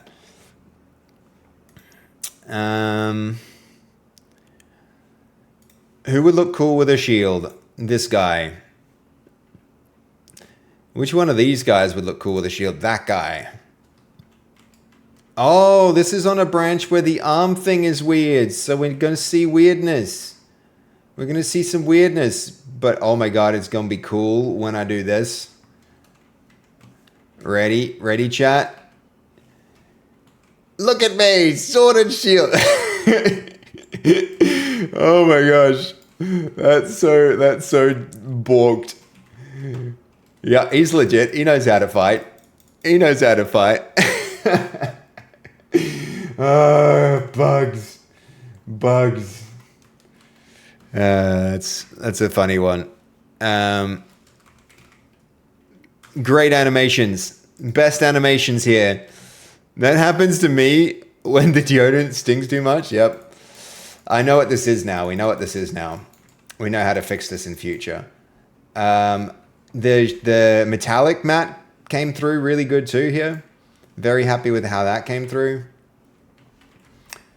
All right, so that shield is good. Oh, too many things open. Nice that we have that shield on the way though. Let's start with testing this. Just to remember what this is. We're going to have our round shield holdable. And I don't know, we're going to have to figure the rotation of this thing out in a minute. But great. That's our shield. That's in the works. I think pretty soon we're going to need a whole bunch of variety of stuff. So this is the main menu. This is the main menu scene. What else have we got? We've got... Pretty sure this is our actual damage one. So let's give this another run. Hello, Alacto. How you doing? Do you have any experience in retargeting animations? I surely do. What engine are you working in, Alacto? What are you working in? I can help you with that. Katie, I may leave a bug or glitch on purpose if it makes the games for... if I make a game for players to find. Well, then it becomes an Easter egg if you deliberately add it. Unreal, whatever I retarget, it's all messed up. Yeah, dude, you need to... So where are your animations and your rigs coming from?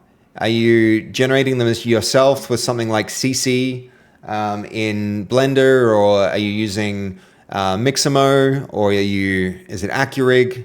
Where are your actual models coming from? Because that's going to be mostly Mixamo and marketplace assets. You can find some really good tutorials that take you through the process from end to end. You should get workable results from Mixamo in Unreal. No problem, man. No problem. I mean, we did it on a stream pretty recently. But yeah, if you're getting weird rotations and stuff like that, then you can always open it up in Blender and see if the model renders and plays animations correctly there. And if it's working there, then you know it's something in Unreal and you need to tweak your Unreal settings. But otherwise, yeah,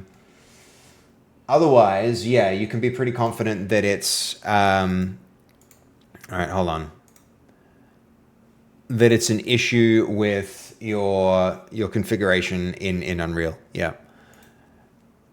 Okay, let's matchmake that. We'll go the Barbarian again, and we'll go this guy so they can have their fist fights with unconsciousness. I'm so ready.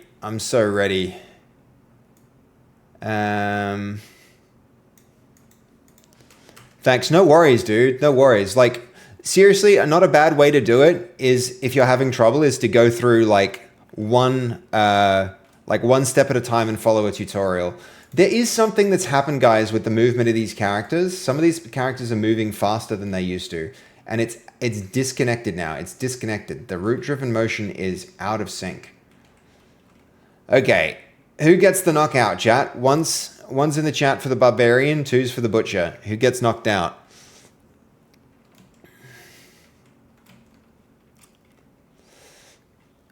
First one to get something in the chat wins. 2 for the butcher. Butcher gets knocked out. All right. Here he goes. Punch, punch, punch, punch, punch, punch. Yes! Yes! And he's down! And he's down! He's down and out. Look at that. We can roll him over. Oh, that's so funny. Hold on, it's not in the client yet. He's so ragdoll. And can we like kick him when he's like, we need to kick him when he's down thing. We need to retarget the animations to the ground so that we can. Oh, that's so funny. He'll come back up. He'll come back up too. Hold on. He's gonna come back up. He'll come back up as soon as his health bar, his stamina bar recovers. Wait for it. About now, and he's back, and he's back. All right, now it's Barbarian's turn.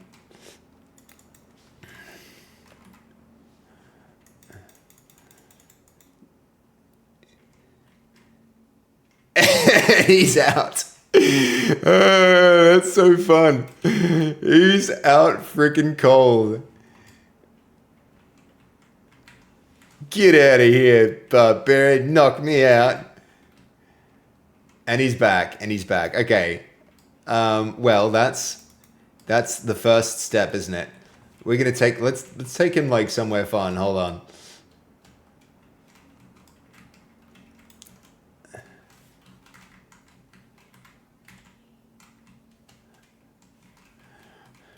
We'll be able to like knock him off this.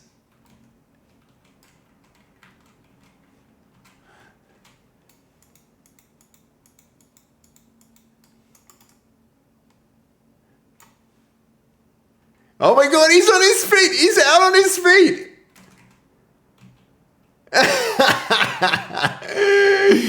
Oh, that's so good. He's out on his feet. He's out cold. Look at his stupid smiling face down there. Look at his stupid smiling face. We can still do accusations while he's knocked out. That's hilarious. All right, he's going to come back about now. Oh, that's great. Thank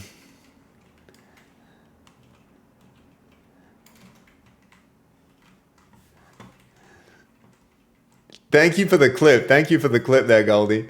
That's huge. Oh, Snolzy. It said clip by Snolzy, but Dragihan said clip. So thank you, Dragihan.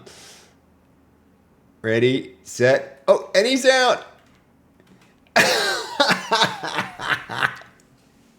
Oh, that's so good.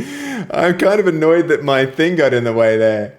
And he's out. We need to sync that. We really need that synced. Okay, so that's a good step one. That's a good step one. Okay. We're now seeing this behavior on the side of the client, but the network replication is not yet functioning. We're now seeing this on the side of the character who loses consciousness. But the network replication is not ensuring that all connected clients see this ragdoll effect yet. That's a problem because the code to do it is actually in. It's actually in, guys.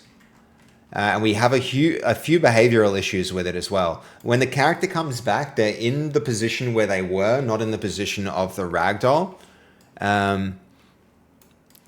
He 300'd him. Yep. He did. All right, one more of that. Because they're losing health as they go here.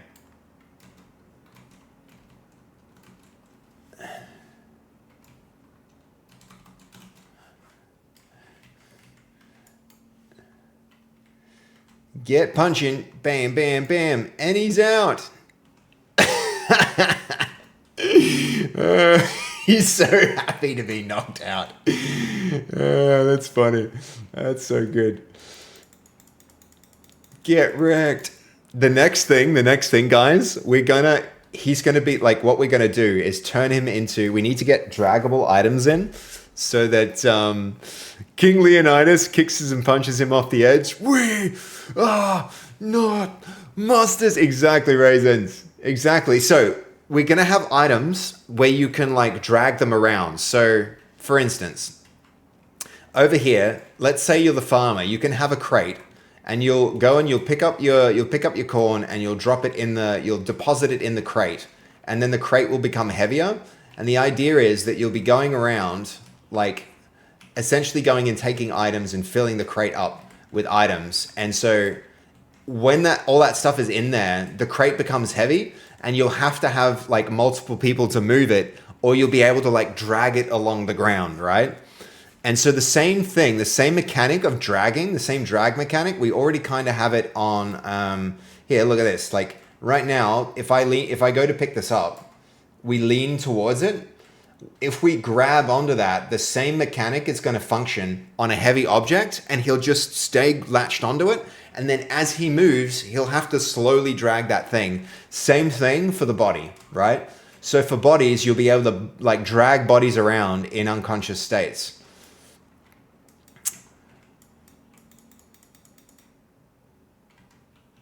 He stays on his feet for so long. It's so good.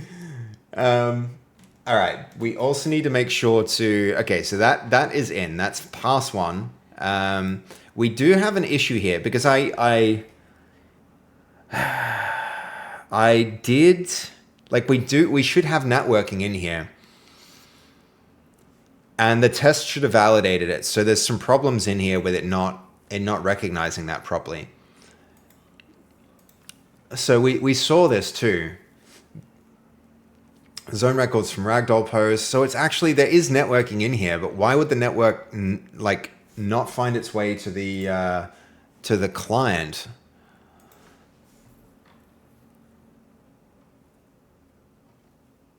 Oh, wait.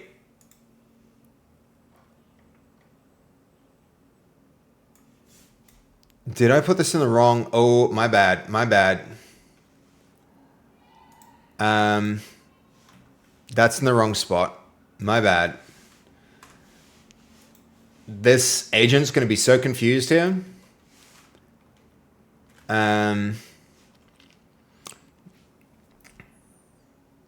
Should we have some other variants of shield? So that there's more than just one shield in here? I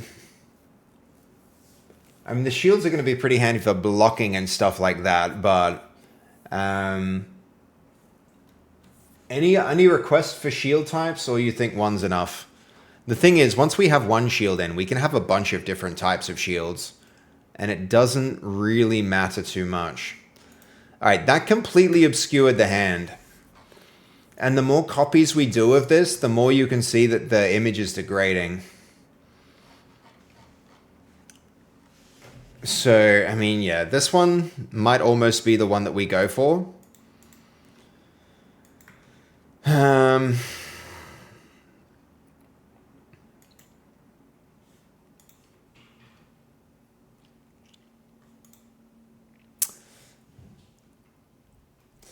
I mean, that one's a yes. Let's at least get that in play.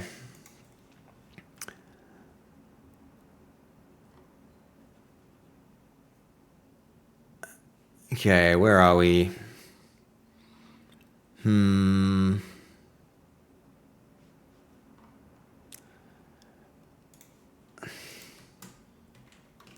Change the color of the button on the main menu to the one attached here.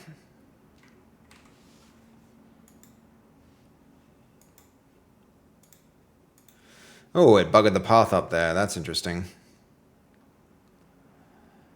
the color of the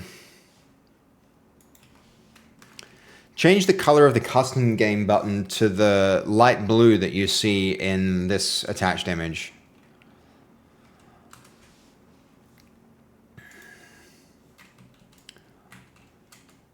Well, this is very, very fun and satisfying, honestly.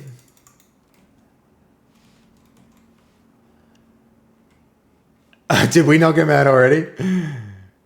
The other thing, notice guys, that the bar of how much it takes to recover from a knockout increases with every knockout. So down at the bottom right, I can probably, like under here, here, see how this has to go further?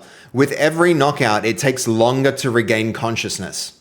So if you keep getting hit, you get concussed and you don't get back up as quickly. And it'll come to a point where like you don't recover from knockouts anymore and you need treatment.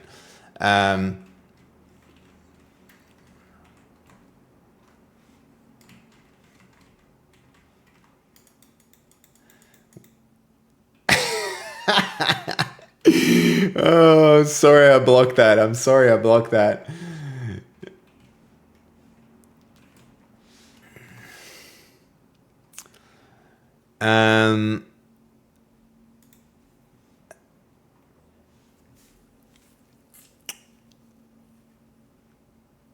The first suspicious area is that, okay.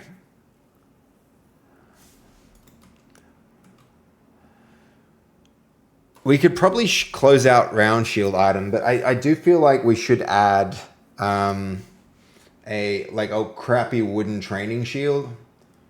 Let's try with that.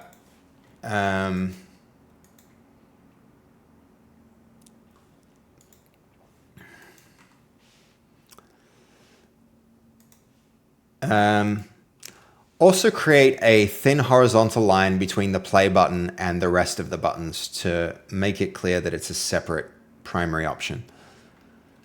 Hello, Dolly! Look what we got going. You ready, Dolly? You ready for something cool? Check it out, check it out. Who's the least concussed? Fun question. It's probably... Okay, yeah. Barbarian is the most concussed by far. Check out the character on the right side of the screen, Dolly. Look, look, look. You ready? You ready? Want to see something cool? So he's going to get punched. Bam! One more. Oh, was that it? Yep. And he's out. He's out cold. So now we can kick him around. Get out of here, you drunk idiot. Hold on. We'll get around him and push him towards the camera. Isn't that good? Hold on. Get over here. Get over here.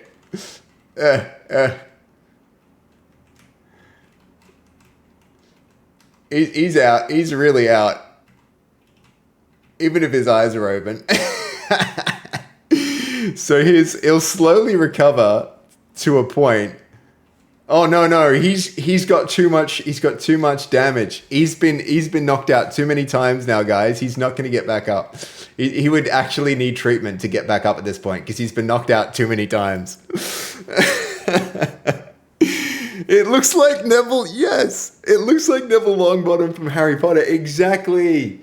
I need to make that meme. I need to make that meme, guys. I need to make that meme and put it on a YouTube video so it can go viral and this game can get more attention.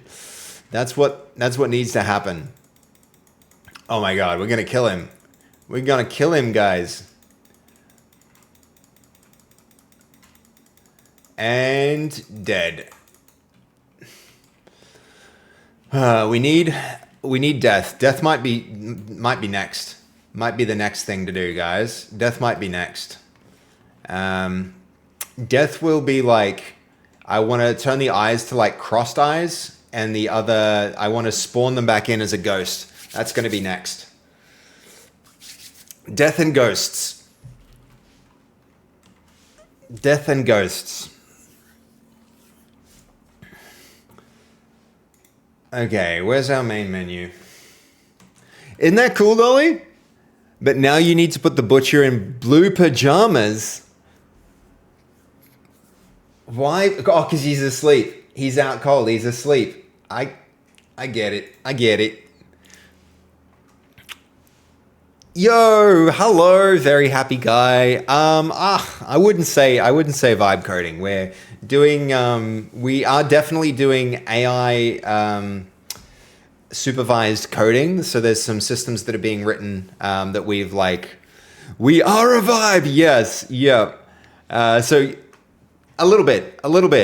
I wouldn't call it vibe coding, very happy guy. Vibe coding is usually where you just like tell the AI things and it goes and writes the code and you don't really get in the code. We're still like reviewing every line and making changes and creating really strict standards that it's using to write and implement the code. So it's yeah, yeah, kind of. I'm gonna leave it at kind of. Um, but yes, there's a bit of that. Let's see.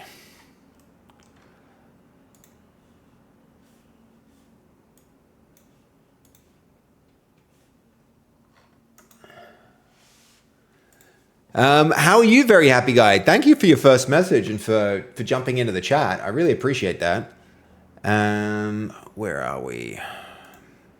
Menu left. I think we need a little bit higher here now. And that line needs to be thinner.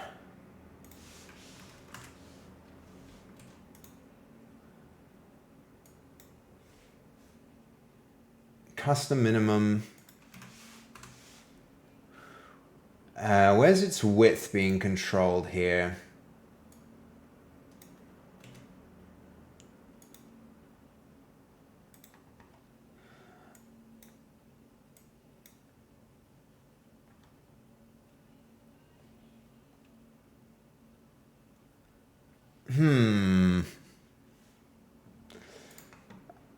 I mean, one thing I could do here is reduce its opacity even further.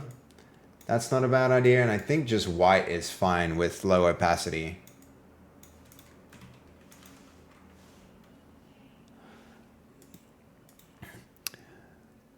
But where is it? It's that line. I think we could add just empty nodes here. So what are they? Elements. What's the game? It is. I'll show you in just a moment. It's a game called Not Monsters. So, Not Monsters is a social deduction party game, but with a active, so a chaotic physics-based combat system. So here's the key points for the game. If you've played something like Among Us, it's a bit like Among Us, or if you've ever played Mafia or Werewolf, where like there's a group of people and you have to discover who among you is the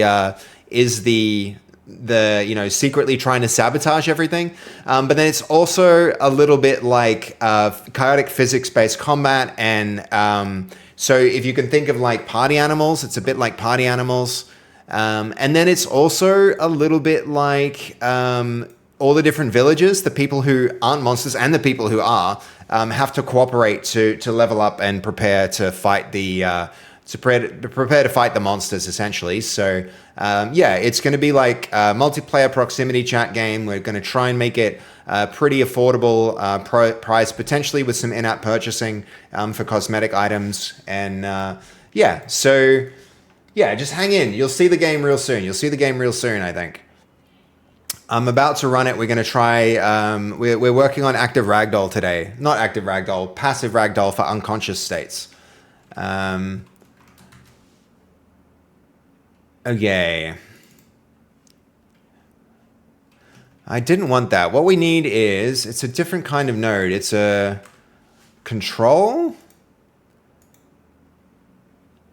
I mean, there's like something here. What's it called? There's a simple element that takes up space. It might just be a container. No, it's not a container. What was it?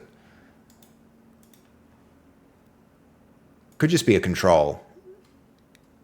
And then we'll have two spaces.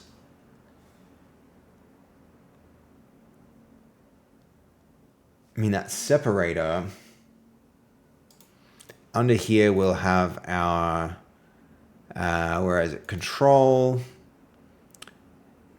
Does that answer your questions about the game, Happy Guy? Like happy to tell you more too if you're interested in learning a little more before we actually get into it. I'm really just trying to figure out this. I just want to add this like a nice line here. So all of these I think are going to have to expand. So that expands on container sizing as well. Container sizing expand, and true here as well. Container sizing expand. Then we get a nice like thin button there.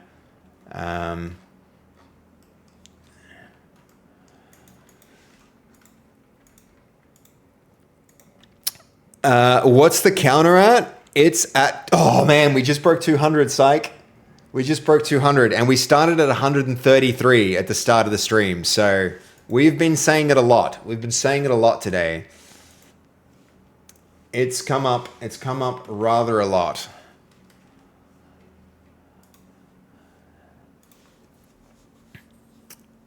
Okay.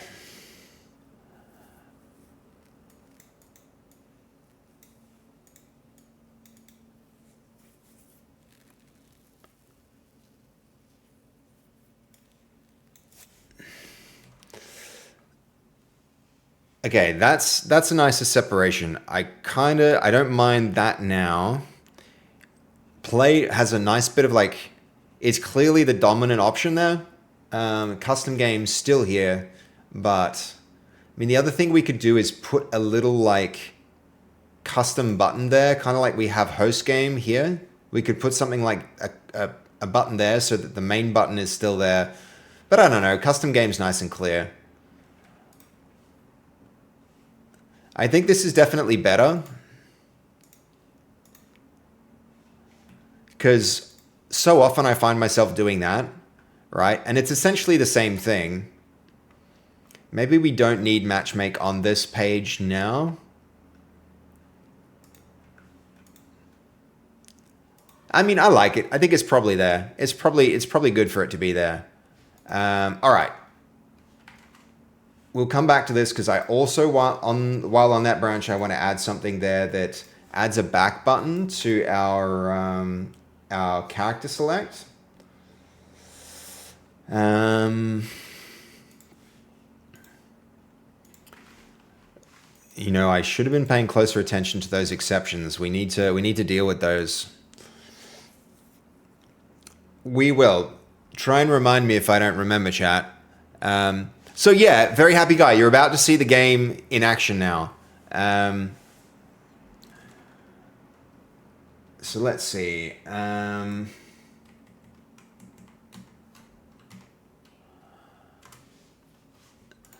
Play, matchmake, random. No, I want a different random character. Well, I don't really want to be knocking Lisa's character out. This is bad. I can tell. I'm like, for some reason, like the barbarian seems more ethical to knock out than other characters. Don't know why. Don't ask me why. Okay. Blacksmith. Let's knock out that barbarian. Here we go. Bam, bam, bam, bam, bam, bam, bam. Boom. Okay, still worked. Still worked, but it still didn't work for the client. Still didn't work client side, which is suboptimal. Can he punch him while he's down? Oh my god, he can. The poor guy.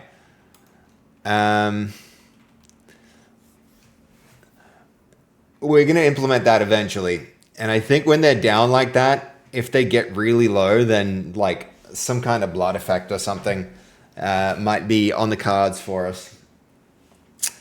And he's back up.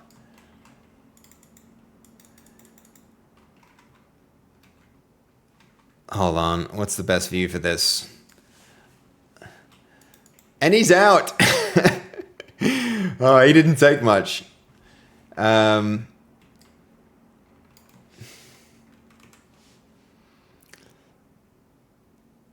All right.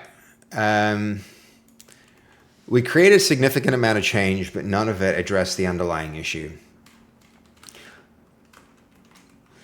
The knockout works, but still only on the perspective of the character who is knocked out.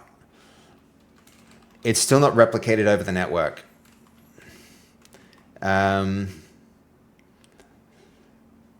Next thing to do, still not replicated over the network. Unwind any changes that were not necessary and did not contribute to our solution, and create a new multi-test that proves that Ragdoll appears on both connected clients when unconsciousness occurs.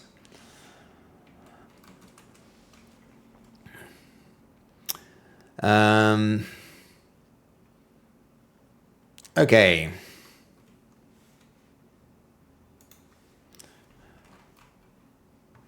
There's a bug there. His character should not be despawning.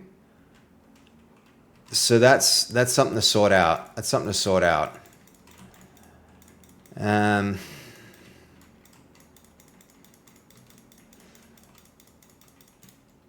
All right, we will deal with that in a hot minute. Where are we?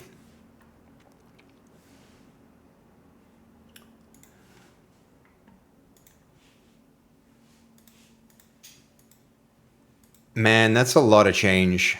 And it should be, to be fair. Let's go back to that main menu.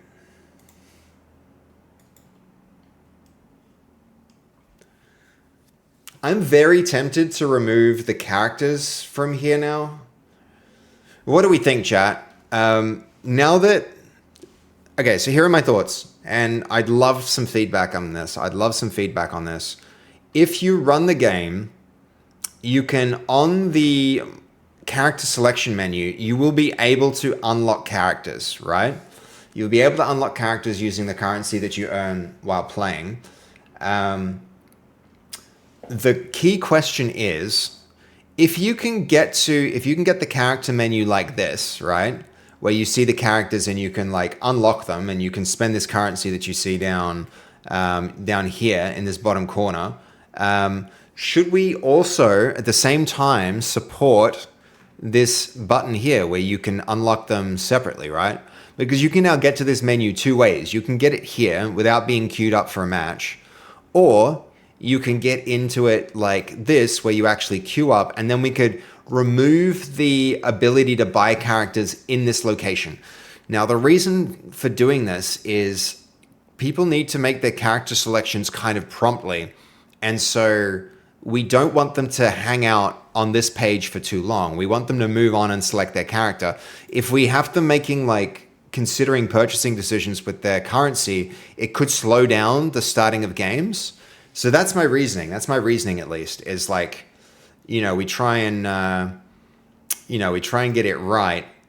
We try and get people to purchase here through this menu instead of doing it through this menu. But they're so similar. They're so similar that I don't know. I'm not sure. I could remove one button from the main menu, which would be better because less is more, right? This is already a lot of buttons. So I don't know, man. I don't know. All right, let's go to the characters menu. Main menu, characters menu. Okay. What topology should the new Ragdoll fan out multi-test use? One host, one client. You are right. Separate menu is better. Not slowing the game. Yeah. That's why it's like this, but there's an extra button on the main menu now, which may not be best. And now the other thing is we're going to have divergence in the menus, It's, yeah. So, I don't know. How aggressively should we unwind the previous local controller changes? Keep useful remote snapshot handling. Removes the unrelated reliable seed behavior. Yep. Okay. And then character, select.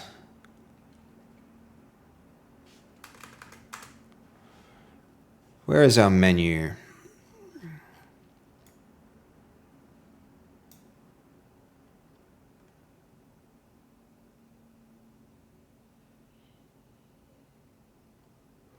No, that's the character store, but it should still be here.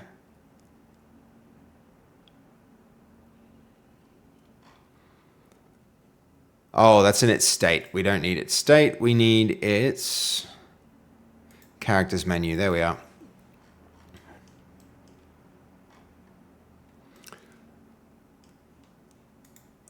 Okay, where is this? So there's the currency row. I think currency row becomes bottom row.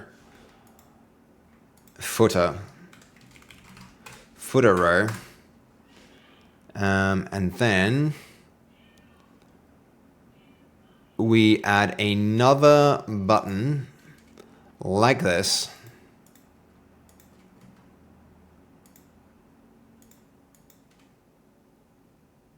To,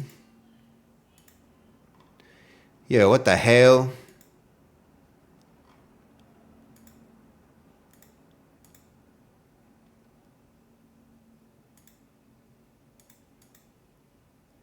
Where was I just? I was just in a footer that made a lot of sense, and now I don't see it.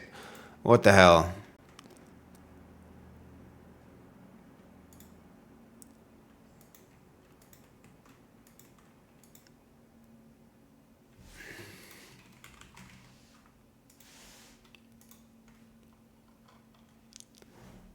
What? Footer.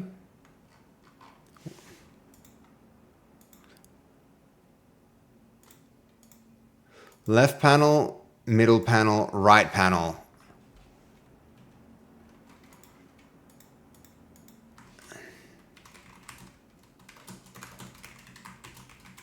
I really need to name things better. Right panel.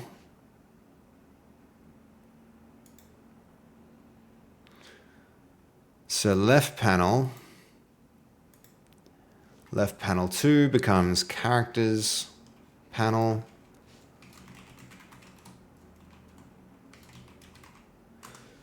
And same here, that right panel becomes character details panel. And then the left panel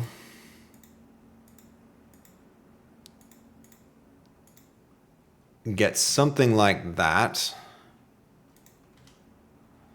Yep, except instead of currency, it gets its own button, like the select button. Back.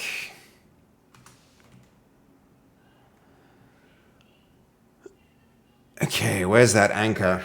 How did that get determined? Ah.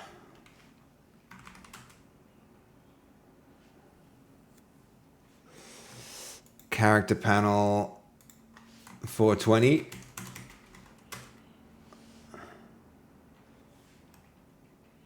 Hold on.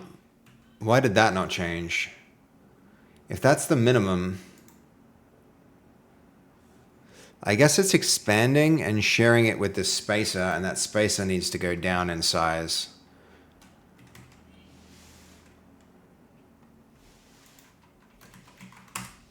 Something like that. Select becomes back. Do we have a color language here for this already? I think we do. Quit is our exit out button. We might just choose that from the palette. So theme overrides colors, not the font color we want. Styles, style, that color, swatches. Hey, where'd our swatches go? We don't like that. Those are supposed to stay project wide. All right, we can just get it from here, but that's not cool.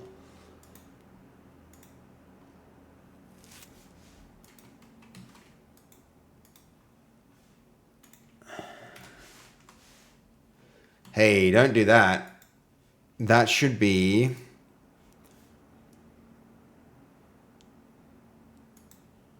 That should be an override, right? Well, we can do this at least.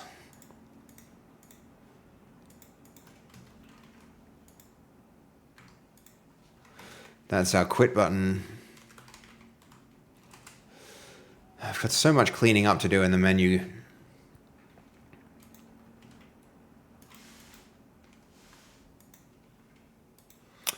That's back.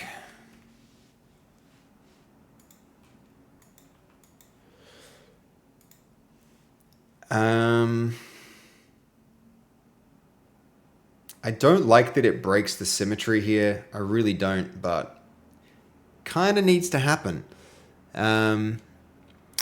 What if you put the custom game under the play button?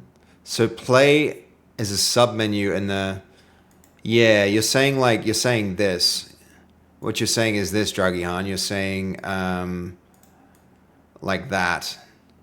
So play in custom game, yeah. We can do that. We can do that. I'm really trying to draw people's attention to the play button, though. I want that play button to be the thing that they just like. It's a no-brainer. They just click that without thinking when they go into the game. I'm really trying to drive that user behavior. So separating it from everything else seems good. But we can do it like this. We can do it like that. They do seem very related, and they're a similar color and everything. So it's like, yeah. I guess we'll just... The result will be... Probably the result is more people will play custom games like this. But yeah. Yeah. You know, I think it's a difficult thing to do, but I'm very tempted to try and do a an ecosystem where we might be able to support mods one day. Mods for this game could be really cool for custom game modes. So that will probably be in custom game as well eventually. And at that point, I do think we want to draw people's attention to it. Right now, I just want them to click this one big top button. I don't know if that text actually needs to say custom game. What's some shorter terminology that we can put here?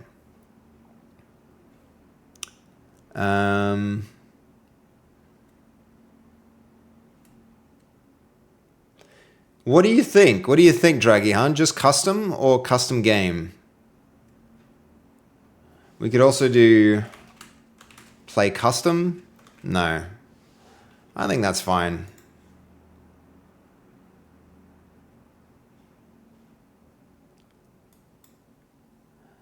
What's the difference between play game and custom game? Are you going to make the game moddable for people to add things? I'd love to do that, Goldie. Yes, I would love to do that, but I can't say for sure that I would do that. It's a very complicated, like, I know how to do it, but it's complicated to do. And for that reason, I think I would rather, I'd rather do it once the game's proven to be successful. So after it's successful, then I'll look at doing that. That's not too bad. I don't mind that. Maybe this button can go smaller so that it draws less attention. Yeah, fair. Yeah, I just like, there's no point doing all of that sophisticated stuff if it's, you know, if people aren't going to play.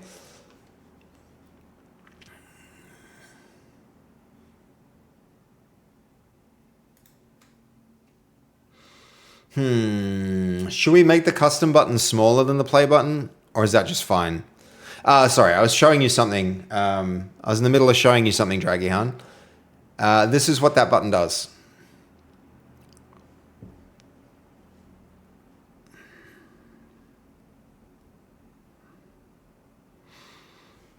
Okay, if I go custom, it gives me all these extra options. So I can join by a room code. I can click this. Matchmake a game is exactly the same as clicking play. But I can also like host a game. Or I can go settings and I can go like, I only want to play with 4 players and it's private, and I click create. And then like, if I think what I'm going to do is if I click private, it'll give me a custom room code to copy, so that I can send around to people. But yeah, and so yeah, it's just a more advanced version of the play game button, with a little bit more options. So you can choose if you want it public or private. You can choose the number of players. You can crank it up to like all the way to 15 players. Where play is essentially clicking this button. It just says queue me into the next available lobby, and so clicking play just does that. It just takes you straight in. Yeah, then make the play button bigger and higher. Yeah.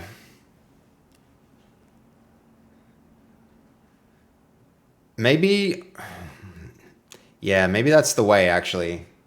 So play button goes bigger. Oh,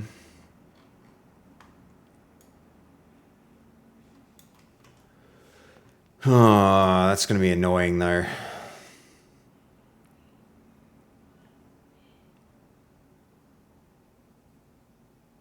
Couldn't do it like this.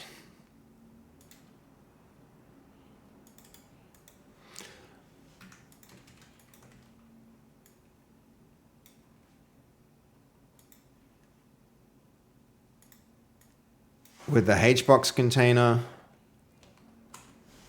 that goes,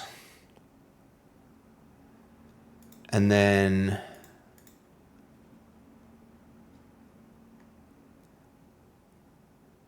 instead of a line, we'll add our VBox container in there. And then all of these go like that. We lost our characters button because the text is too large, but all of these, honestly, should get their text, their font size made a little bit smaller.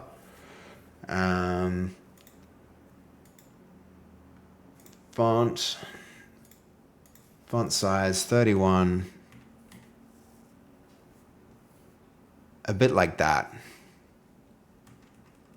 At what point does the characters button get back in?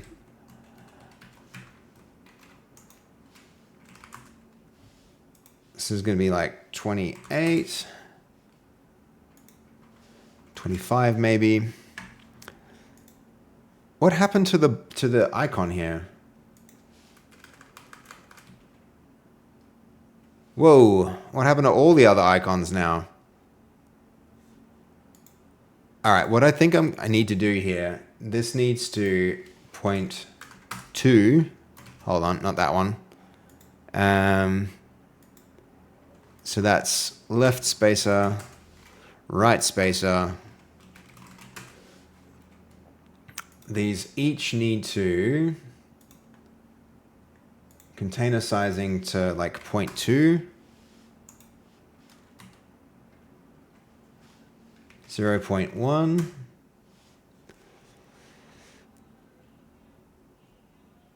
It's turning that icon off because it's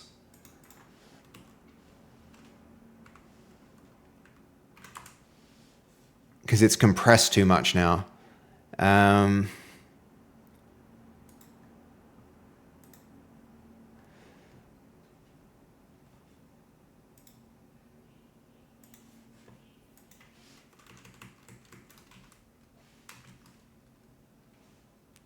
Okay, so maybe not because if we do that, it's going to compress it too much, and I don't want that. I thought that was going to be good. Maybe there's an option to say always show this. Icon behavior, icon alignment, expand icon.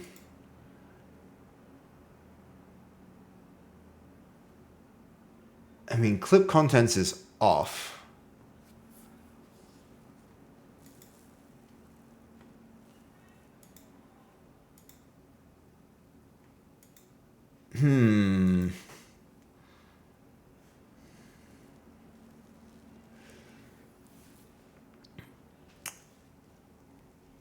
when it has all the room to breathe, I mean, surely we can make this smaller. This one just needs to, in its layout, container sizing, it needs to expand. Yeah, okay. Now we get all of our icons again. Same thing, container sizing. Yeah, there we go. That's good. That's good. Now I think if I bring this up to like 10%, we'll keep all our, yeah. I think the text on characters is still too big though. What can we read? What can we say this as? Skins? Yeah. Okay, nice. How do we feel about that now? Do you like that, Druggy Hun? A little bit better? Or the play button hangs on chains from the Not Monsters logo. Yeah, that could be cool too. That could be cool too. I think at the moment I'm trying to keep it a little simple. Because there's a lot that we need to do to revamp this anyway. Play button is clearly the thing that you want to do. We've got other options now. Skins is still there as an option. The text is not so long. Options, custom, play. All right, we're looking good. This back button.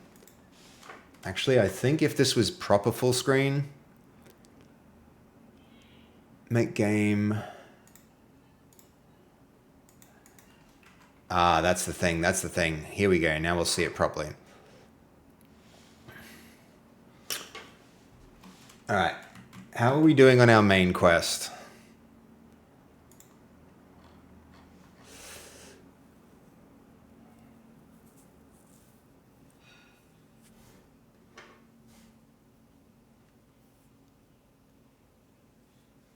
Yep, do that. Should have checked back in on that sooner. We got skins. We've got our back button here, which we need to hook up. Just quickly.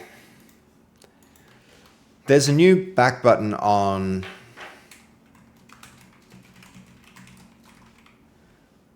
character menu. Please hook this up so that it behaves the same way as pressing the escape key and moves us back to the main menu. All right.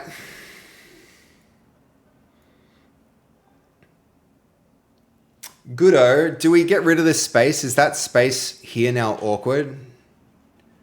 Maybe I move that back above the play button. Or maybe not. Maybe it's good. Maybe it's good. The other thing I want to do is the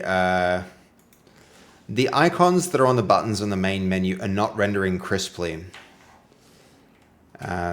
Please go through and change the settings on those images so that they render crisply. That'll be next. Okay.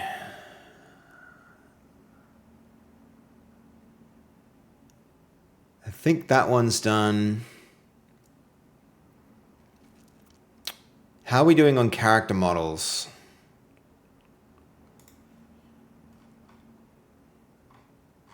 We have a new, all right, we have a new, shall we check out the new Night Watchman? See if he actually came through well this time.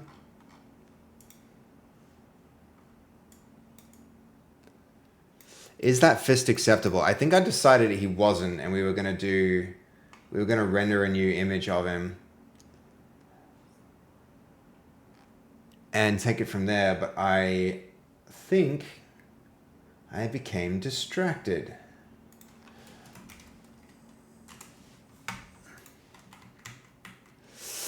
Need to stare at a bit more. You need to stare a bit more at that new menu. Just to like figure out what it needs, you mean, Dragihan? Like, I'm welcome to go back and you can take a screenshot and take some, like, you know, have a bit of a think about it. Okay, right. We asked for better fists, and instead of better fists, it gave us worse fists. That's what happened. That is what happened. That's annoying.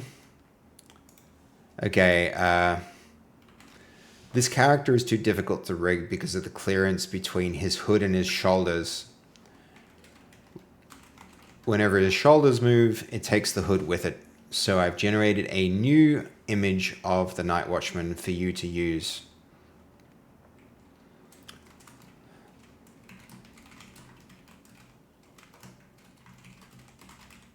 Watchman.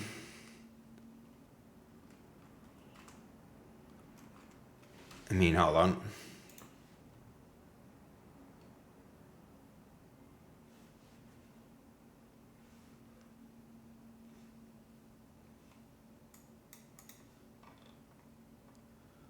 Oh, that's the rename. I'm in the wrong spot. Hello, Snolzy. Welcome in. Personally, I would keep the space between all the buttons, but do something like ropes or chains between them from the logo so that they would hang from it. You know, Seb, you are actually pretty close to some of the... where are they? Some of the designs that we came up with for the main menu yonks ago. Like, this was original. These were original concepts. Where was it? Yeah, I think I'm thinking of this one. But there were other ones with ropes too. And I just moved forward with something more like that. Just simpler. Because I think it represented the style of the game. But it's not a bad suggestion. I probably should reconsider something like that. Just to get something like this. But yep. Good thoughts. For now, I'm just like trying to get function over form. We'll probably do it. We'll revisit this later on. The colors are good. Yeah, thank you. I think I agree with you on that one. Gives a character to the game. Yeah. And also just like, you know, the visual language like carries its way through to the rest of the menus as well. But yes.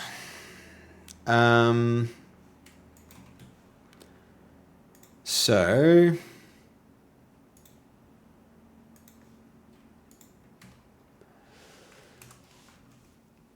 we're going to update.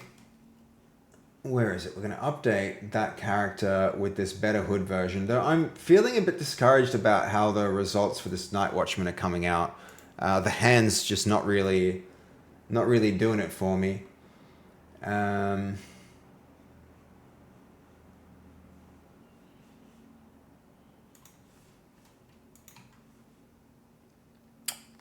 Okay, hold on.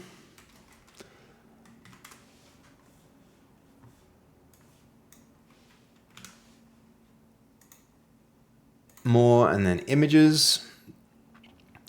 By the way, why play button is green and options blue? Green is go. Are you saying why shouldn't it be green? I think, like, I'll show you what this looks like when it actually goes green.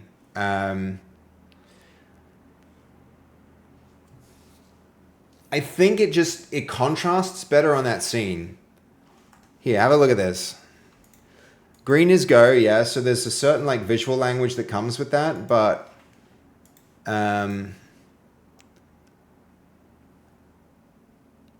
no, it's totally fine, Dragion. It's totally fine. Your suggestion about the your suggestion earlier was very helpful, so like I don't mind at all, man. It's a kind of important decision. This is the first thing that a player sees when they play your game. If this green goes up here, I think the balance of the gradients of colors is off. I can, it follows the rainbowish exactly. It's like if we go from from orange to blue and then to green. It's just there's a visual progression that matches the image here. You'll notice like there's earthy tones toward the bottom with the characters and with the the buildings and the what do you call them, the cobblestones, and then in the midground you've got the greens, right? You've got the orange of the ground and the greens, and then up the top you've got the sky. And so the bottom, like the colors are kind of following that gradient. So it makes sense. Yeah, it's a pretty esoteric way to think of it, like designing your colors like that. There is another way to think of it, and that's like green is go. But we're going with a different design methodology here. And it's not even a design methodology. It's just, yeah. Okay.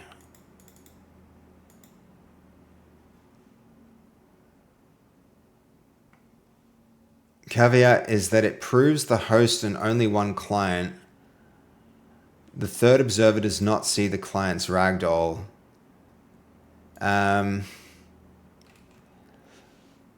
This test might be proving something different than at runtime.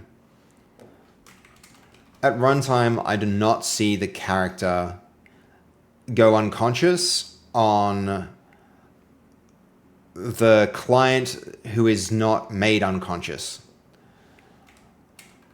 Does the test assert that both characters see the unconsciousness? We'll have a look for ourselves.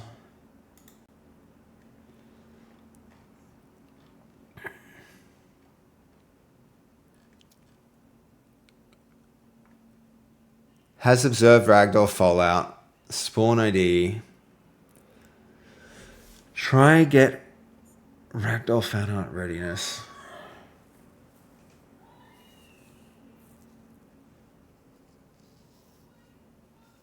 I mean, we should just retest to be sure. And it might also be this exception. We need to pay special attention to this exception.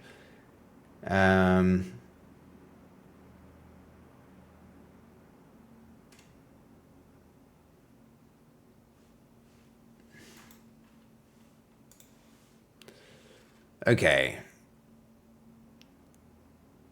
Tests a host and one client. The client is the victim and asserts that it sees its own unconsciousness. The host asserts that it sees the client-owned victim ragdoll. There is no second non-victim client test.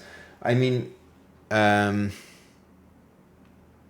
really wants two clients. It really wants to do this test with two clients. All right, quick run. What agent workflow app are you using?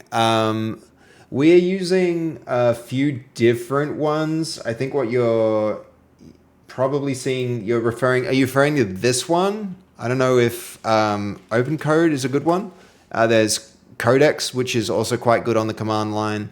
And then from time to time for bigger tasks, we'll use the Codex app. And I've been using that more lately, actually. But this one definitely can recommend it. Another really good one is Forge, Plaza TV, and welcome in. Also, welcome in. Good to have you. Yo, thank you for the follow. Thank you for the follow too. I appreciate that, man. Let me hold on. I can. Here's.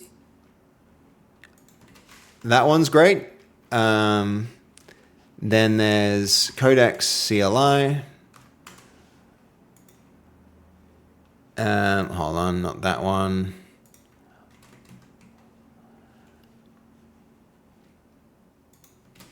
That one, and then there's also just Codex app.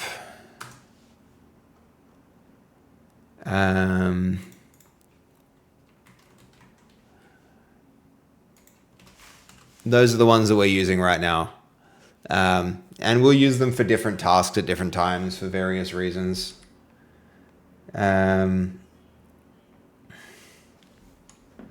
Yeah.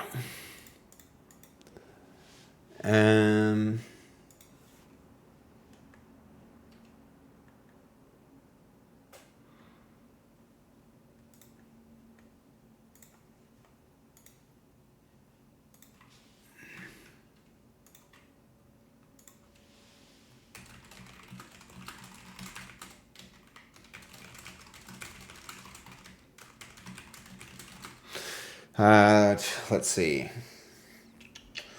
The window for the...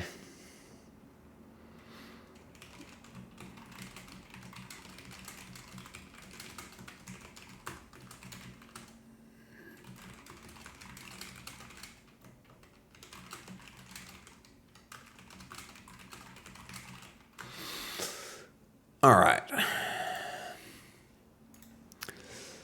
Do you think, do you find 5.5 is the best? To be fair, I haven't looked at Opus and all those other things too closely, Plaz, just because I can't afford multiple subscriptions. They're too expensive, and I don't want to go through those like token-based billing systems. So I have been using OpenAI's stack for a while now, and I have found it to be, if you work with it the right way, it can be really, really, really powerful. But there's a big if there. There's a big if there. If you're not doing the right things, it will feel, it will feel weak. It will feel like it's doing stuff wrong. It will feel like you're not getting the results that you want. But if you use it the right way, it is really powerful. Yeah. You just have to give it all the context that it needs. You have to give it all of the context and not assume, because it can be a little bit, it can be creative in the wrong ways. It can be very creative in the wrong ways, but with very rigid constraints and lots of context, it can be quite good. That's my experience of it so far. It's all about the prompting and and the way you use it that really matters. Yeah. And like, essentially one of the best things that I find you can do with it, and it's true with other agents too, but it's especially true with Codex, is you ensure that it asks you all the questions that it needs to do the right job. So you absolutely should be telling it, like, before we proceed, come up with a plan and ask me all of, like, this is what I want to do. And at the end of it, ask me any open questions that you have before you proceed. And then that will get you a better baseline. It'll get it working like a lot better to begin with as just a foundational thing.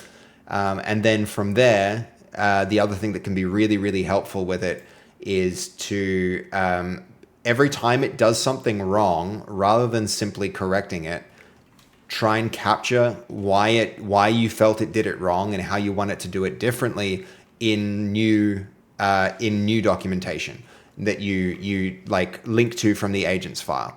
If you can do that, then you'll probably have a really positive experience with it. All right, let's leave that match and close this. And I guess we're going to rerun the whole damn thing, aren't we? Because I want this in 2 windows. That's what I want. Yeah, we want it like this. Yeah, very much so, Plaza. And if you get to you can get to a point with it where it can, like, if rather than like when it does something wrong, show it how to do it right, and then write new documentation for where it went wrong and what it needs to do differently. And then from there, like, keep iterating on that and letting it make corrections. Like, keep correcting it, let it make corrections, and then keep updating the documentation, and you'll get it to a point where you can almost just like supervise its output more than you author things like yourself without your hands on the keyboard. All right, we're going to knock out the butcher with the, here we go, unconsciousness, and he's out. Ouch, that looked painful. He hit his head on the damn thing, but this is still not getting the result.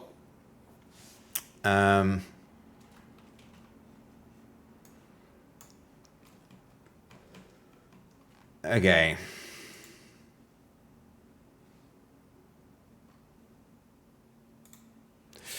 The host knocked out the client. Sorry, what happened? The host was knocked out by the client.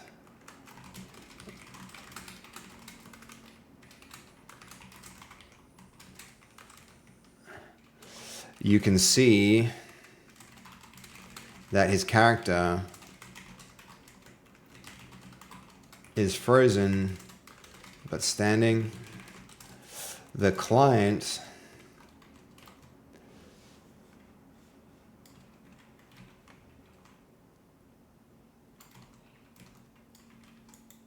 hold on, so the host knocked out the client. Host knocked out the client.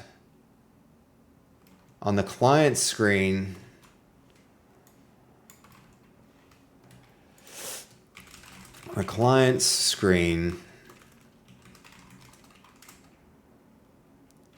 unconsciousness occurred, but it did not happen on the host. For the character who was knocked out,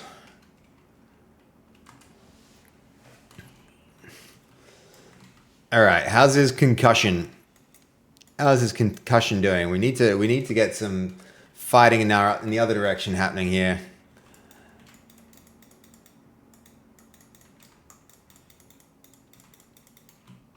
And he's out. That's so good. I love that. That's not going to get old, I think. That's not going to get old, guys.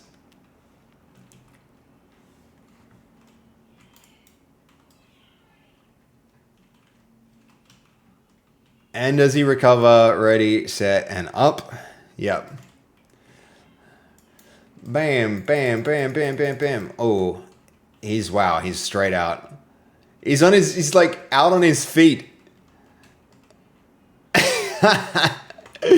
That's so funny when that happens. That's actually great. I didn't mean for that to happen.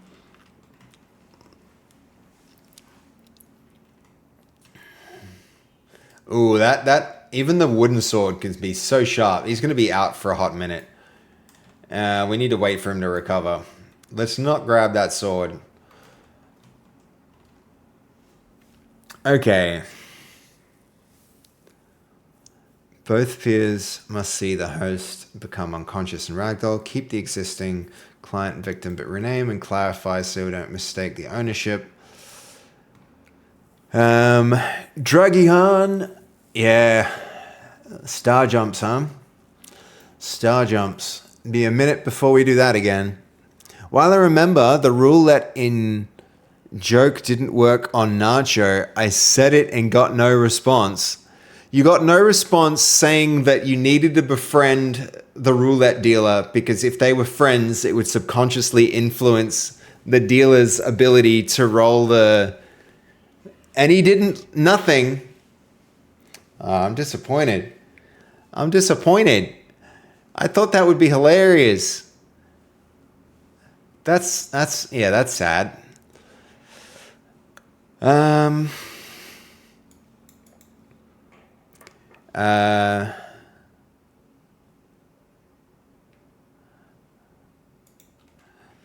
We also need to roll back any changes we've made to fix this problem that were ineffective.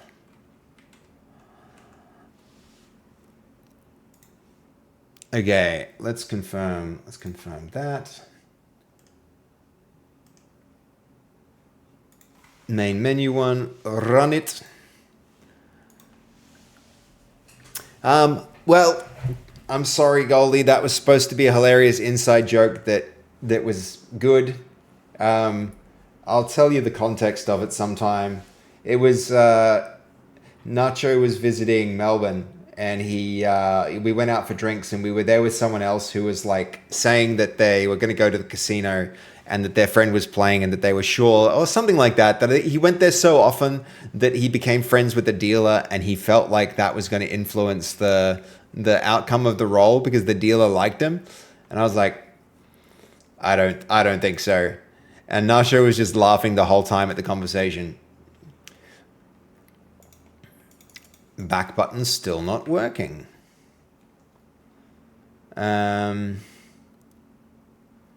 That is, but...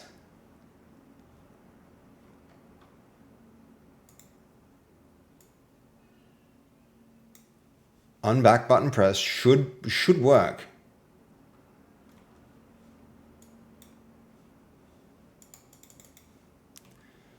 All right, we're gonna go check that ourselves. Character menu back. Signals.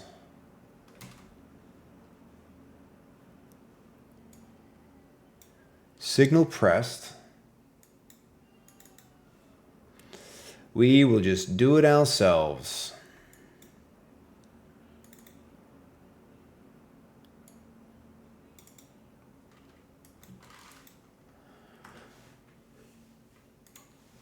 Okay, thank you for trying. Thank you for trying. I thought it would be hilarious. I thought that was going to be a really funny moment. I thought that would be good and would work, but it's all right. It's all right. Maybe next time. Play, back, skins, back. Yay.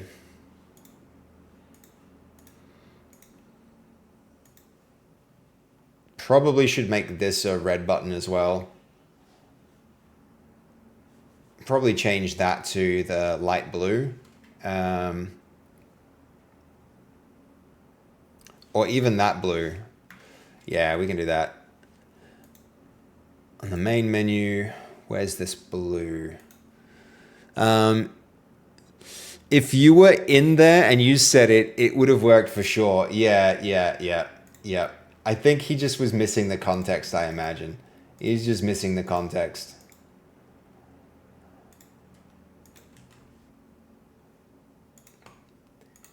I'm annoyed that these swatches have stopped working. Okay, we probably need to copy the button sample. So what's that style? So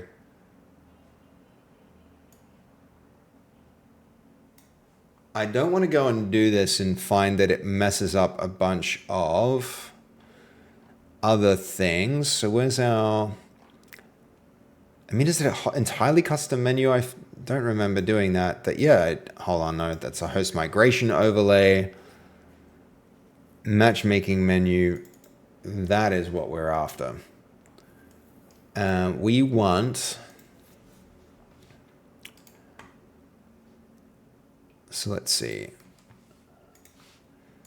And we'll stage everything there. Character menu. In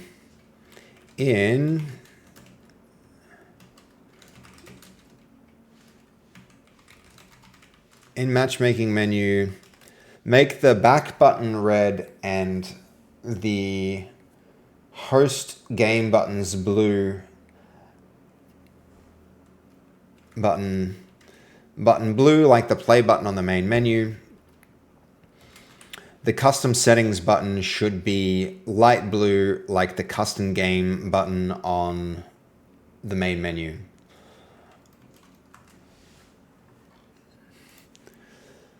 Okay.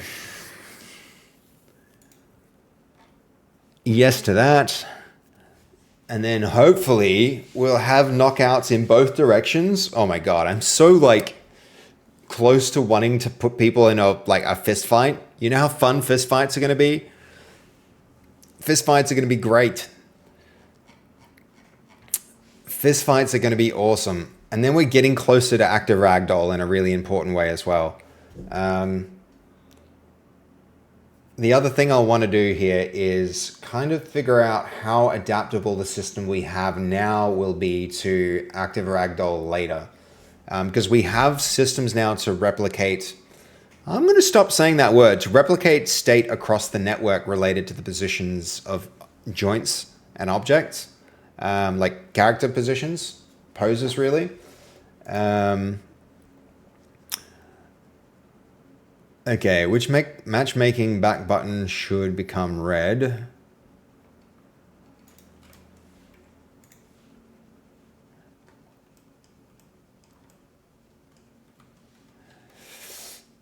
Matchmaking menu only has one back button, and that's the one I'm referring to.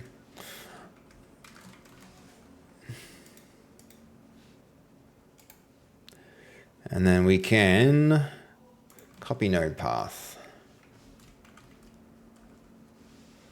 That one. Hello, Sergius. How are you doing? Welcome into the stream. How do you do today? I hope you're well.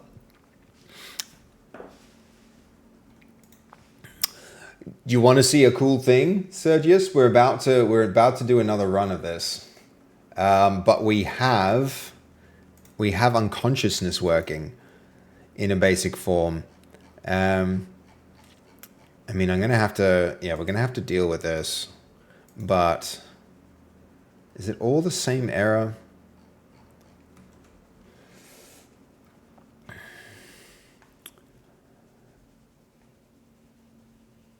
Main menu only, make the matchmaking menu only, make the back button red, make the host game blue, make host settings light blue.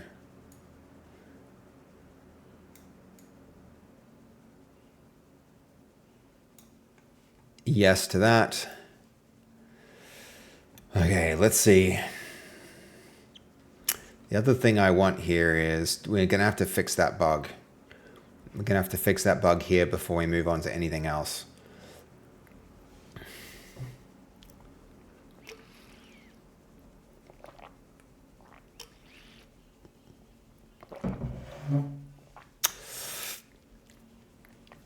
Okay.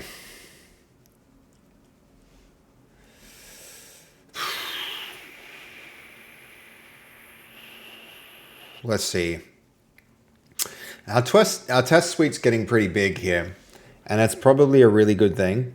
I might do one little review of there and make sure that the surface of our test suite is capturing behavior, like testable behavior instead of. I mean, I guess that's the difference between our units and integrations.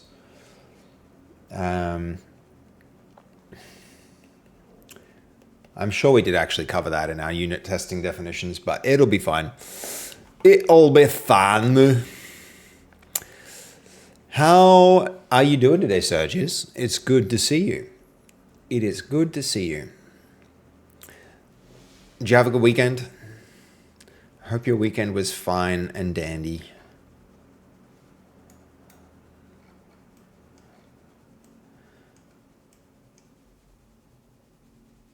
That'll do, I suppose.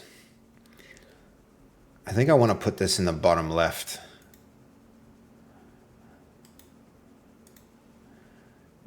We can just do a control. And I mean, I probably shouldn't be doing that because it's still screwing around here, but container sizing expand. And that puts our back button a little bit below.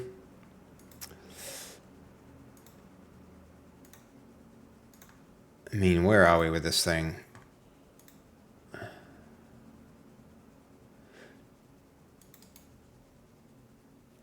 Yeah, we can put one little thing above this.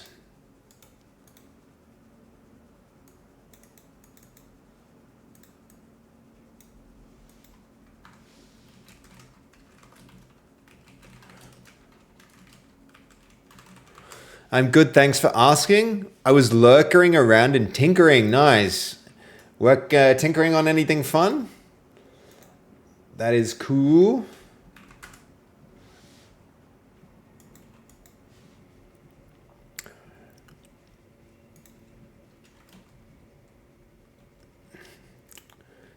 I think this header might be anchored to the wrong thing, honestly, because I've seen some situations where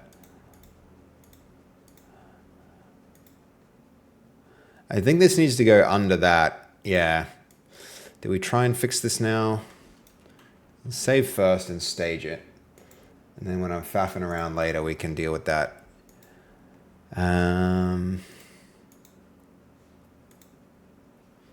Not that one. I do believe it's this.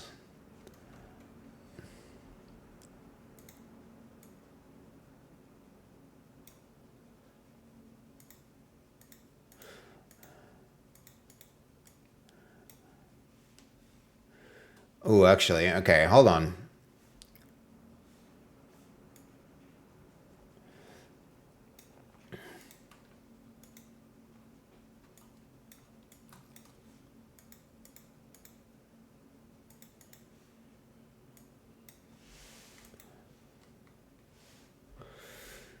That's going to be better.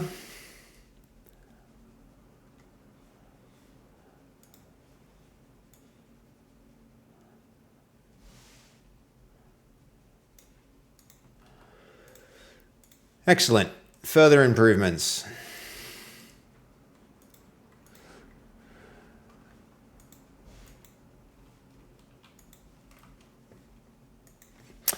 All right.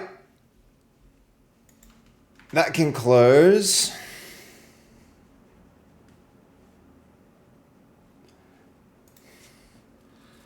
How are we doing?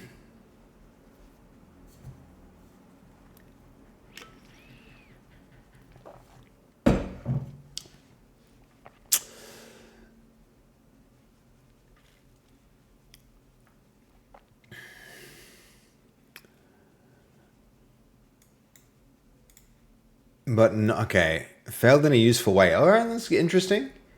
I'm going to adjust the scenario so the host remains alive briefly after its local success.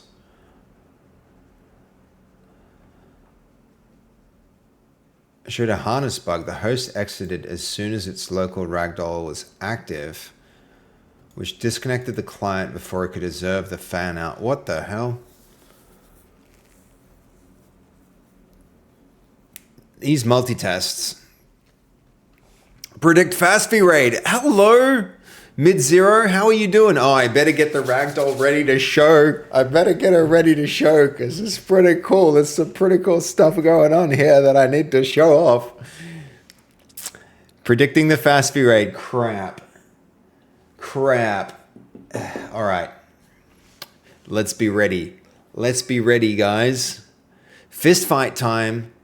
Yeah, should I, like, how soon, guys? Should I get it up and ready now? That soon? That soon? Do we preload it? He predicts she is yelling to go to bed. It's probably a fair prediction. Probably a fair prediction. Oh, hold on, wrong thing.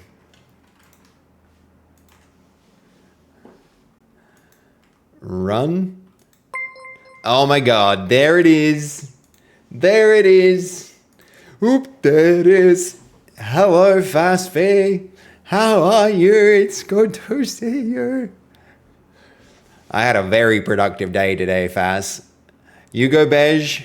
Good night. Good night. You want to see? I did the whole backyard today. The whole backyard. Look at it. It's much better. It's nearly all done. It's nearly all done. And I had a good gym. I hope you had a great day. I've got fun things to show everyone. Really good things to show everyone that are really cool. I don't know if Fass is going to stick around to see them, but we'll see. She's probably going to go, check it out, guys. We're working on, for those who haven't seen this, we're working on the coolest thing. Ready? You want to see like a big chunky barbarian dude knock out a... Yo, Shark, thank you for the follow. Thank you for the follow. We should have had Fast do the knocking out. We can have Fast do the knockouts. All right, check it out. We'll go outside so that we can get a big... We'll get a dramatic... All right, hold on. So, who's going to get knocked out? Let's make it... Let's swap these guys around so that this guy stands there and that guy stands here. Ready, guys? So the big mean guy is gonna bam, bam, bam, bam, bam, bam, bam, bam, bam, and then whoop. Oh, what the hell? That didn't work out. Wait, whoa! What is his body doing all the way over freaking there? How did he? All right, that's an issue.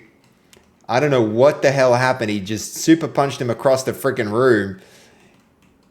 But we're doing ragdoll, guys. We're doing ragdoll physics. Finally, that was a terrible demonstration. That Thank you for the raid, Vaz. Did he get back up? Yes, he did. Okay, we're gonna try that one more time so you all can see this properly. Bam, bam. We need to add some like initial impulse for that unconsciousness. There he is. Face plant. And then we need to get the camera to follow the ragdoll body, and we need the ragdoll body to get up where it... But, you know, all of that after Seb used too much power on the last punch. Yeah, we're going to have to... oh, he's back up. He's back up. We'll do it the other way around. We'll do it the other way around just because consciousness is getting a bit too lost. Bam. Whoop. It's fun. It's fun. Fun times. Fun times, chat. Fun times. Yep. So we're doing Ragdoll. So that's the plan today. I don't know what happened there. I haven't seen that yet. But yeah, that's the plan. And then there'll be lots of improvements we make after we get the basic replication going between clients and servers. But yes, we'll see. We'll see what happens. All right, we're getting the test working. Should instantly where the host is state ragdolled instead of visually and physically ragdolled.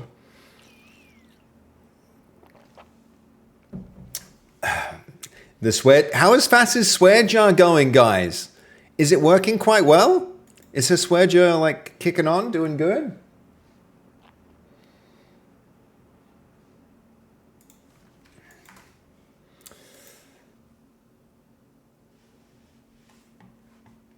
God of War, you used too much power on the last punch. You literally sent him flying meters away. You really want an answer to that? To whether she used the swear jar on the last stream? You mean? Yeah. I did like 402. Oh my god. Oh my god. That's a lot. That's a lot. It's yep. Well, to be fair, we've said ragdoll a total of 208 times over the last few streams. So that's a thing. That's a thing. You know, I can understand it. I can understand it. He was saying something bad about the misses, so I gave him hell, gave him the old 1-2. Yup. Pretty, I really want this replication to work. That's going to be very funny. Just face plants. Get off. Get out of here.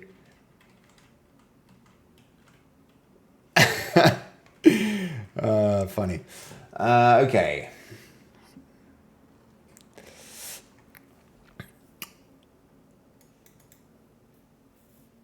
Let's see. Validation passed.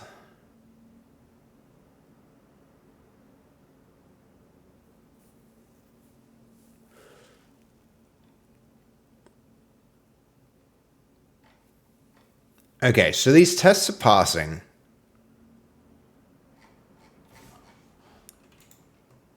So if these tests are passing, ensuring that the ragdoll state is being applied to characters on both the host and the client, why are we not seeing the behavior at runtime?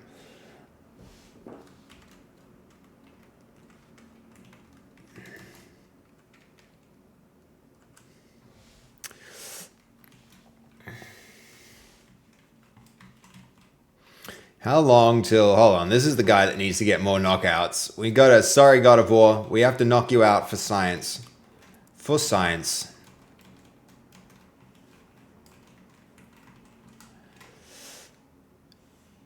Get punched. Get hit. Time to go down. Push. Fun. Fun. It's good times. Good times. Exactly, Goldie. 1, 2, 1, 2. Just give me some booze. Yep. I don't know why that isn't functioning. We need to be... I think we need to turn the accidental fist damage off. Same as the accidental weapon damage. We can't be doing that.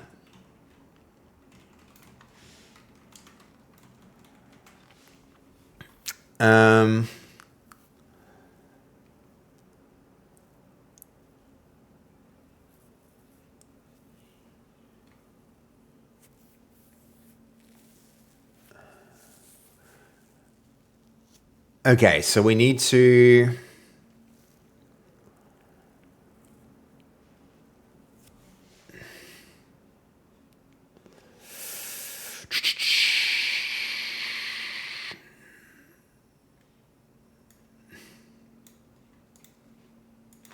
We need to prove that the mesh and skeleton enters the rat collapse pose for both the host and the client when unconsciousness occurs on a network connected session.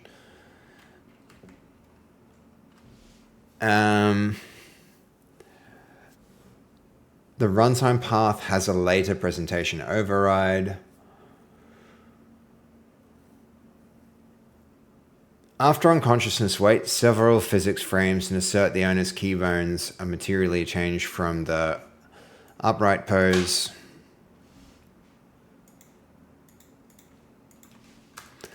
Let's expand onto that next useful test. We need to validate that unconsciousness actually occurs and that the ragdoll changes on both the host and the client.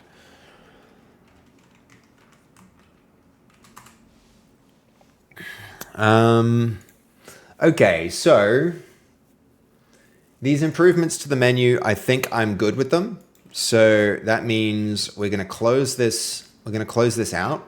I think the thing we really ought to do with it is ensure that the branch it's on, show in file manager, 2F08,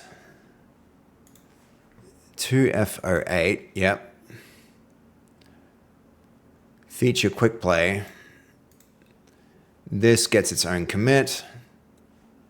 Add a quick play button to the main menu and improve UI.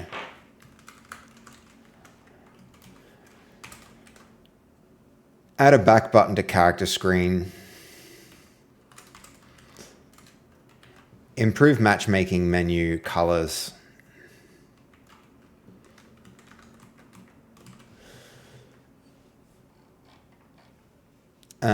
Good.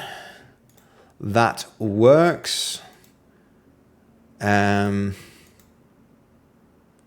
think then our quick play branch we can close out. Where are we? The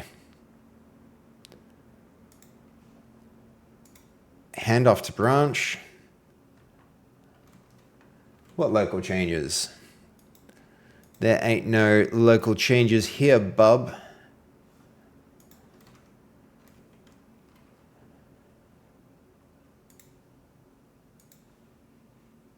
Matchmaking menu, yep.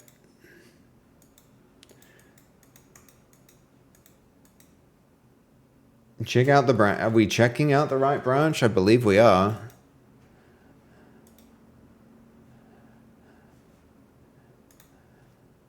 Ah, that's... yes. All right.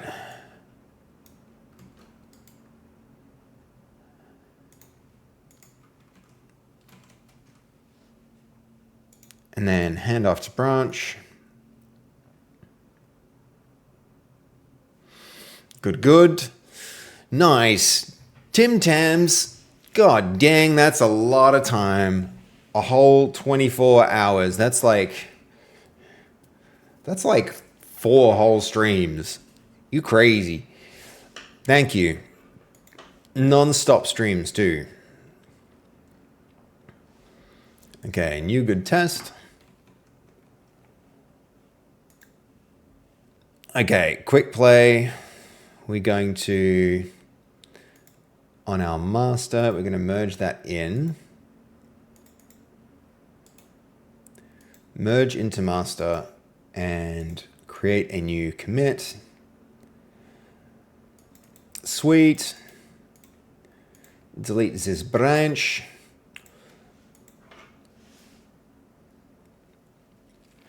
Hell yeah. Hells to the years. All right, upgrade characters can rebase. Let's do our rebasing. Where is it? The upgrade characters. Onto the master branch and merge any conflicts.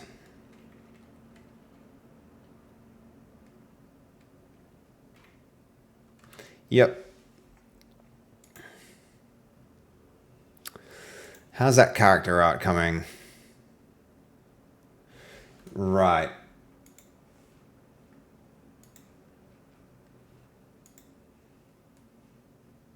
I'm going to download that. That goes into a very specific folder, actually. That goes to art, pipeline, characters.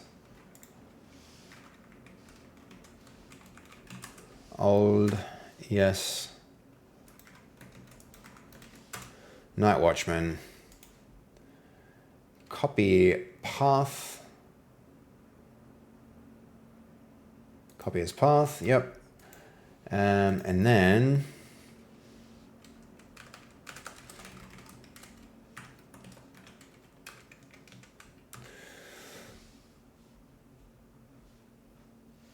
it knows the process. That should be fine. All right. Should we get that shield in? Let's get that shield in. Let's open this branch up. Ragdoll death. We handed one off now, right? That should be okay to close out. Settings. Okay, hold on. Which one was it? The rewire main menu.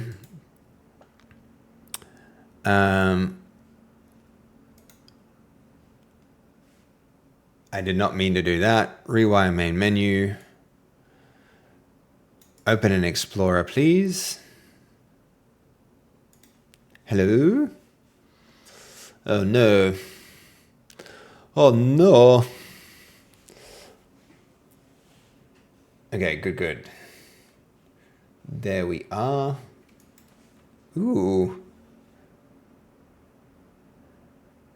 Did it actually close out the work tree then? Work trees. This one might be good to delete. No conversations on it.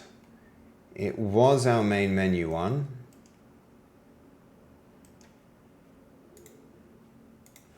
We'll confirm that.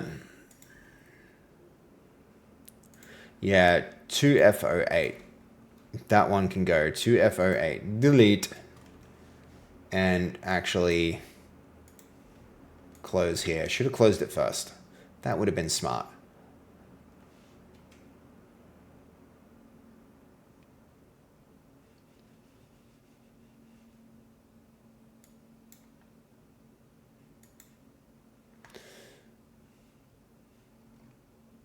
And we also maybe have another one here that's not using anything. I feel like it can go. Let's see, we can close the 2F08 one here. If we open this repository, it's not a repo.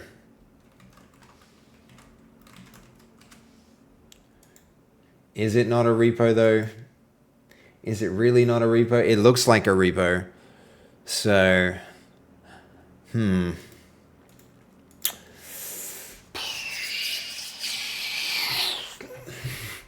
Okay, what do we do with it?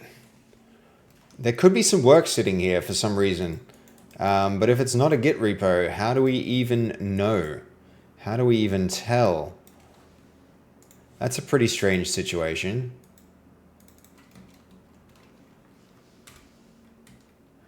And it's not one of these, so...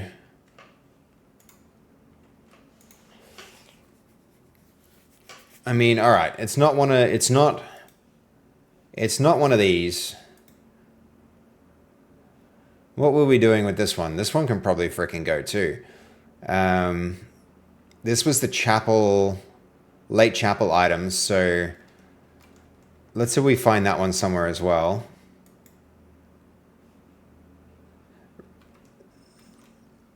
Yeah, probably can go. So if we close that.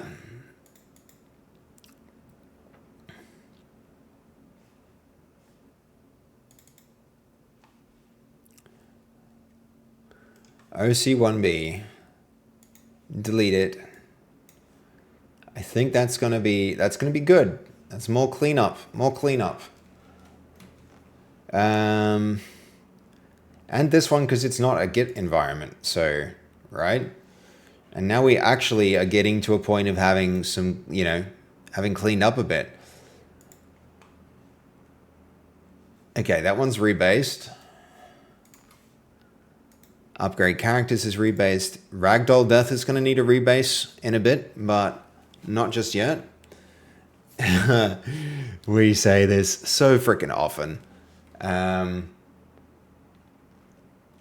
The other thing we can potentially do here is on an independent branch, we can trigger the death transition to the ghost. When a character dies, turn them into a ghost. We could do that on a completely new branch. Should we? Or is it too conflicty? There's already hooks in place. I feel like it's very doable. Okay, so...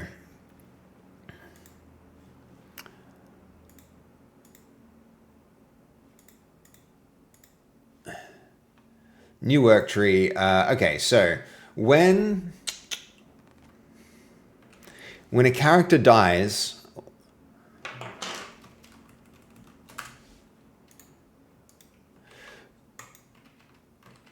When a character dies, we want to...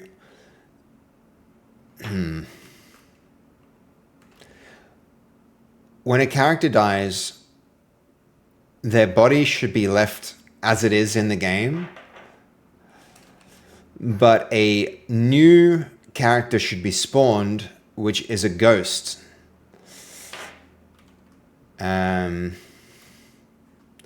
Which is a ghost. The player should assume control of the ghost.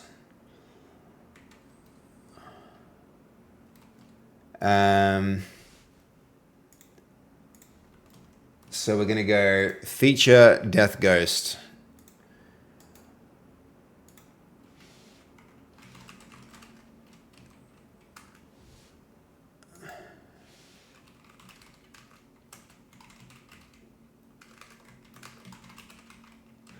Death Ghost. What a sick branch name. What an amazing branch name. Seriously. Can you think of a cooler branch name? Death Ghost. Okay. The player should assume control of the ghost. Let's first do some detailed design work to make sure that we've got everything straight before we move ahead and implement.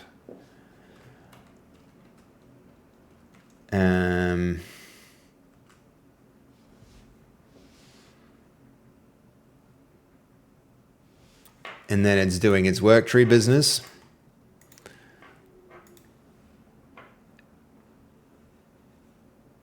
Or is it? Where's my death ghost, damn it?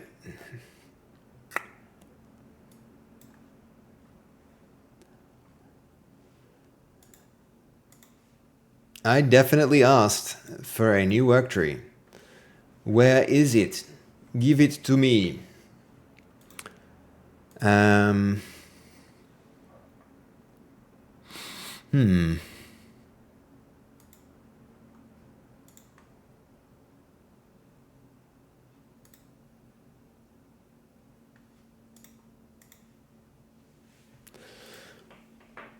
I should be seeing it, but I'm not. Fairly strange, guys. Fairly strange.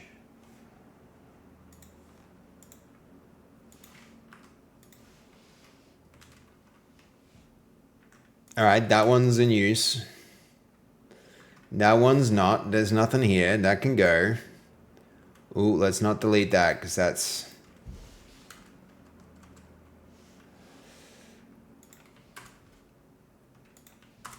There's a lot of these still in use. Far more than I see here. We've got 1, 2, 3. And then we've got 1, 2, 3, 4, 5. So there's 2 extra ones. One of these is this one. So DF3 we leave alone. That one we leave alone. That one we leave alone. That one we leave alone. It's going to be this one, right? Yes. It's only like half size too. Let's see if this is recognized by source tree at least. I don't see it. I don't see it, guys. I don't see it happening. I guess the death ghost doesn't want to be seen. Correct. It's a stealthy death ghost. Do I delete this? I'm so divided about whether I do. Maybe I do because that's the smart thing to do. Or maybe I don't.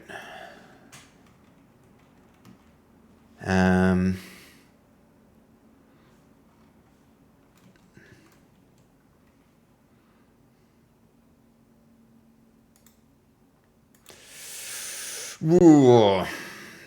Do I delete?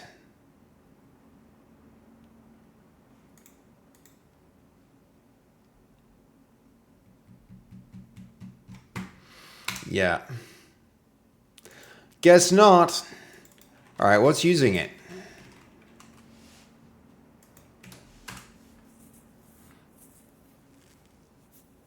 It's amazing to me that this functionality isn't built into... It's ghosting you. That's funny. That's a good one, Masho, man. That's actually hilarious. Okay.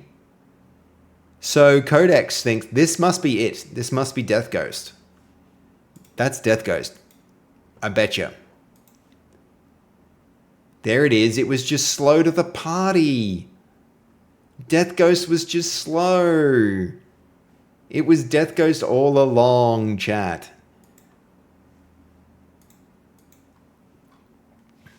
It was hiding. It was ghosting me. You guys are correct. Man, I need to turn the heater on. It's so cold. Be right back.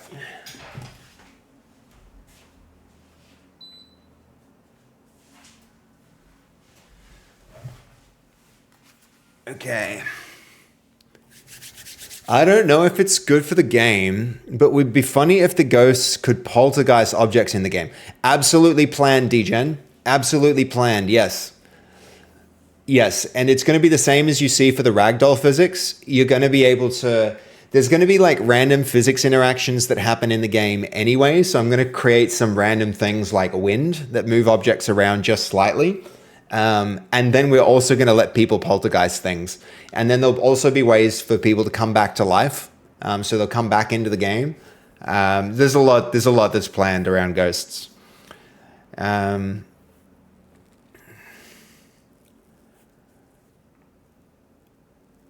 Okay, as a non-controlled damage target.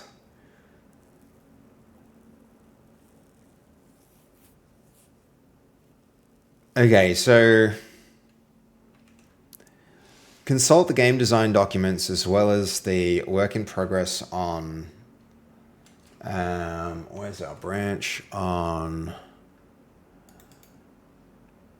branch name, copy branch name.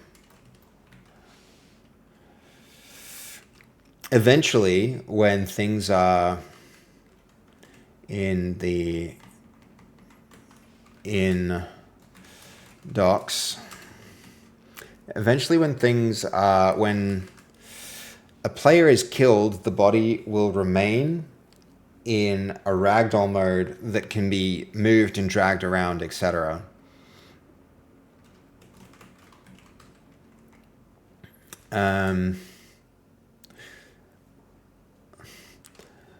There will no longer be a player controlling the character, but the ragdoll version of the body should remain there. It should behave just like a character in the unconscious state.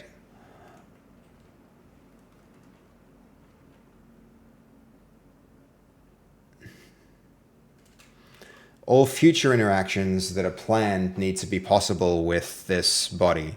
So it will essentially be a character without any inputs that are received in ragdoll mode.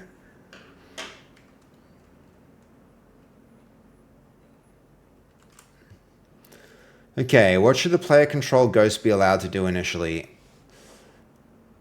Move only. I mean, we can start it with full controls. It would likely be simpler to initially implement this as a existing character control with no changes or divergence. So I would say for now, full controls. Later we can implement restrictions that start to handle ghost states differently from other characters, but that's not in scope for this first slice. Okay, where should the ghost appear when death happens? At the body. Preserving orientation. Eventually the body is going to be in a ragdoll state when the ghost appears.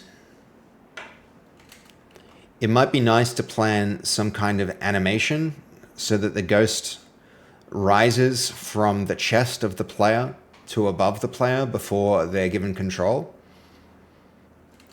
This need not happen in the first slice, but we should do some planning around it. Okay.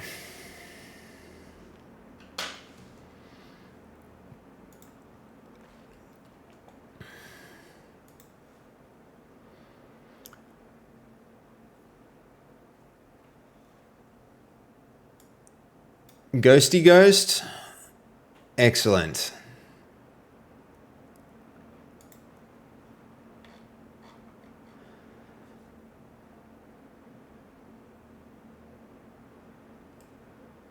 What is this one actually doing? I need to go back and think about what's happening here. Oh yeah. Implement this change.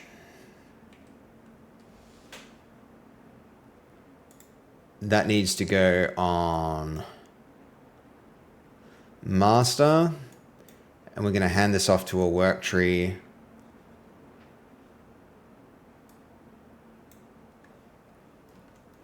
Let's go make a new feature there. So,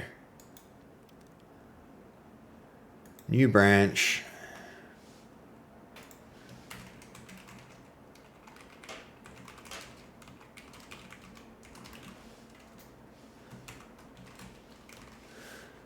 Character pipeline saving.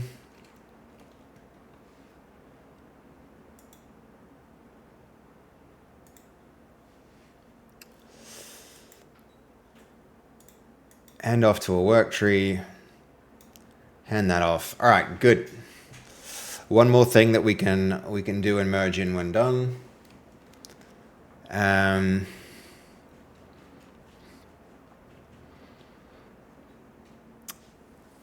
Not gonna lie, that's a lot of active branches.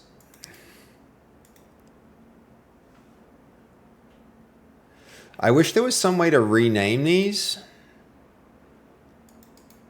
Probably can do it with the command line.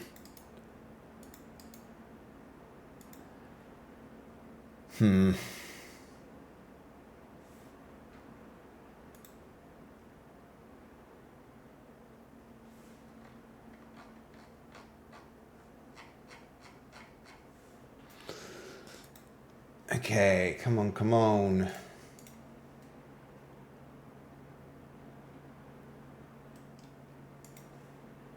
Hand it off to work tree. In that case, implement this change. Nice.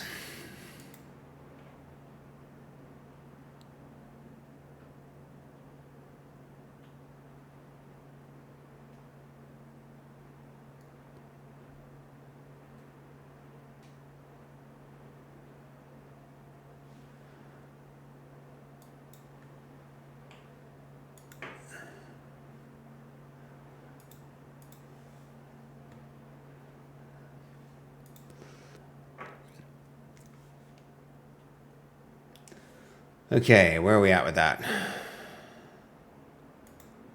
I think this one can unpin. We've done that one. Round shield probably goes up, and we can do other items. We could do some other shield types while we're here. Content order discovery. Did that get done? I think we kind of already did this, right? Content discovery. Let's go look at our branch history.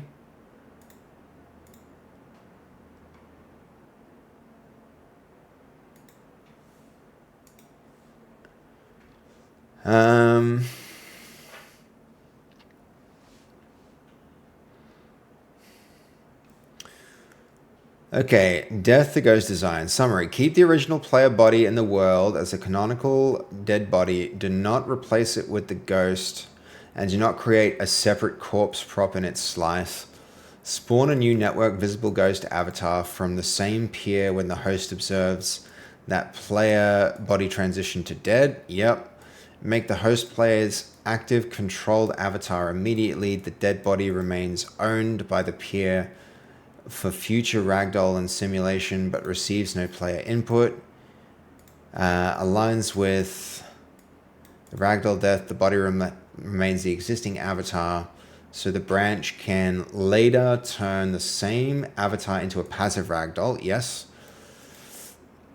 Add a spawn record with spawn ID, peer ID, source ID, domain. Yep. Domain, room ID, stable ID shape. Serializer, yep. Add the host side death handling.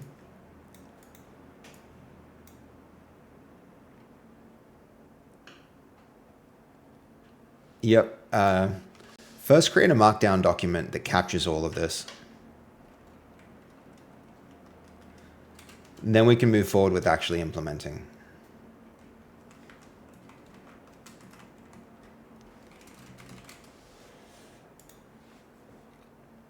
Okay, round shield item. Should we do a new shield? Anyone keen for more than one shield initially? We could do it. They're going to be basically the same thing, but they're, you know, they can look different, so that'll be cool. Okay, there's our original. Opens this in chat. Okay. Shield types again. I think I want, in a style similar to this one, make a rickety wooden training shield.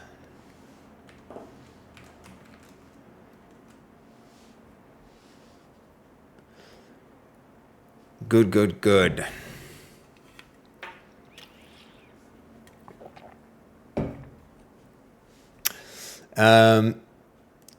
You have now a Templar shield? Medieval style, right? Correct. Yes. I'm thinking like one of these designs here, potentially. Something like that. Except for the riot shield, or not the energy shield. I don't know why somebody thought it was a good idea to put those in a list of shields. But we could do like bucklers. I think I'm going to do a second round shield, and I'm going to make that round shield look really janky. And then maybe like a more typical, what do you call it? Those knighty shields, the heather shield. So no Viking style? No, we could do Viking style, Goldie. But Vikings used like a lot of round shields anyway, right? Beaten to hell? Yeah. I mean, this next one should be like a, like that. Okay, so remove the metal rim. This should be entirely made of wood with no metal.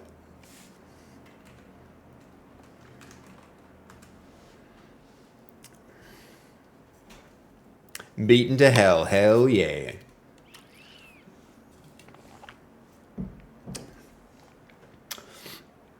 Viking use small round shields, if I recall. They do indeed. They did indeed. Yes.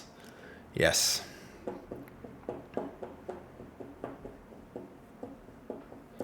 This is the poor man's shield.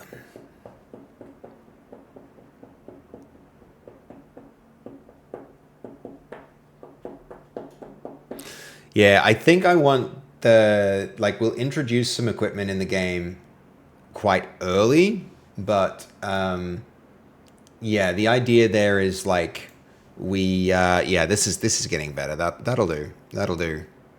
Um,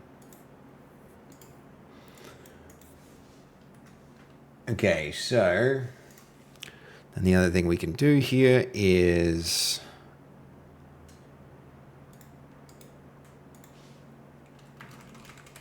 weapons.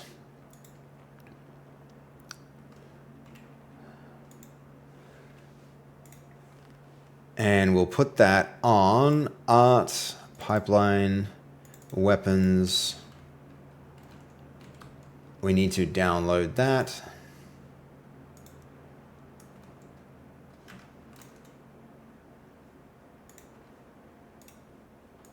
Did that download? No, so that's a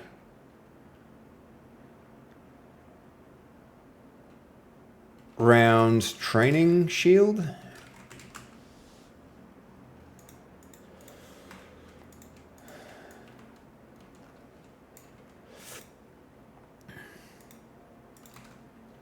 Copy the full path. Repeat this same process for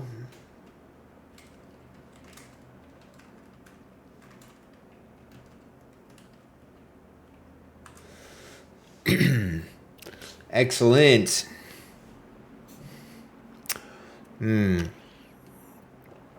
Okay, hold on.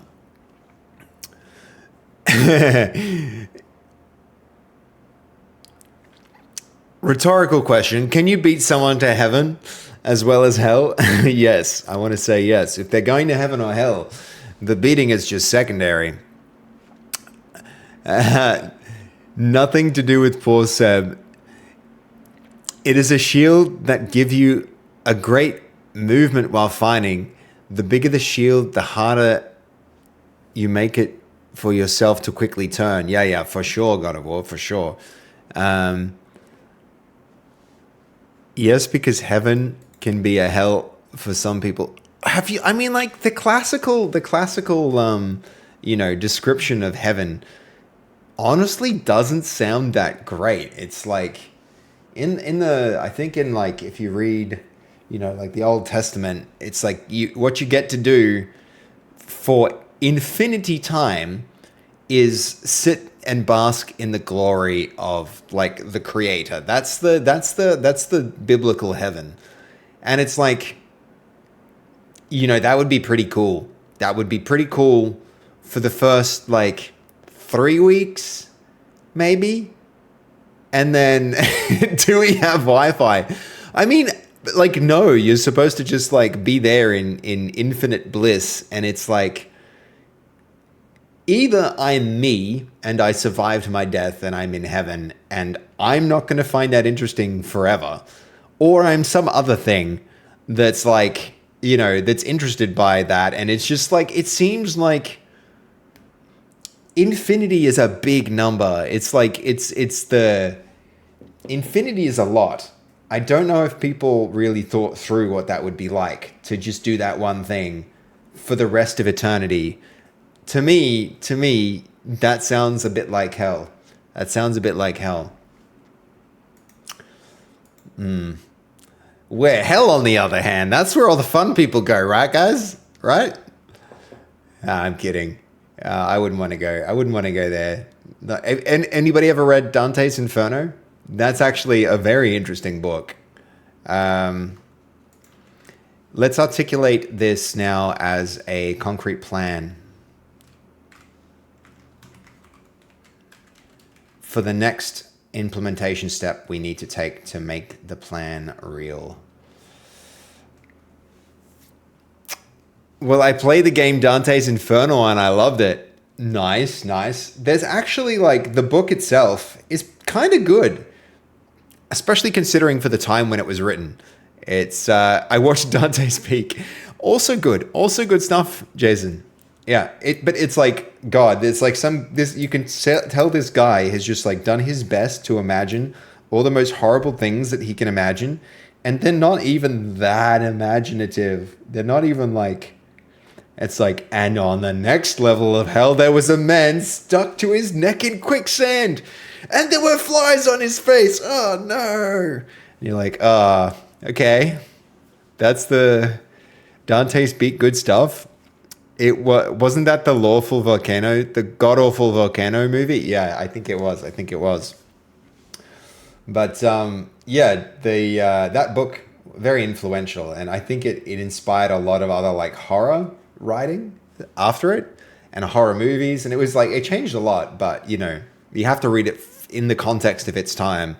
There was some other really terrible stuff. There was like a guy who's like Sisyphusian kind of thing, where he's like chained to a rock and buzzards were picking at his face or something like that. But you know, ooh.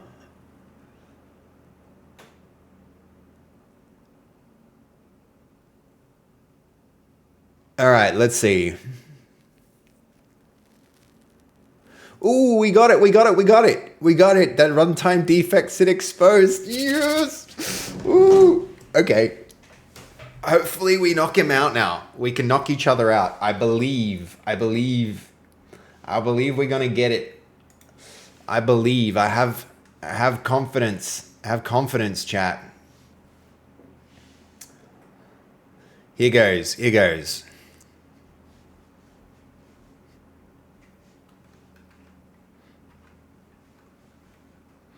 I need another mode where it's like just the game without any clipping from things. Maybe this is that one. Okay, play matchy-makey, play matchy-makey. We're going to same two brutish guys where I don't mind watching them knock each other out.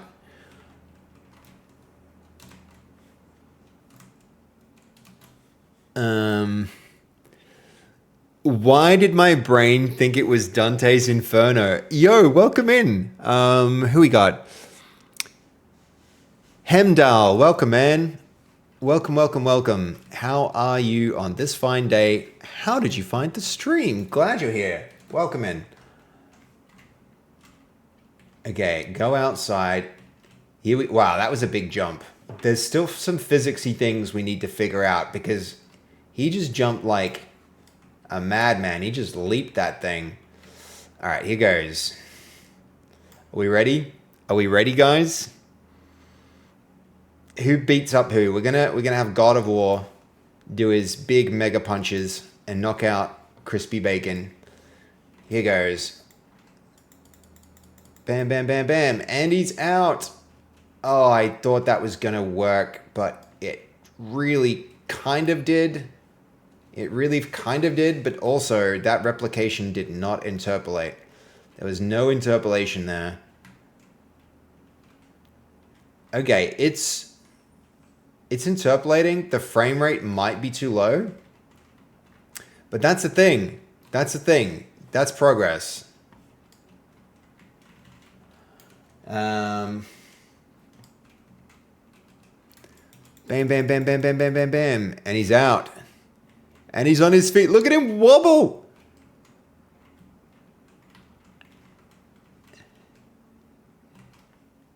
That's a start, guys. That's a start. How is he stuck on the... Oh, he's not. There's a bug there.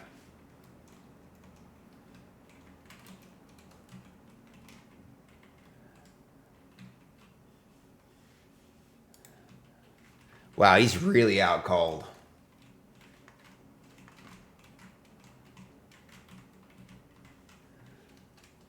He'll be back in a minute. He'll be back. Okay. Most likely, yeah, hold on. Yo, was in a random stream, feeling sick, crashed out on the sofa, woke up here. Welcome in. We're making a computer game. We're currently dealing with some of the most entertaining stuff that we can do in a computer game, I think. We're going to be doing Ragdolls physics, so... When you get punching and knock them out, then they're like out on their feet. He just body slammed him. Funny. Okay, the butcher's really not replicating state quickly.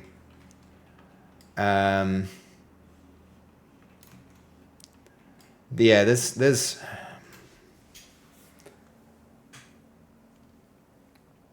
is probably like a fairly big issue that this isn't coming through. Um,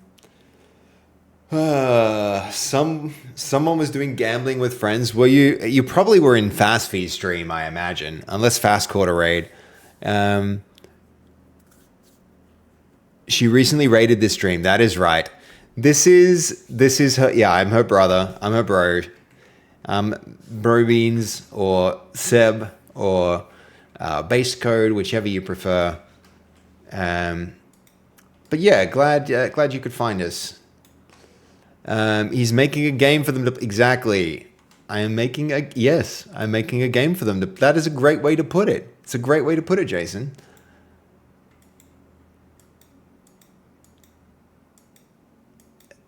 Okay, come on, get knocked out. And he's out. Okay, that one worked. That one worked a bit better. The network state replication is an issue. I mean, that's kind of working, but the frame rate's so low. The 10 hertz is not enough, and at some point it disconnects. The replication stops. And now he's never going to get up because the fist thing is, his fists are hitting him.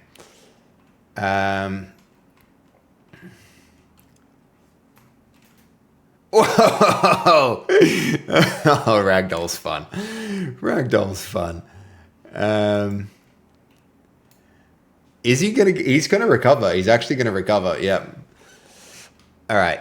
His turn. His turn for fisticuffs. And stay down, God of War. We need to use your skeleton in some fist fights. One of these guys actually does turn into a. Where is it? Which one? Yeah, this one's actually the monster. See if he has little punchy hands. And he's down. And I don't think he'll be getting back up again this time. Oh, he will. He will. It'll take a while, but he'll do it. Oh, I know what's happening here. There's an issue where it's not... There's like a missing greater than or equal to here. He might never recover. I think he's never going to recover.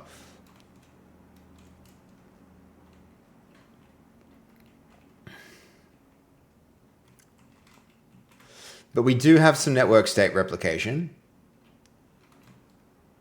One of them has him recovered, the other one doesn't. So that's an issue.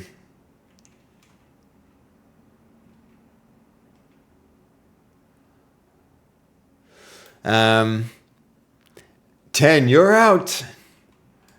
That is correct. Oh, wait, he's back up. He's back up.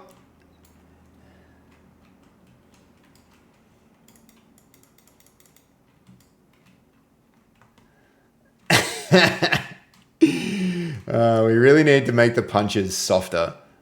And somehow he just got knocked by the hand, I think. He got tapped by the hand, so he was actually knocked out himself for a hot minute.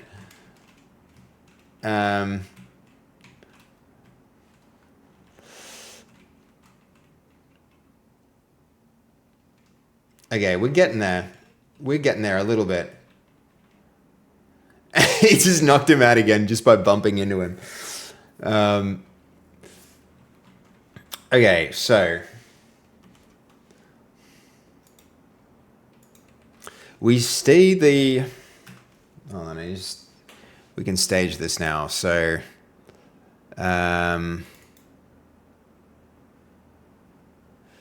we don't want that one. We want this one. So,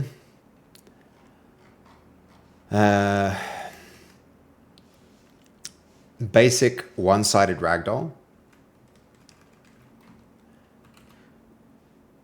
Players who are knocked out go ragdoll mode. Only applies to character who is knocked out.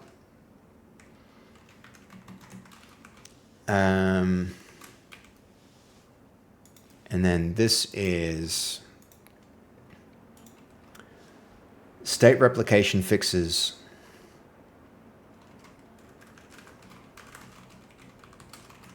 application fixes both C knocked out, low frame rate needs fixing. And then, okay, so we now see the state replicates across the network, but the refresh rate is very slow. It seems that sometimes it becomes desynchronized. And there's no interpolation between the received frames. So the ragdoll looks like stop motion instead of smooth motion. Okay.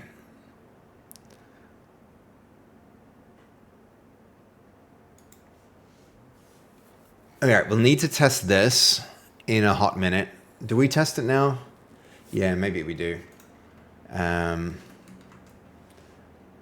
where's that with fork? File, open repo. Select folder.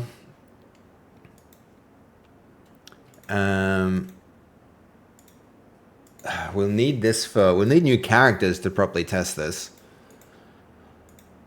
Maybe we do this we can rebase this onto the character pipeline branch and then use this on the new characters. So let's do that. We're going to rebase onto, otherwise it's going to be really hard to test this. We're going to rebase this onto upgradable characters. Rebase this onto copy that and resolve any changes.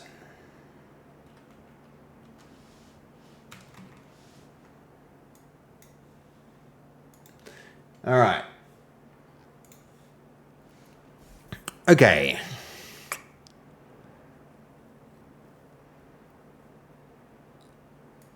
I'm not even seeing it at 10 hertz, honestly.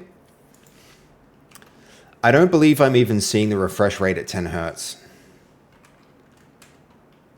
10 hertz should be enough for smooth animation, but we probably see about wow,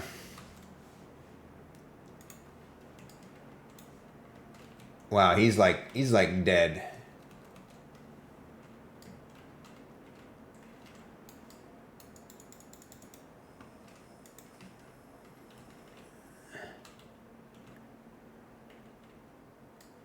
Oh, you know what? Maybe that is about 10 hertz.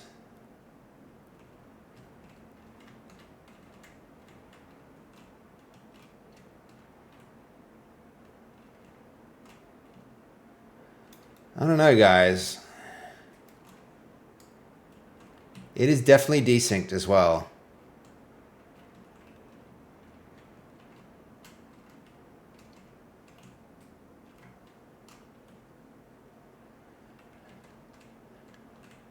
It pretty soon becomes desynced too. Let's rerun this.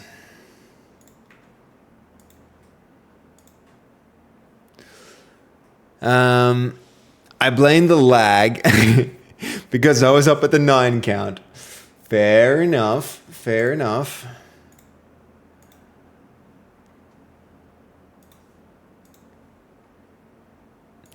Oh no, we're gonna watch a girl fight because I can't keep hitting that random button.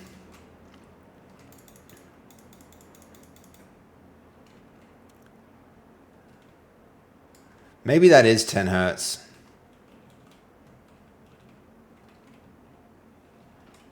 Let's see when it stops. I mean, okay. I don't like to see fast and fruity fighting.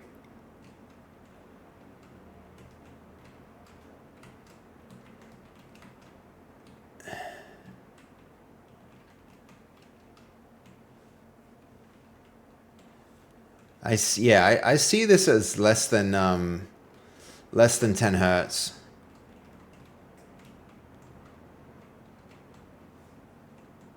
And desynced.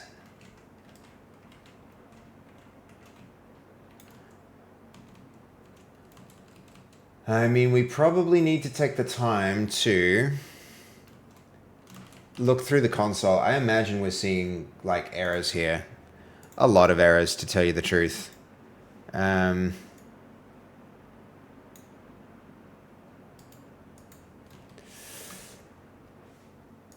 Okay. 10 hertz should be enough for smooth animation with interpolation.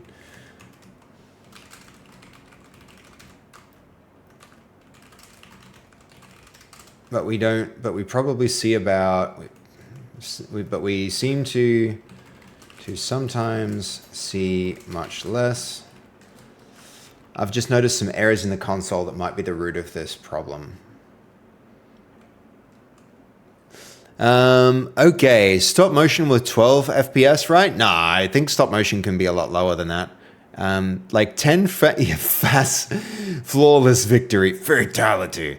It can, I think you'd be looking at like 4 or 5 frames per second for old stop motion.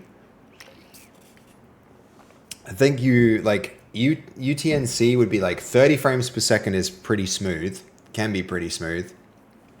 For us, 10 frames per second is completely sufficient as long as we interpolate.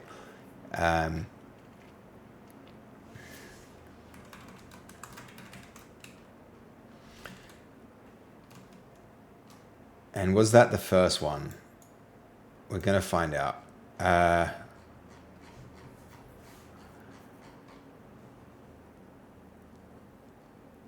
So lots of these.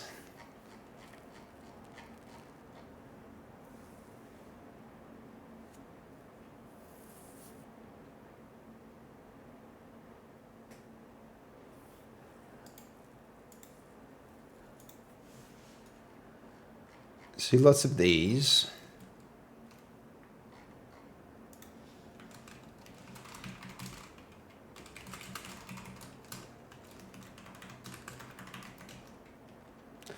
But seems to be the actual cause of the desync is that, okay.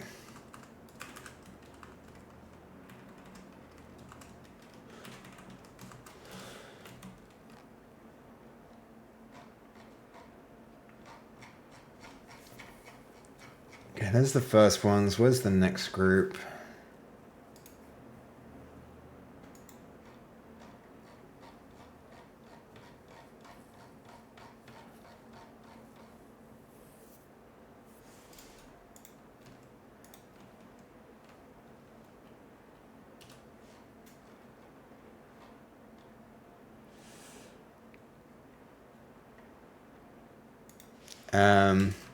If the host is rejecting frames from the animation, it can explain why at a point they simply stop matching.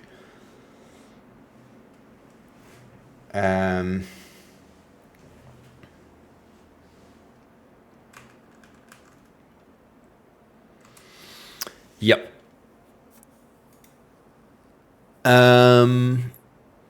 Yo, how you doing, boxing exercise coach? I'm sorry I took a minute to...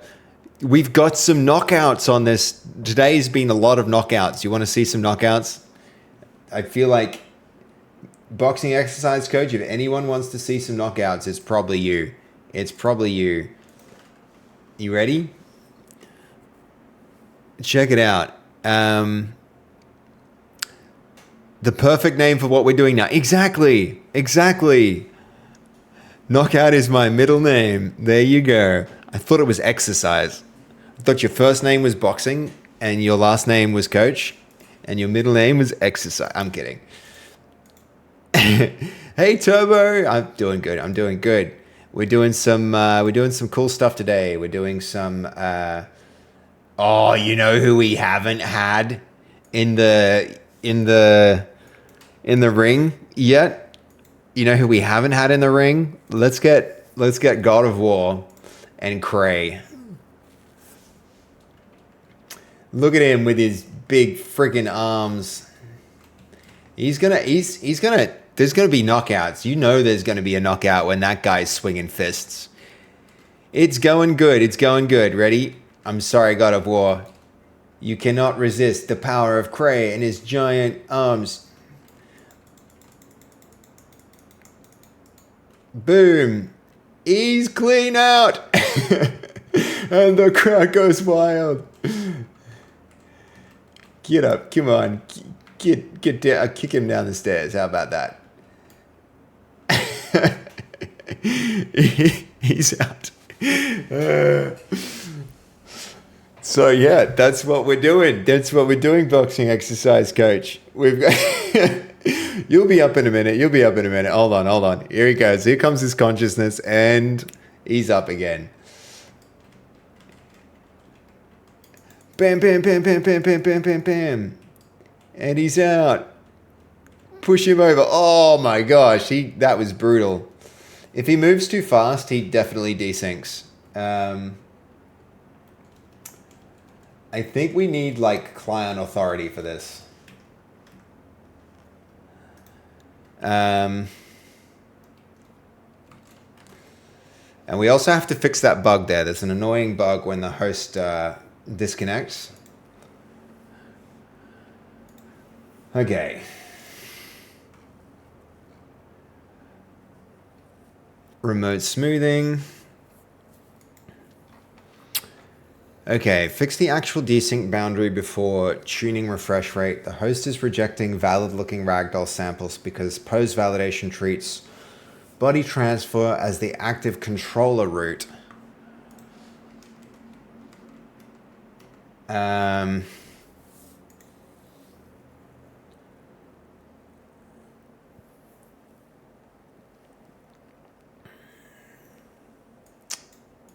Refine Ragdoll poses during the down state. Try from hips with the... Keep validation strict.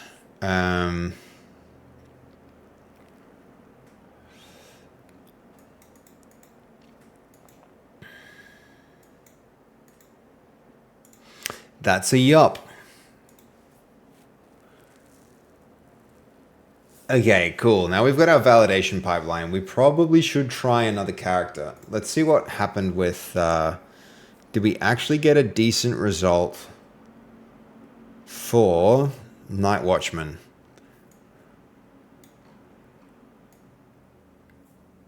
You know what? I'm tempted to just... the fingers. Those stupid fingers. We can't get the fingers right on this character. The...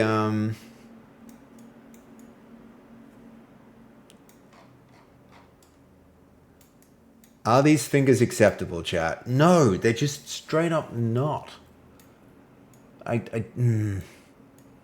Looks fine from the front. Looks okay from the side, but if you consider it from other angles, it's just not a... It's not a go. And I cannot be bothered redoing that geometry. Yo, in and out this time. Thank you for swinging by. Exercise coach, it was good to see you. My man leaving for now. Okay, all right. See you, dude. Thanks for swinging by. Appreciate you. Okay, where are we? I need to commit to one of these eventually. I mean, this one might be kind of okay, just because the glove could be weird, but I don't like having a weird glove. And also, we didn't fix his neck stuff. So, probably still not accepting this character.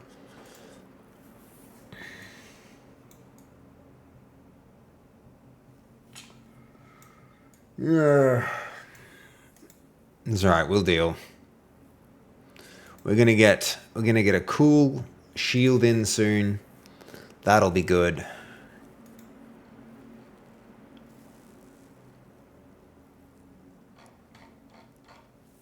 And on that branch, we might just want to check out the shield anyway. Get a look at what happened with some of this code here.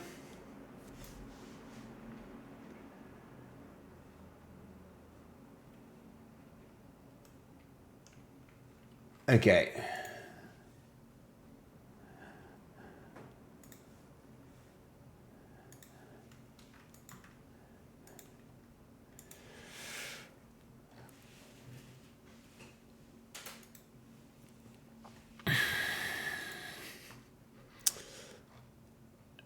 Okay, next slice. Ghost Spawn Contract Foundation. Implement the smallest real code slice to make the Ghost Avatar a canonical network spawn concept. This slice adds the Ghost Spawn record, serializer registry support for host migration remapping, but does not yet spawn the death or change the avatar. That gives the later death runtime, avatar materialization, room travel, damage projection, and stable public contract to build on. Yeah, okay, we can go with that. The other thing that we need to consider is one thing we've not considered here, which is important, is host migration and reconnection. If a player leaves and resumes, they should control their ghost, not their corpse. Not seeing...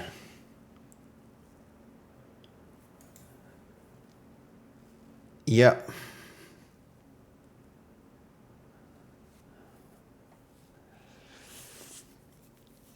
Okay. That'll do. That'll do. Character pipeline is now rebased. What do we have to actually go with here? Do we have any new models that we can use? I feel as though no. We might just not.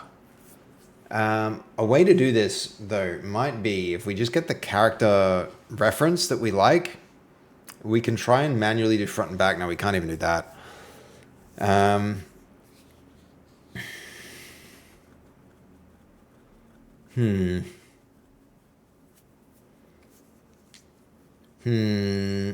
What we can do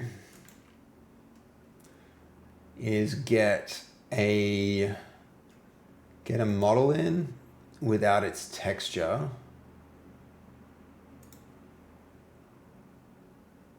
No, we can't even do that. Not enough, no retopology yet. Okay.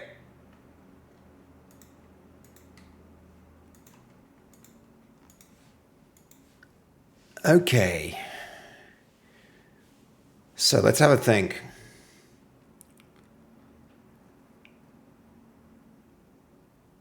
So ability icons here.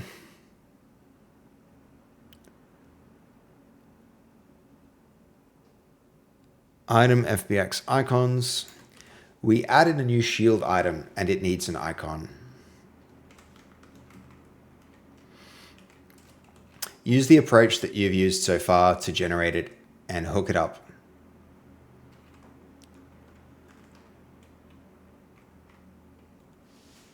Okay, let's just check. Did this actually do all the...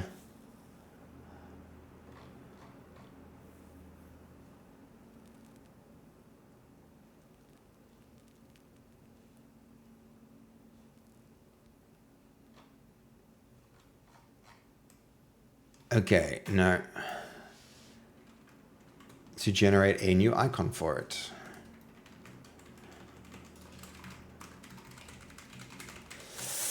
All right. Cool, cool.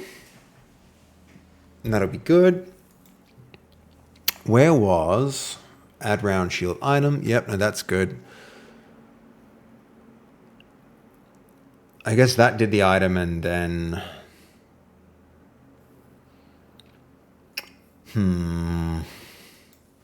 We'll be able to do that ourselves in a minute. So, okay.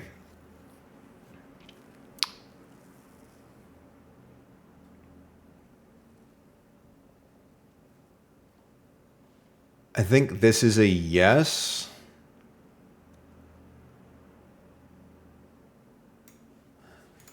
Yeah. Cool. We are starting to get some complicated concepts in. And the code base is actually starting to get complicated too. We're going to need to do some review on a few different things.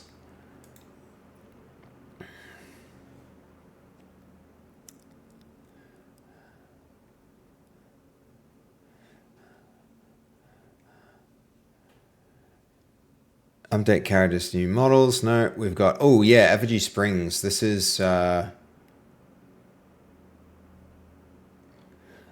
did we delete this? This must mean one of the ones that we... Alright, so...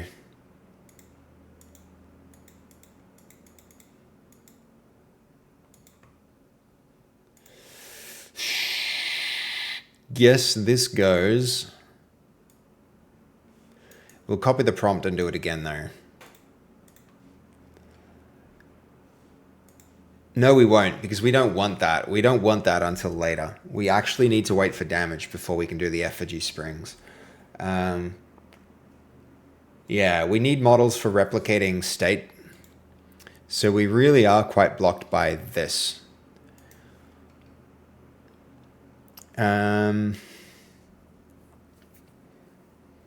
We could start on blocking. We could start on blocking on an independent channel. I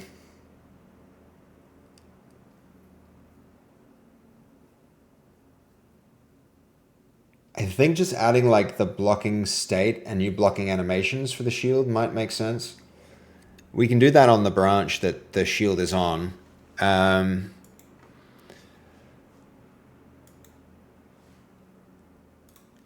I need to get a look at that one. So that's CDOD, CD0D, CD0D, no.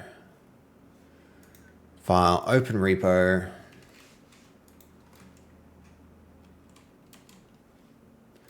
CD0D.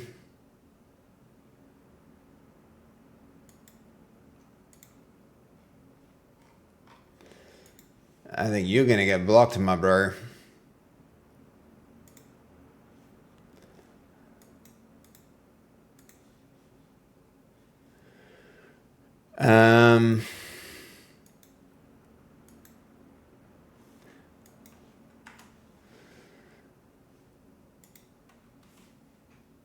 Okay, hold up. Where's Codex? Where does that got CD0D? I want to open an Explorer. That's the whole path for it. That gets added here. File, open repo, select folder. You're off to bed. Good night, Goldie. Sleep well. Even tired after that coffee. Nice, nice. Okay, so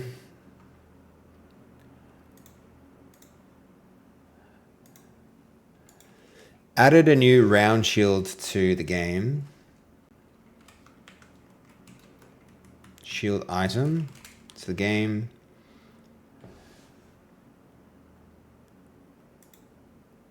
We need to, so this is going to be blocking. Feature blocking. Hope you have a great sleep, Goldie.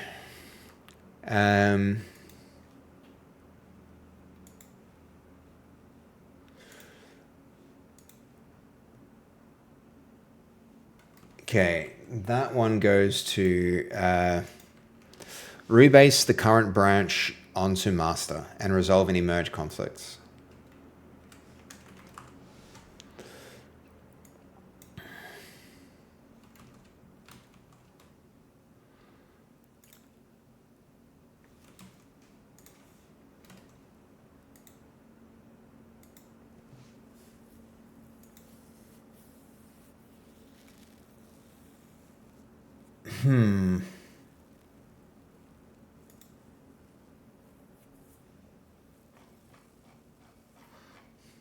I think the rejected pose is because the body moves too far from the character itself. So we need to like consider the center of the body. I mean, yeah, I've got some insights I need to add to what this is actually doing. I'm sure it can figure it out for itself, but...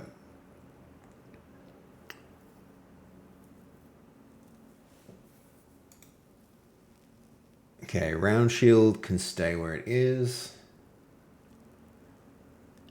I do wonder what happened with that character, though.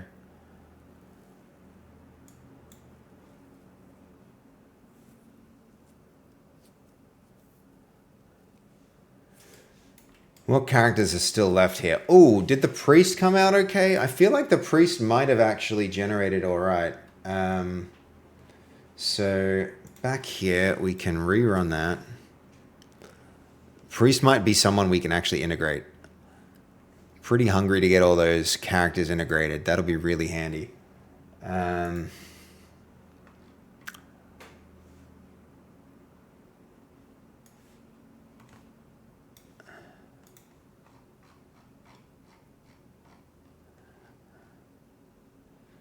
Here he is.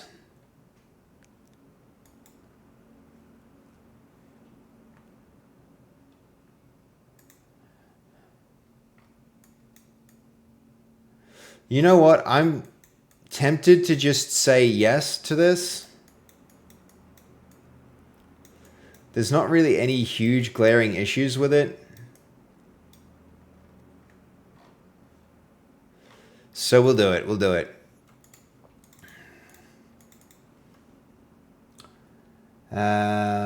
We need... I'm going to go with Accurig.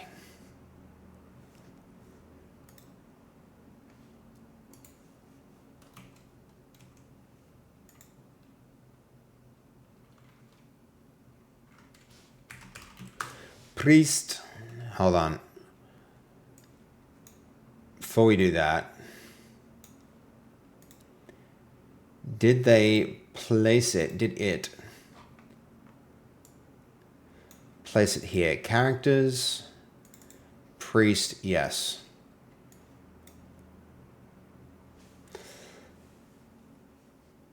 Force symmetry. Rig body.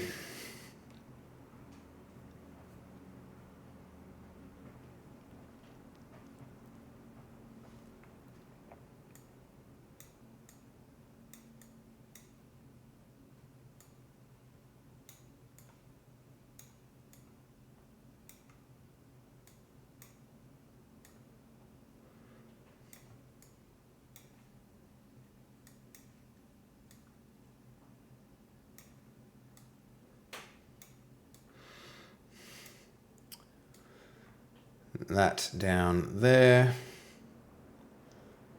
That more there. Oh, god damn it. Midpoint placement was on. You know what that means. It's all going to go to heck when we change perspective. Only really went terribly on the feet. So that's a better result than we usually get. And let's see from the bottom.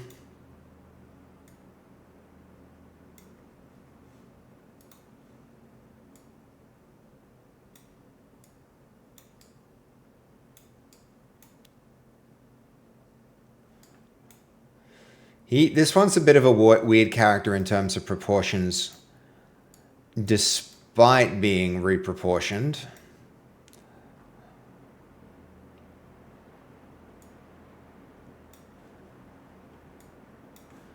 All right, let's see. No fingers. Next.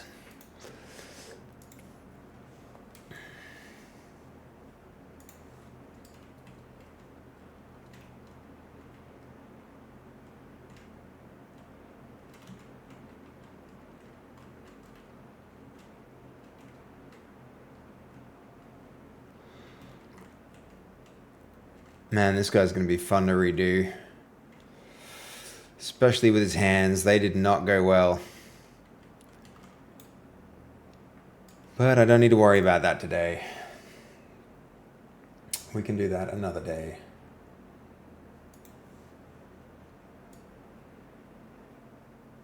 Does he look... I think he does. He definitely looks better. His motion is definitely already better. Um,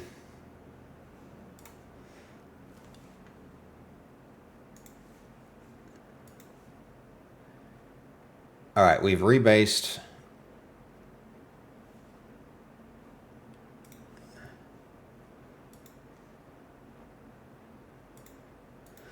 All right, blocking.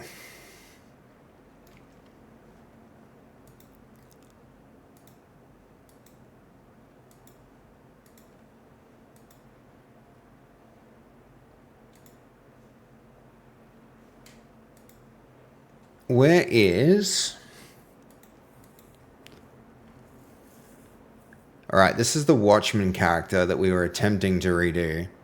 I was unhappy with him. I think we're probably going to discard this Watchman. So we're going to unstage that, discard this, and we're going to work on there for the priest. So... Okay, how is that? Arms moving okay. We can still fix the neck a little bit. Neck can still get fixed more.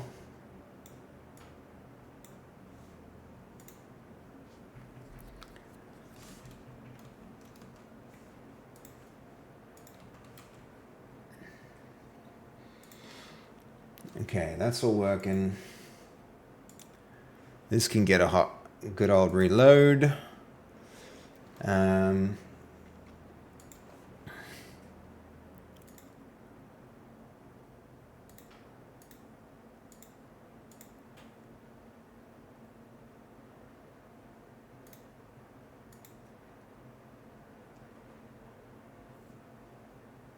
Okay, upgrade characters. We've got the character pipeline. Yeah, okay.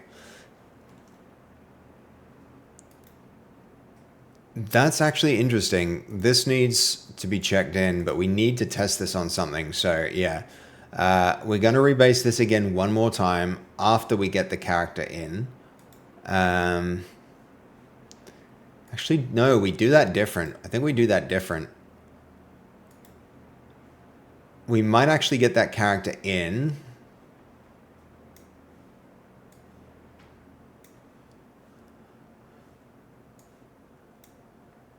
So that's blocking. This is the character pipeline changes. This is the Ragdoll stuff.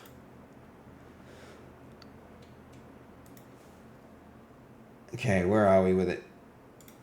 I would really like for... Ooh.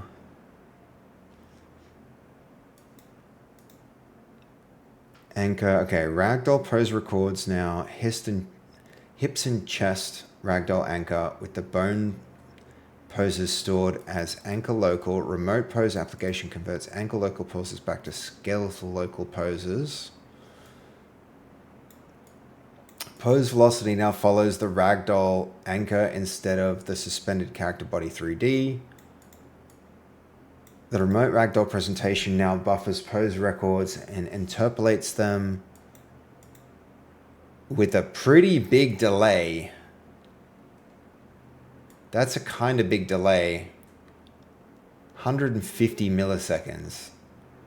Like 30 milliseconds would be acceptable. 150 is a bit much. I don't like that. But we are in a position where we can test, and I do expect we're going to see much better results with this.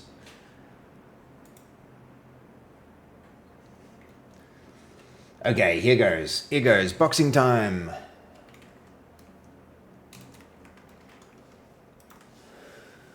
Boxing time.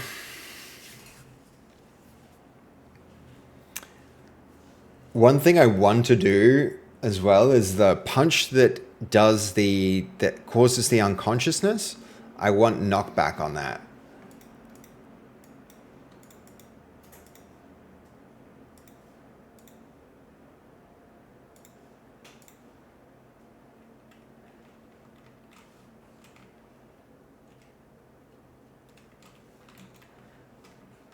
All right, to combat.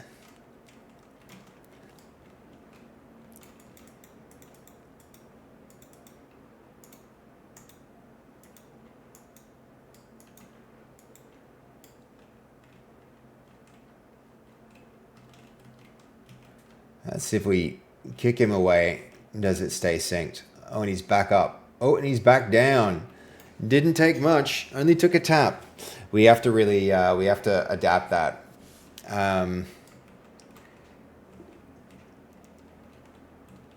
Okay, punching in the other direction as soon as he's back up.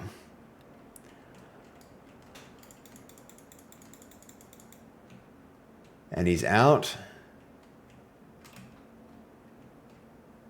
That looked a lot better. That looked way better.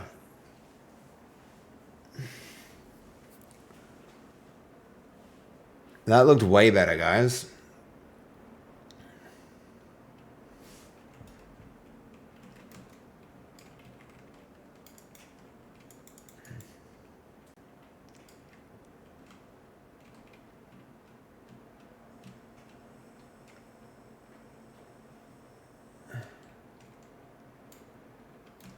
Do we have those errors in the console?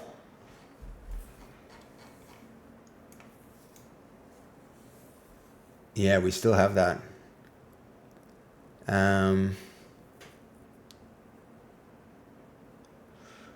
We still see the following. Are we putting this in too soon? Might be the case that we are. Okay, so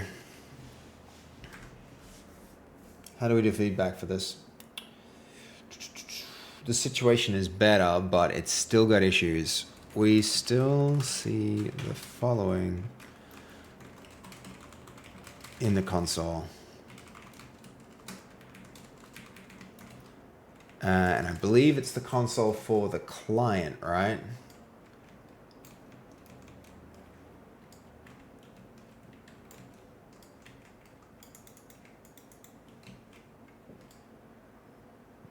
The frame rate's still very low. On the client side, I wonder if it's slow on the server side. We need him to recover. God, it takes a long time after a couple of knockouts.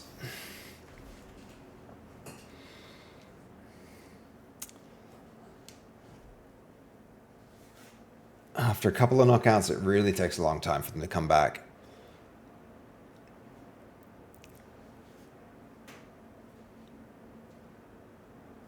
Okay, ready, spaghetti,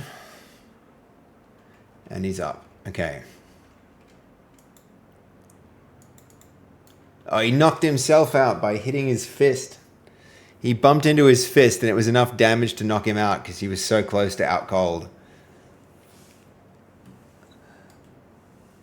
After Among Us and Werewolf, now we are implementing a kind of Mortal Kombat and Street Fighter element in the game. Nice! Sergius, have you not seen this stuff yet? If he so much as gets tapped, he knocked himself out again. just by touching the glove. And he knocked himself out again. Oh, God. I'm going to be very careful not to get with these giant fists. Oh. I'm almost at the point where I just like restart a game because this guy's so like he just like bump touches his glove.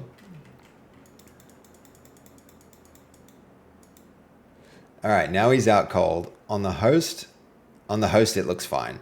On the client it's really bad. Or is it?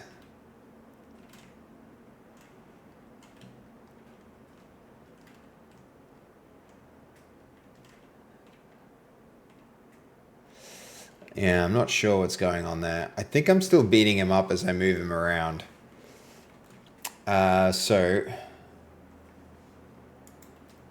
Yo, thank you for the follow there. Who have we got? We've got Tarasso. Thank you, man. I appreciate you. How are you doing? You liking the Ragdoll stuff? I think it's pretty fun. Netcode equals black magic. Yeah, it. To be fair, it is. It is. There's like, and it gets complicated, especially when it's netcode, and we're dealing with, we're dealing with rigid bodies and simulation. It does get not gonna lie, it gets pretty complicated. Um, but we are getting there. We are getting there.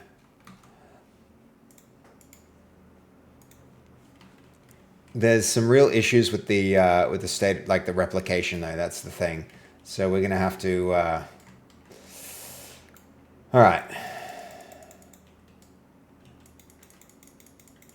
Land a few good hits, and he's out. The client is just, the frame rate is so slow. It's not 15 hertz at all.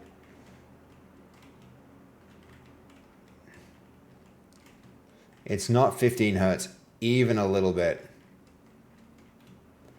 At least it's staying in sync. Before I hop into bed, I don't hear an alert for the follow. Ooh, yeah. I don't know what the deal is there. I don't know what the deal is there. Hold on. Ah, it's on. Stream Elements alerts are on. And the audio and everything should be working. I don't know what happened there. I don't know what happened there, Goldie. But thanks for letting me know. I'll keep an eye on it. I'll keep an eye on it. Okay. Okay, Butcher. We're gonna knock him out. Client is really slow, so let's do the host side knockout. That could help us understand something as well. We probably need to slow the time of day down so that the full 7 days takes about half an hour. Another follow. I definitely heard that. That was slow though. That was slow. It just came through. It was really slow. All right, so, and he's out. He's just out on his feet. Oh, and it just completely desynced. So,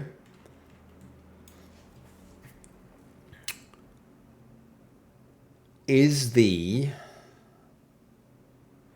right, the client's trying to assert his position. I think I'm following. Yeah. Okay, see ya. Good night, Goldie. Sleep well. So what's happening here? What we've got is, when I'm knocking him on the client side, his position moved so dramatically that it fell outside of the range that the host was able to accept, so it rejected the packets. I think we need to probably...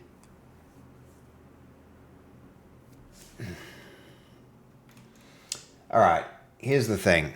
This is what we've actually got in terms of our architecture here.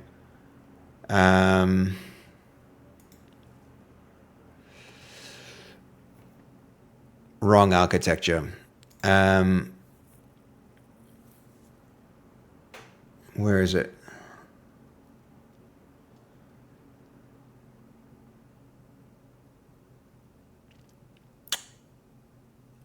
Somewhere here is a mermaid diagram.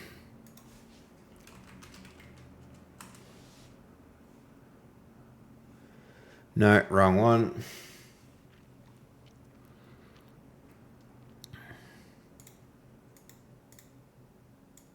Diagrams, there we go. 218, yeah. True dat. We'll hang in a little longer, I think, still till 3. Okay, so I think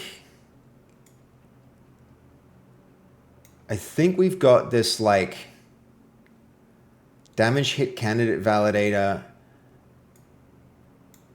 And we've also got these like validators that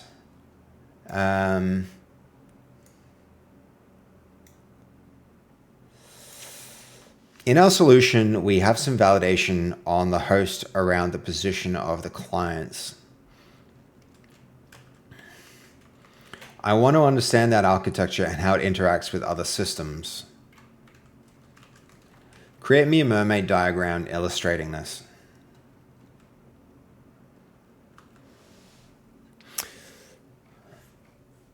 Okay.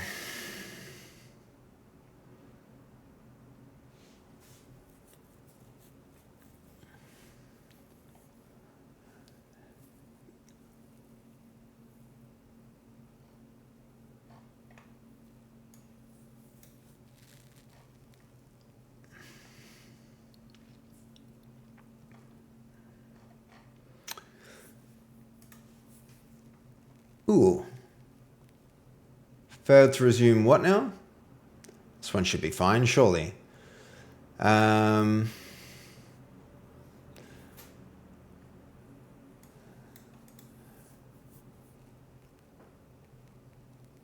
Okay, so next was...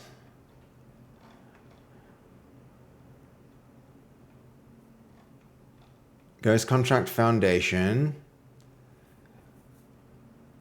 Death to Ghost Design.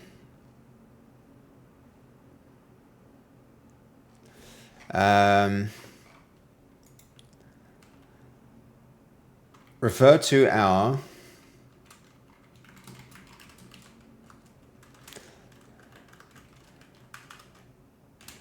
and plan the next slice. Have you tried the Composer 2.0 model? I find it runs much faster, even if the occasional extra mistake is worth it. Accelerate with Glyph. Are you referring to... Hold on. The Composer 2.0. I'm not sure what you are actually referring to. Accelerate? What do you mean by that? No, I haven't tried that. Refer to our and plan the next slice. Oh, it's in Cursor. Okay, yeah, no, I haven't tried that. I'm not actually running Cursor at the moment. I'm sticking with Codex and OpenCode at the moment. I found Cursor was a bit too expensive, honestly. Okay, refer to our Death to Ghost Design Markdown and plan the next slice. That can go there. All right, yeah, this system is not...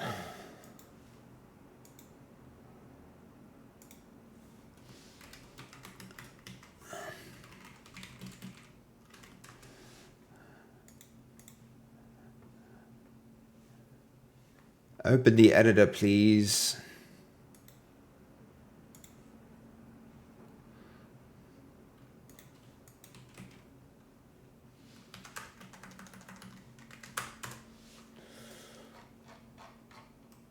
Okay. Client does stuff. Movement network runtime sends things to here. Movement anchor spawn state.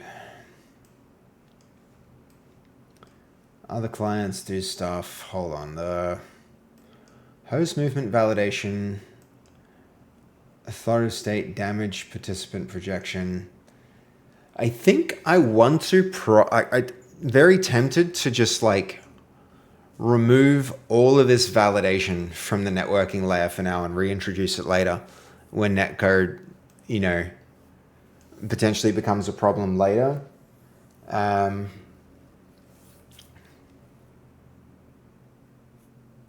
Yeah, we're going to do it. To hell with it. I don't need to deal with like, who cares about hackers and stuff until that's actually a problem.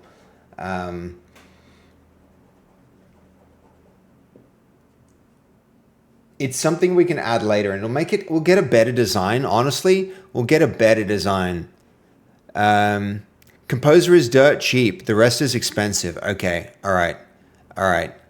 Just a feature flag and keep it in. No, I think I think I want to turn it off. I think I want to pull it out because the thing is, Hamidal, if I keep it in, then the shape of the code is going to adjust around all of this complexity here.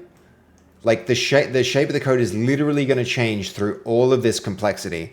And I'll just remove authority and get it working simply. And then I'd rather add the authority stuff on the host toward the end when the shape is optimal, rather than doing so much change now to kind of account for it.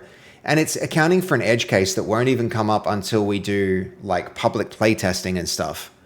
I think I want to remove it, because then we don't have to have damaged candidates. We don't have to have any of that other stuff. We can just implement it directly, right? It makes sense depending on the game type.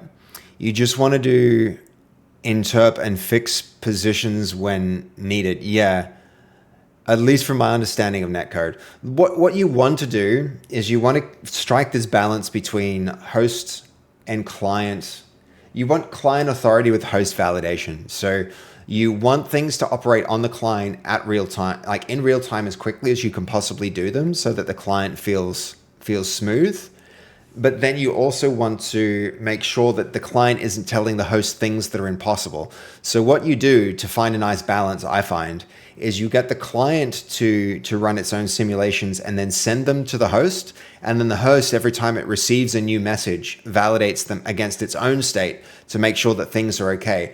But what I think we're seeing here is, like, in the client, like on the host, he's like, he's falling fine. He's like, now his ragdoll is great.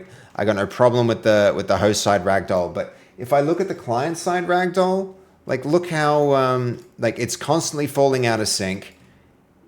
If the frame rate's quite bad, actually it's doing all right now.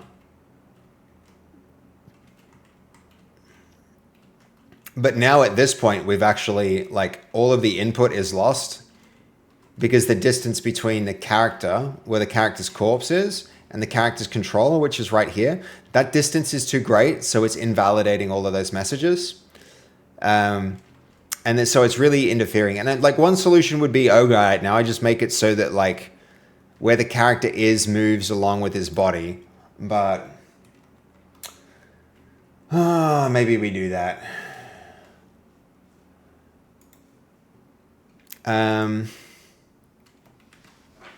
Right now, the character's position is being treated as something separate from the ragdoll body. The camera should move with the body, and the position of the body on the host should be treated as the position of the ragdoll. We're currently getting a lot of these messages still. And where are they? They are...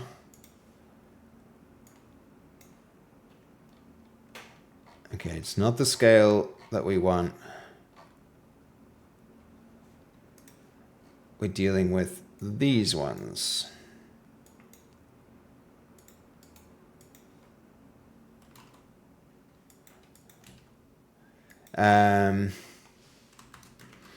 If the character is unconscious and their body is pushed away from where they were knocked out, this is a frequent occurrence. The position of the character and the center of the character's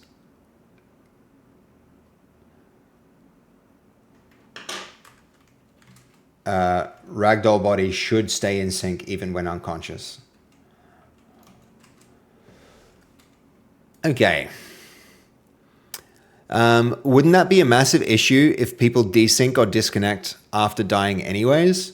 Yes, Ragithan. Well, not necessarily like desync or disconnect.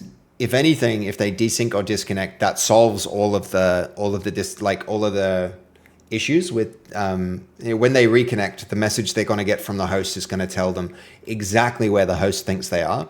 So when they reconnect, the host is going to send all of its information back to the client, and then it's just going to continue the simulation from the host state. So it's not an issue with disconnecting. It can be an issue with desync, because what will happen then is if the position of the client is so far from the host then the host will send a correction to the client, and the client will be moved back to where the host says that it is. That's often when you ever experience like rubber banding in a game, Ragathon, like the concept of rubber banding, where like you're trying to move in one direction, you keep getting pulled back to somewhere else. That's because your local state is desynced with the host and your messages for some reason aren't reaching the host. Rubber banding is exactly that. It's the host asserting your position over your local client's position.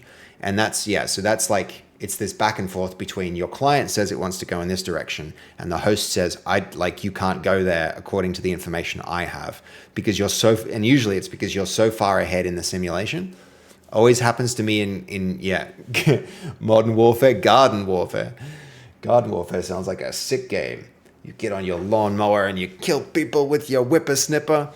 I can see it now. Chainsaws are the ultimate weapon. Call of Duty, Garden Warfare. Plants vs. Zombies. Oh, right. Is it actually a game? That's pretty funny. I like that. Good sense of humor.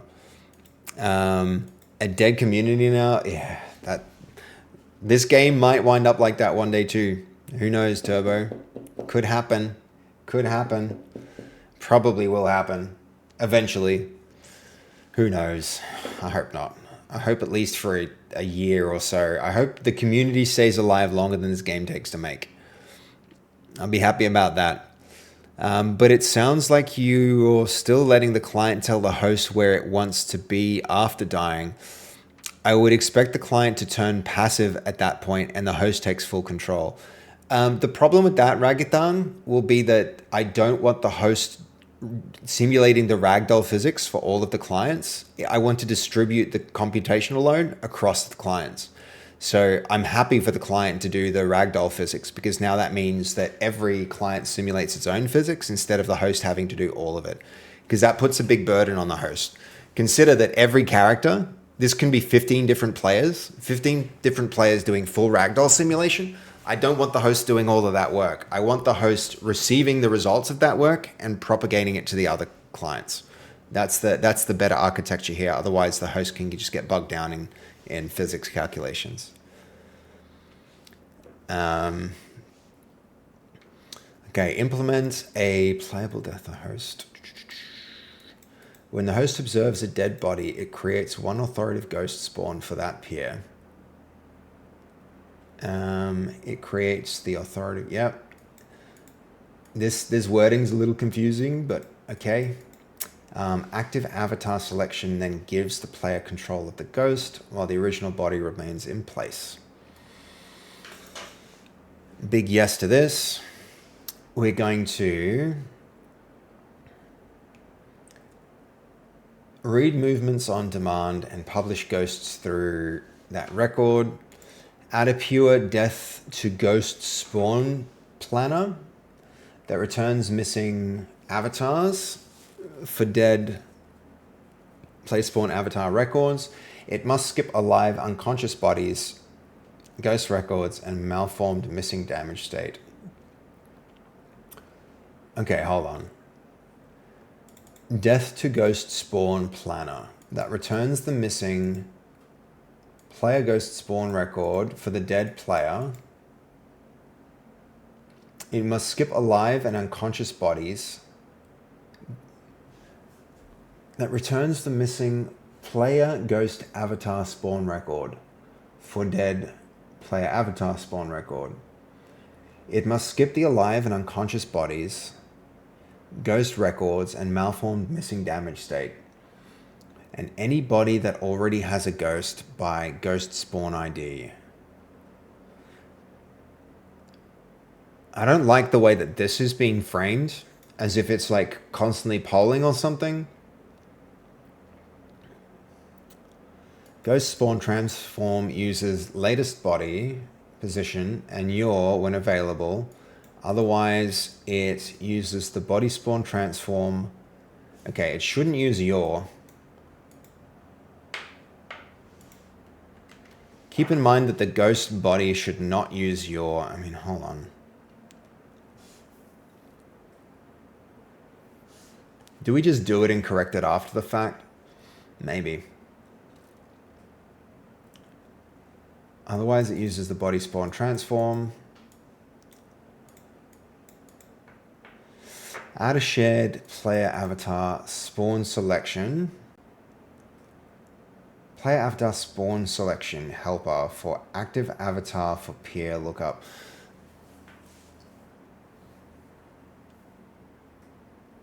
Yep, this makes sense. Update the room travel so a peer with a ghost moves the ghost spawn and ghost movement record, leaving the spawn body room. Yep. Update the damaged participant projection builder. I mean, maybe we do get rid of the character and leave the corpse, but we want to potentially like support reanimation later, right? So we need the body there to be possible to repossess, so we do have to leave it. Okay. Damaged participant projection builder. So ghosts are source enabled but non-targetable with no avatar damage record.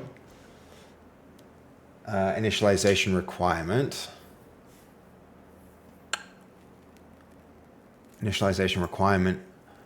Assumptions. The prior ghost spawn record, serialization, host migration remap, and adapter materialization slice is already present. Yeah.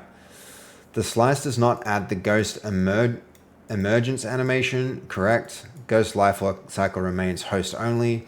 No client spawn request is added. If no ghost exists, body only control and travel behavior remain unchanged. Yes. Okay. Cool. Okay, but if a player rage quits after dying, the host takes over the ragdoll until it can be handed back. Yes, correct. That's what happens at the moment with the control of the character. So the movement of the character, when somebody leaves, the character just goes to idle, and that's the same for characters now with corpses. We haven't done that yet. We haven't implemented host migration for unconscious characters, Ragathon, but we do have them for characters. Actually, it might even be implemented if we think about. I think we're probably going to wind up. There's probably a bug right now because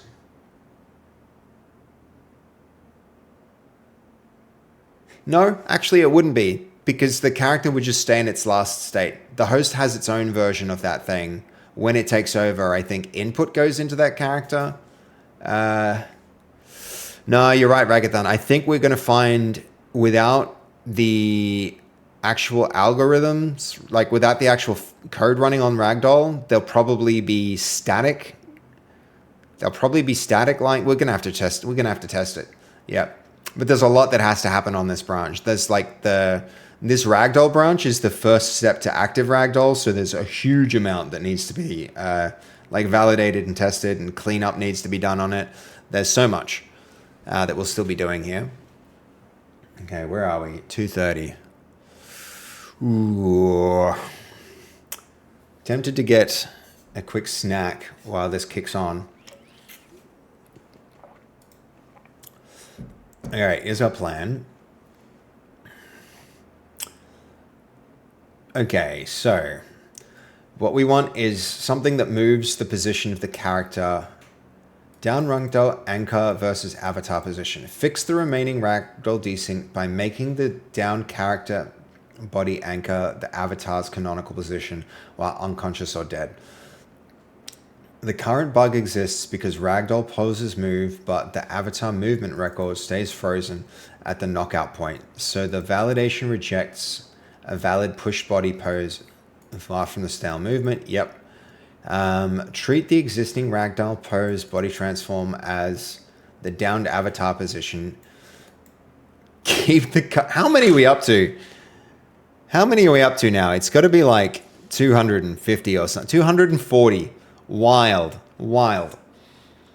We started at 133, so that means we've done like 100. We've said the word 100 times, guys. Do not introduce a second character position while down. Do not loosen this maximum accepted body displacement meters. Update ragdoll pose validation. Validate Body displacement against the last ragdoll pose. Use the authoritative movement and spawn position for the first pose. Improve the rejection message with measured distance. You already got tired of the last word that we recently changed. I know, it's so friggin' hard.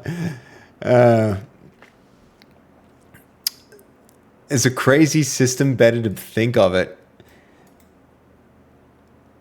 Yeah, Celsa Drama, it really is a crazy system. There's a lot that goes into implementing it. It's the, what's the car? It's 30 hertz at the moment. Hamadel, we're running at 30 hertz, but the simulation of the Ragdoll is at 10 hertz. And I think we're looking at something like 150 milliseconds delay, which needs to be tightened up. It really needs to be tightened up. The 150 milliseconds is not good, but it's 10 hertz with interpolation.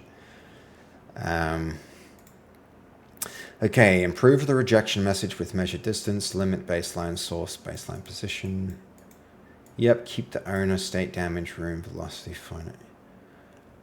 Sync movement.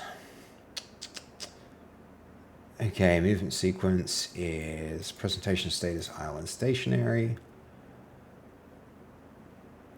Michael body root. Yeah, we can. This should be okay.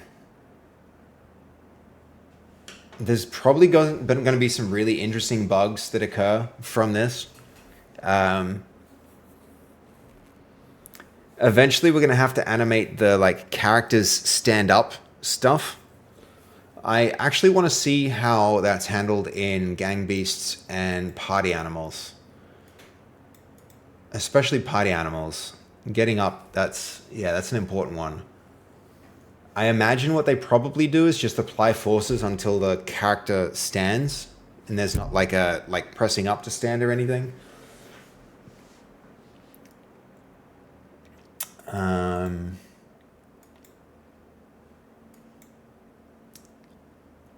Test plan. Hold on. The current hips and chest ragdoll anchor is acceptable as the downed avatar position. It's fine. Ragdoll pose remains owner-simulated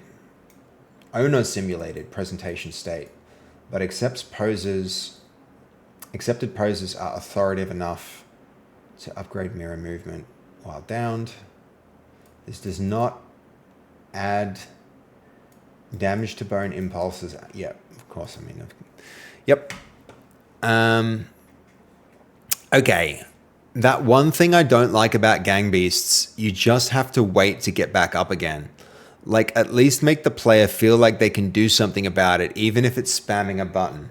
Canned animation with the player forcibly rotating. Okay, guys. What I want to do, Turbo, to address that exact problem of being in an unconscious state, I want to use the active ragdoll with really, really weak motors. So that if you're laying down on the ground, so let's say you've just been punched and you're laying face up on the ground, if you click your attack button, I want the character to like weakly move. And if you try and like run, like I want their legs to kind of, so that they're, ever see like boxers who get knocked out and they're still like lying on the canvas, like swinging their arms as if they're standing. That Turbo, that's what I want to do. That's what I want to do with this. And I think if you've seen this bar, you see this bar down here, you see how there's like, if you get knocked out, there's this bar, which is your unconsciousness threshold, right? The more times it starts down here when the game starts, the more times you get knocked out, this gets pushed forward. And every time you get hit, your stamina takes a permanent damage to its ability to recover. But then also the stamina depletes and then recovers, right? And if your current stamina exceeds your knockout threshold, you wake back up. That's how this works, right? So what I want to have happen would be mental if this game doesn't do well, Seb. Turbo, I appreciate that. I think where I'm going to probably like fumble it, if I was going to pre-mortem it, is in the marketing. I really need to get on top of the marketing and do a better job of that. Kind of critical to do that. But yeah, so the thing that I want to do with this is what was I going to say? Oh, the distance between your unconsciousness threshold and your complete unconsciousness is the amount that you can influence your movement, right?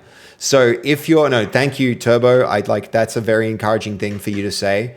It's a very encouraging thing for you to say. What I want to do with this is if you're nearly conscious again and you're spamming, you get your movement back. But when you're completely unconscious, if you receive this huge hit and you're completely out, then spamming does nothing. You're completely like alone, like you're completely like immobile. But then as you gain consciousness back again, you start to move again. So this threshold is going to be I'm going to put an exponent curve on it. So the closer that you are to this, the more motion you get back. But that means if you get knocked out, you'll be out cold, but you'll slowly start to move again. Does that make sense? I think, yeah, that'll be a good design if I can do that. Because he's out. He's out. That is satisfying. Yep, makes sense to me. Cool.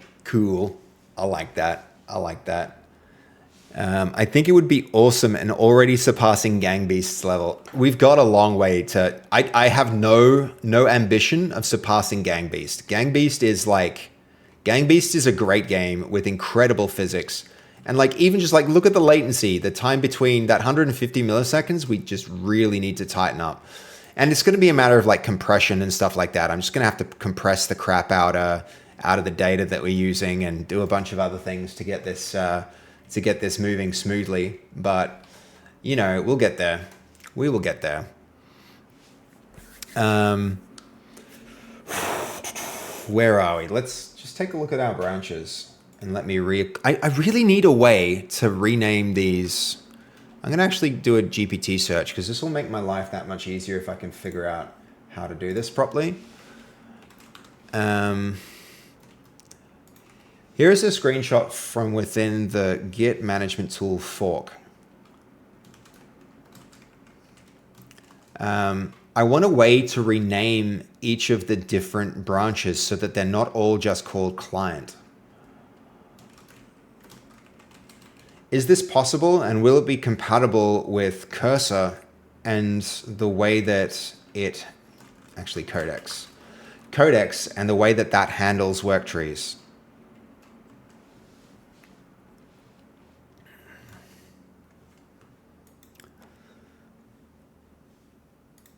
Okay, where is this? So this is the character pipeline. That's the other thing that we're on. Character pipeline and blocking. Where were we with blocking? We had the shield. Add round shield item. Okay, so review combat dot md physics damage systems and docs / combat.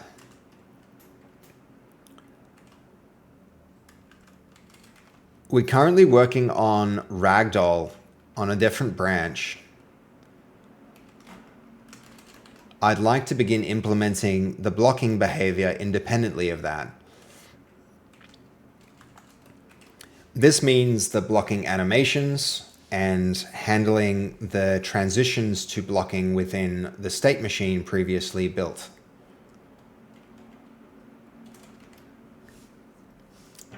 Is the project on our current branch in a good state to begin working on this?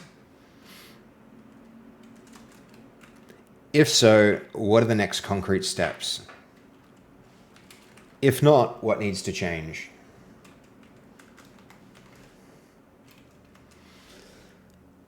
Okay. Is that bar only for being knocked out? It seems like something you could put front and center, only showing it while being knocked out. It is for now, Rakithan, but it's not going to always be like that. What I want to also do with it is, as you exert yourself, it's also going to like impact. But right now, if you receive a blow to the head, for instance, it'll be a big chunk to your stamina. What I want to do with other motion is like have an exponential curve that works works a bit like this. Works a bit like this. So as you approach, so as the health bar gets a little bit lower, so we've got the health bar here. As the health bar goes a bit lower, scale the amount that, so here's the threshold. There's the knockout threshold there. As this gap increases, as this gap here increases, then I want to ramp it up with the amount of change decreases. So I want a curve that goes like that, right? So as this goes like that, the amount that it depletes decreases. And then there's going to be like, what is this? Nice planning tool. It's called TL Draw. Actually, we get this asked so much that we actually have a command for it. So as that goes down, your the amount that it decreases like goes down. If that makes any sense, I don't know. I'm communicating this in a really mathy way, Ragathon. But imagine like if you have the same constant exertion, the bar will go down like this. It'll go like that, and then it'll get slower and slower and slower and slower and slower until it eventually has no effect. When it gets all like, after a while, it gets down to here. But what it slowly does is same as if you get damaged, you lose your top health bar. If you keep exerting yourself when you're down here, your ability to you're going to have to go and get some kind of recovery. So this is going to encourage people to, if they exert themselves a lot, they have to go and get food to replenish it. Which is why things like the corn or like any kind of food provider is going to be a useful person in the economy, because we'll have that system like this. And so, yeah, that's a long answer to answer the fact that that bar, although it is currently used in combat, it's also going to be kind of like your energy as well, right? So it needs to be on screen all the time, because as you run around and move, it's going to be slowly chipping away at your stamina in the same way that getting punched in the face will chip away at your stamina. Is just getting punched in the face is going to chip away your stamina a whole lot more quickly. So the length of the bar is exponential, but the max value gets temporarily reduced. Yes, if you take, like right now, if you take a punch, your max stamina is temporarily, it's like permanently reduced until you can find treatment. So treatment will recover that. But it's also going to, Ragathon, it's also going to be the case that if you exert yourself by doing like heavy labor or sprinting around or jumping lots, it's going to chip away at that. And so you'll have to go and people will have to exert themselves in a way that produce more energy than it costs to do the work, if that makes sense. So like the blacksmith is going to take a ton of energy to upgrade equipment. And so he's going to have to rely on food producers to bring him food so that he can keep doing that to upgrade the equipment quickly. That's going to create the tension in the relationship between the need for people to produce food and the need for people to produce goods. This is all part of this. I know it's getting I know that the design's getting really complicated, but it's all part of the design here. This overcooked style cooperation. Treatment, is there a way of healing? Yes, yeah, there is. So certain characters are going to be able to be very effective at treating wounds and stuff like that. So the maiden will just have an ability to do it, but there'll also be equipment that other people can create by working together in order to create healing equipment. So there'll be potions. I think we need a potion seller still. We haven't designed that character, but there'll be a workshop where you'll be able to produce things like that. So there will be a way of healing, and that's going to be the entire point of the game, right? Is to cooperate to succeed.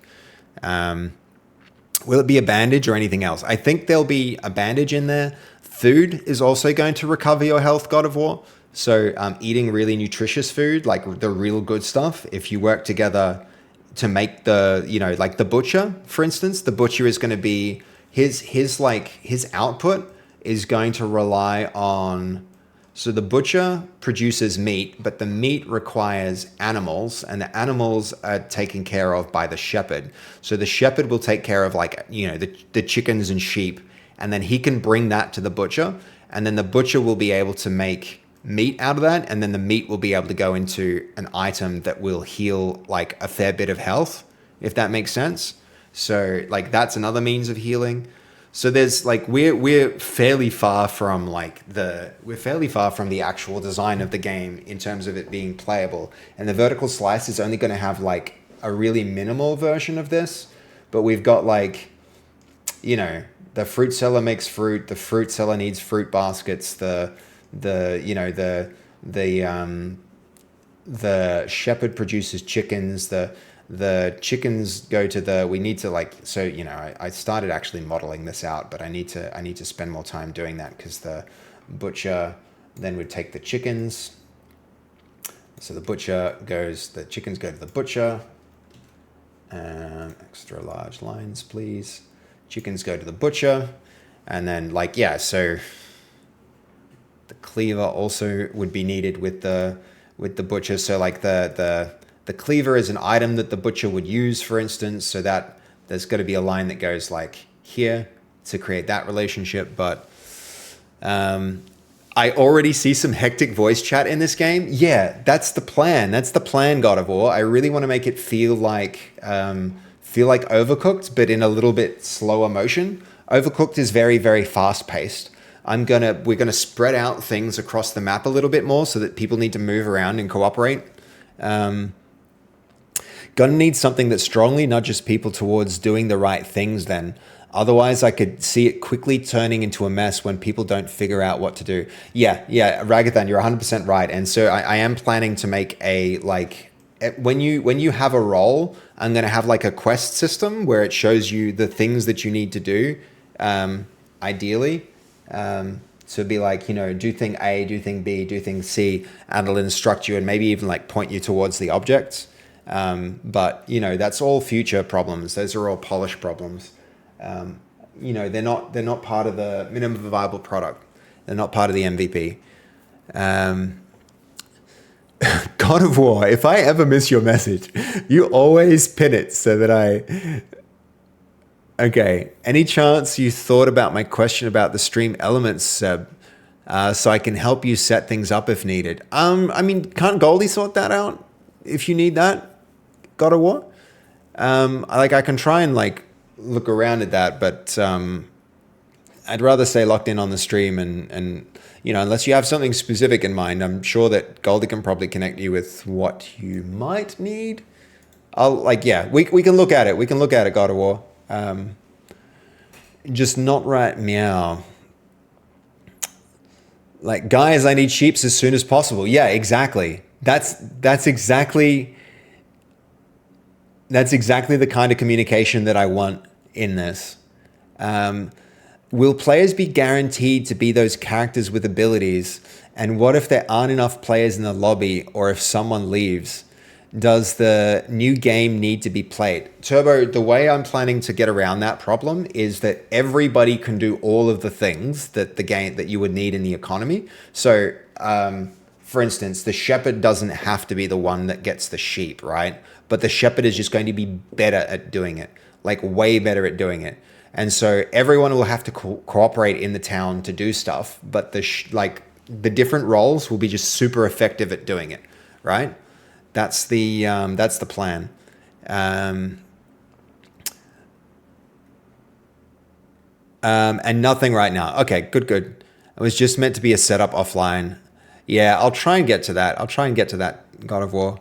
Okay, good thinking. Yeah, so it'll be things like the time that it takes the blacksmith to make a sword might be like a quarter of the time that it takes another person to do it. So somebody else can do that. And even if nobody chooses blacksmith and everybody decides that a sword is needed, then, you can still make that sword. It's just the person that chose to do the thing is going to be that chose the right character is going to be much, much better at doing it. It's going to be much faster at doing it.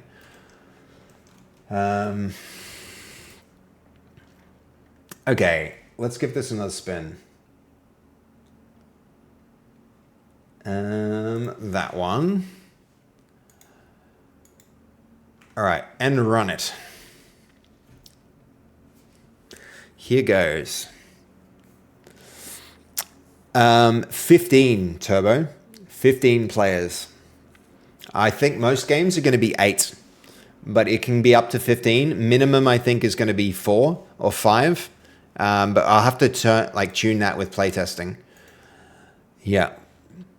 Will the weapon be less quality as well, Seb, if not made by the blacksmith? I think no. Like, yes on one hand, but no on the other hand. If any character manages to produce the process that produces a weapon of a particular quality, it's of that quality. The blacksmith just does it faster. So without a blacksmith, the weapons will be of less quality because there'll be less ability to output weapons, and so the time it'll take to make any one weapon will be longer. So they'll be not as good weapons, if that makes sense.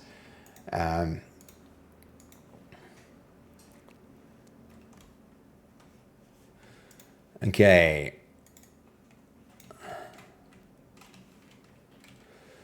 Let's get this punch on the road.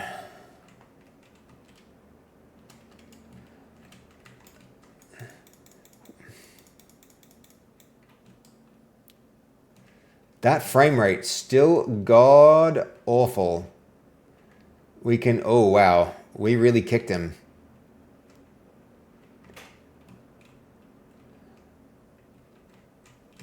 You can straight up kick him down there. Actually, what's going on here? Why am I still seeing the ragdolls from all the lobby characters? That needs to get solved.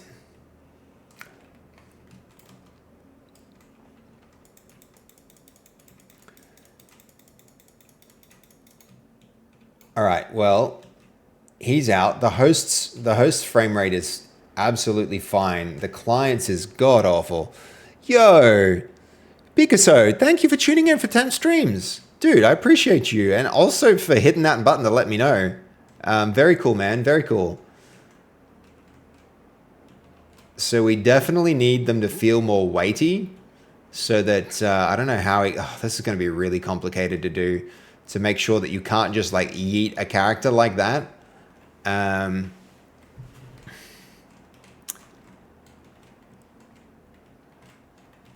We're going to need ways to drag the characters so that like if you kick them like this, they're not going to just like, because at the moment the poor butcher, he's completely screwed at this point.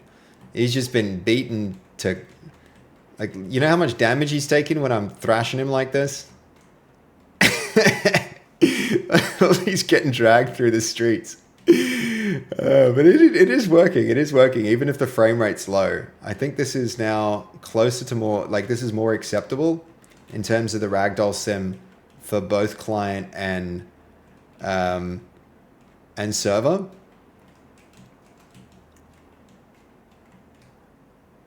And when he recovers, he'll recover where his body was, which is a win as well. How long till he's dead? He's gonna be dead soon. It's a feature. No, I really want a deliberate effort. If you're gonna move a body around, I want a deliberate effort made to like grab and drag. He's so nearly dead. Can we get him punching? We have to get him punching down.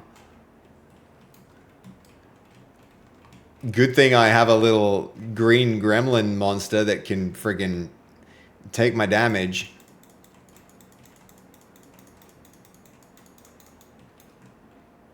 Oh no. We don't put him in a collider. We need to test the death. We don't actually need to test the death. He's dead. That's a pretty well hidden corpse, actually. You know, I might miss that. I might miss that body in plain sight there. All right, this is definitely an improvement. Let's just run that back.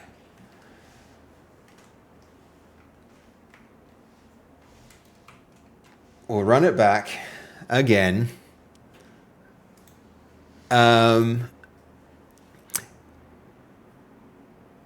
Okay, that's good if you make it cross-platform because the max number of players on PlayStation Party, for example, is 16. Okay, yeah. But sadly, 12 on Xbox, apparently. Right. So I don't... I think if the game does very well, then we'll consider consoles. We're not going to consider consoles until it does well on Steam. That's kind of my... There's no point making a game and complicating things for something like... for something like Steam, for something like a console without knowing that the game has made enough money to do that. It really, it's got a long path ahead of it before we can do that. Okay, let's go with this big intimidating dude.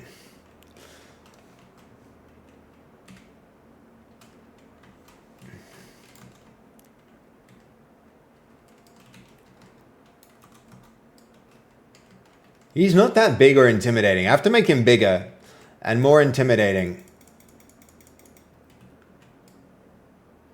The first few frames of his unconsciousness are really laggy. Oh, hold on.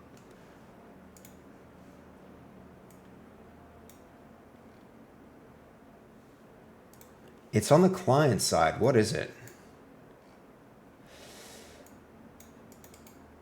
All right, that's the next thing. On the...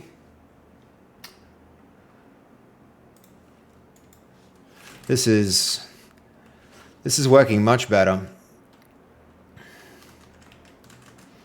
However, we're now observing the following error on the client side.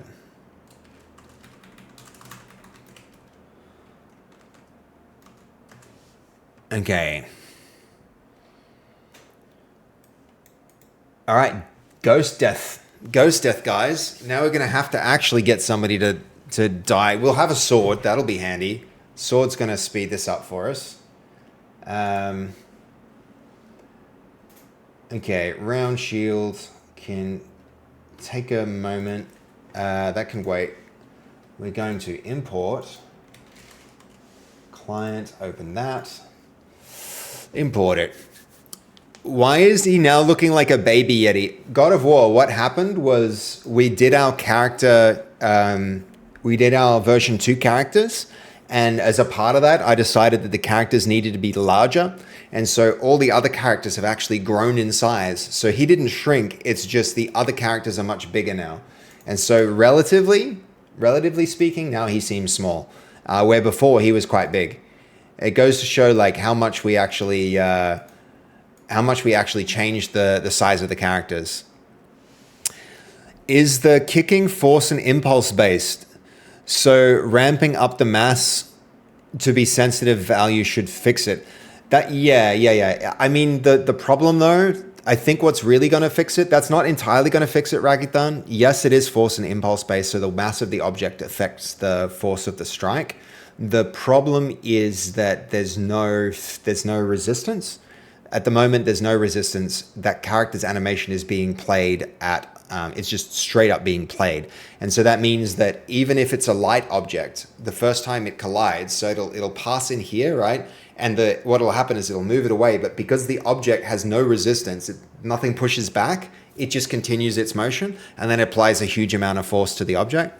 So ramping up the mass at this point won't fix it. What really needs to happen is active ragdoll needs to come in, and when the foot pushes on the object needs to push back on the foot. Every action has to have an equal and opposite reaction for this to work as expected. Did I? Oh, this is rebase, so it's got the cool new menu, which is sick. But we have to kill this because... Actually, let's not kill that yet. We're going to do this little setting change.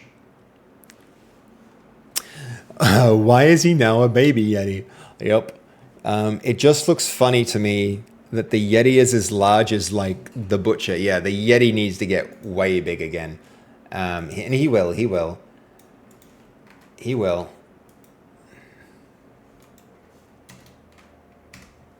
F8. This is our death. So let's go ghost character.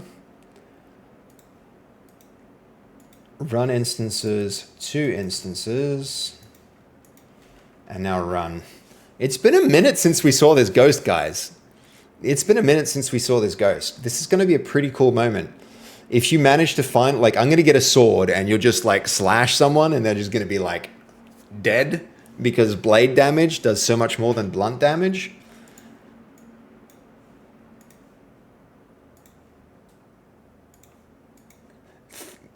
God of War, I'm sorry in advance. Fruity about to murder you. She about to straight up murder you. It's happening. Let's take this outside. Let's take this outside because this is going to be a cool moment. It's going to be a cool moment, guys.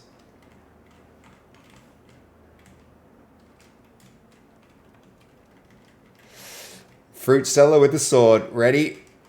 Spaghetti. Murder. Oh, wow. Yeah, you're tough. Hold on. 3 hits with the sword. Crazy. Yes! The ghost. Oh my god, it's ghost mode. That's so great. Oh my god, guys. He's been murdered and now he's a spooky ghost. You madman. Spooky ghost. Oh, we finally see him after all that time. We created that spooky ghost forever ago. And now he's finally in.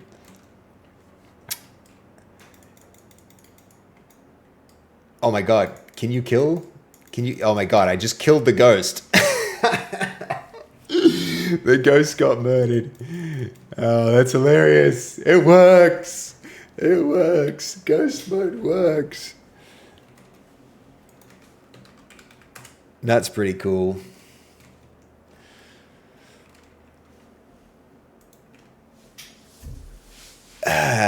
How can you kill a ghost? Because right now a ghost is just a character like any other character. I have to put in a few things. Like I have to make it so that we can't see ghosts. Yep, we're gonna make it so that we can't see ghosts. We're gonna make it, yeah, Jason.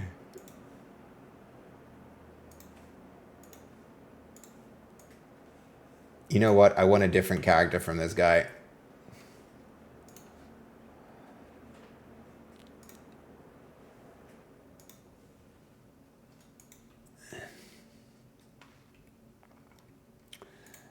We have Poltergeist. Poltergeist is going to be a special case. I think with Poltergeist, the plan is, guys, that you can't actually activate Poltergeist mode. But what you can do is when you get murdered, if you come back you'll come back as a Poltergeist instead of a ghost, and it's like a super powerful ghost.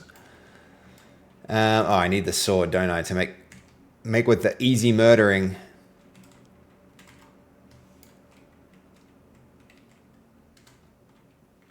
Wow, that you can really build up some speed when you come out of that church. I don't know what's going on with it.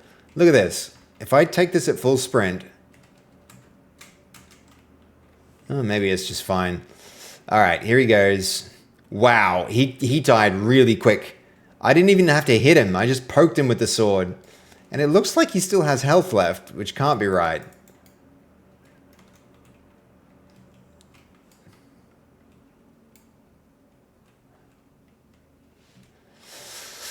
Man, that ghost be spooky. All right, can Ghost punch? Of course Ghost can punch. Of course Ghost can punch. Why wouldn't Ghost be able to punch? We didn't say Ghost couldn't punch. But I don't think Ghost got collisions. So Ghost actually can't punch. He can punch, but he can't hurt anyone, which is kind of perfect. I'm actually into that.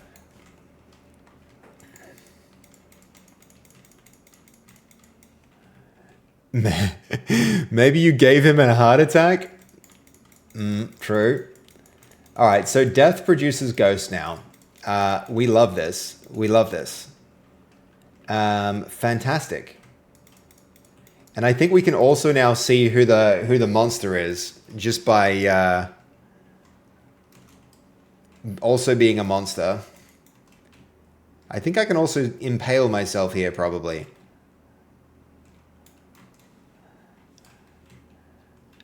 Oh, this is so cool. We have death. We have death in. And I think I can kill Ghost again. Actually, no, why can't I? It's because there's an exception here.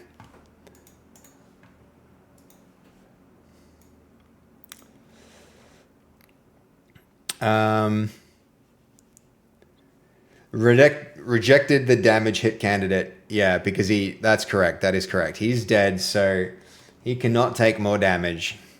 We need to turn that into not an exception. But that's really, really cool. That's really, really cool. So let's commit this. Not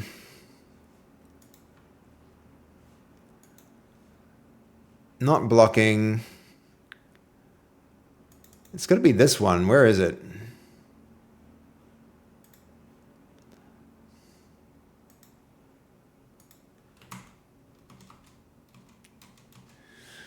Cool to see the Ghost in.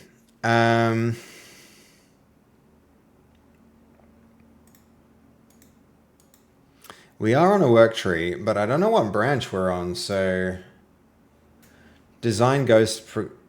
Okay.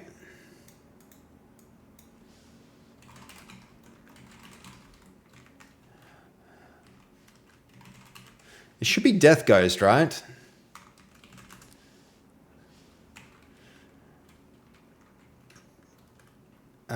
Ghost on Death.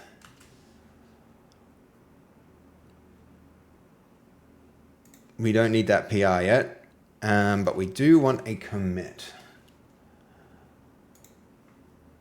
Ghost on Death. Excellent. All right. Before we do anything more here, committing this branch, review our stage changes for compliance with QA. Okay, back to damage. Ah, damn it, 315. But we're doing such good stuff. Maybe we pick it up tomorrow. I guess we have to pick it up tomorrow, chat. I don't want to do that.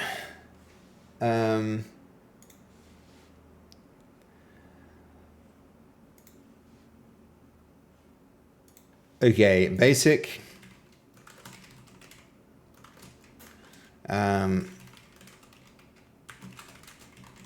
Basic Ghost on Death.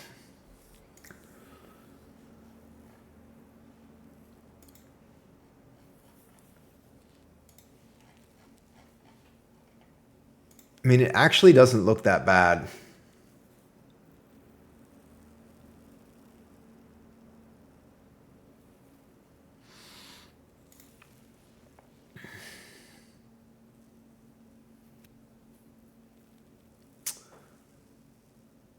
Okay. We need to test this. So if I leave, play, go back in, hold on. Custom resume. Oh, hey, we got something we need to fix up there. If you've left the game and you click play, it should take you back into, it should resume. Yeah, we need to do that. Why did this create a new client? Oh, there's another bug. This is not resuming.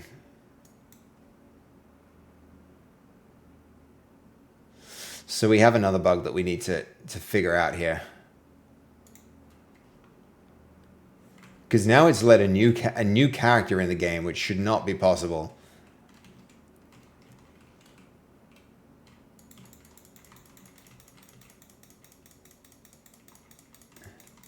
Now he can murder you too.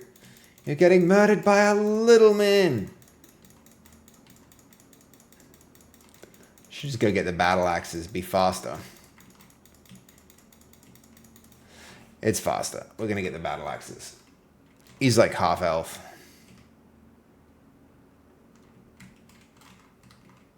Little man with battle axes.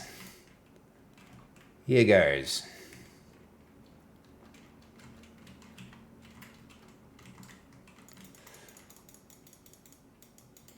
And there's 2 ghosts. That's so good. We're getting there, guys. This is starting to look like a game. It's really starting to look like a game.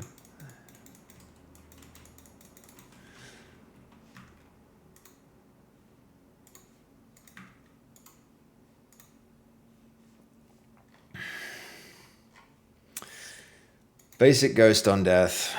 And then we can take it from there on.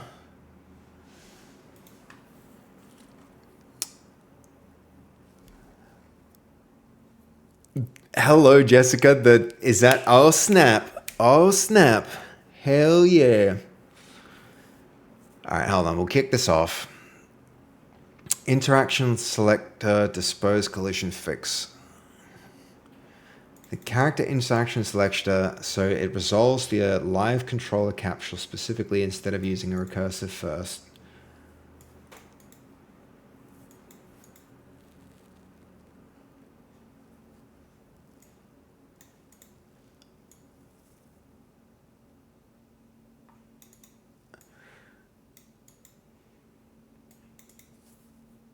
Remove the avatar ragdoll pose fan out and damage authority do not need to change for this bug. The live controller capsule remains the correct source of interaction sweep.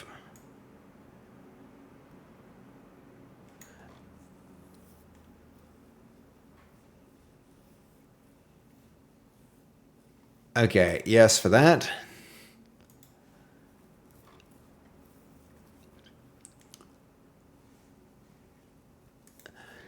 All right, it is time to raid. It is time to raid, guys.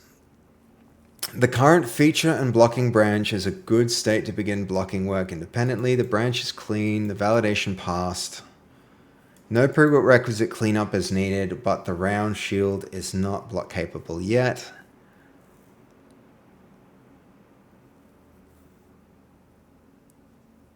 The model blocking as sustained combat presentation state, no ragdoll damage or mitigation yet.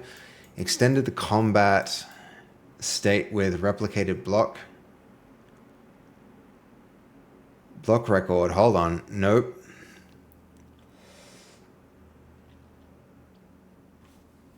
Spawn ID sequence active and inactive state.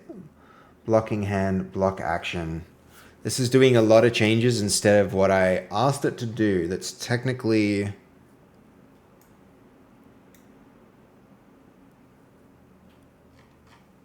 Actually, you know what? Maybe this is the right thing to do. Add block capable item metadata to holdable combat profile using a block action. Set round shield to combat class shield. Add the first shield block hand action definition and authored IK scene. Yes, so this... Okay. Blocking is presentation only for this slice. No stamina cost, damage reduction, durability, hit validation, or ragdoll behavior. Okay, that's a yes. All right, here we go. So,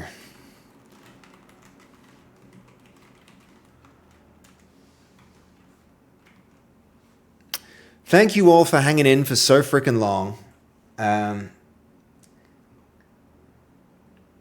Has been good. Who have we got? We've got T2. T2 rated us the other day.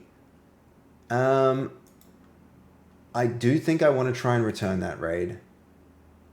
I think that would be really cool. Let's see. All right, we're gonna go T2. Very cool of him to raid us the other day. So we're going to return this. I don't know if he's trolling. I don't know if he's trolling, guys. Is this like... What font is this? What font is this man using? It was totally worth it. Thank you, Chubby Buppy Bear. I appreciate you. Fun times. Thank you for all the follows, guys.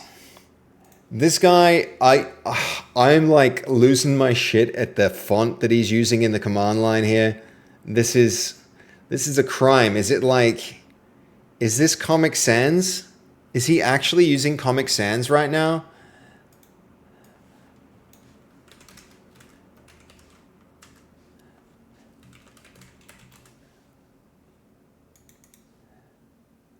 It's oh, he's baiting. He's baiting. That man is using Comic Sans intentionally to troll us. What on earth? Why would you do this? Why would you do this? That's just cruel. Very cruel. Um isn't that a good font for dyslexia? I mean, is it? I didn't think it was a good font for anything, Jessica.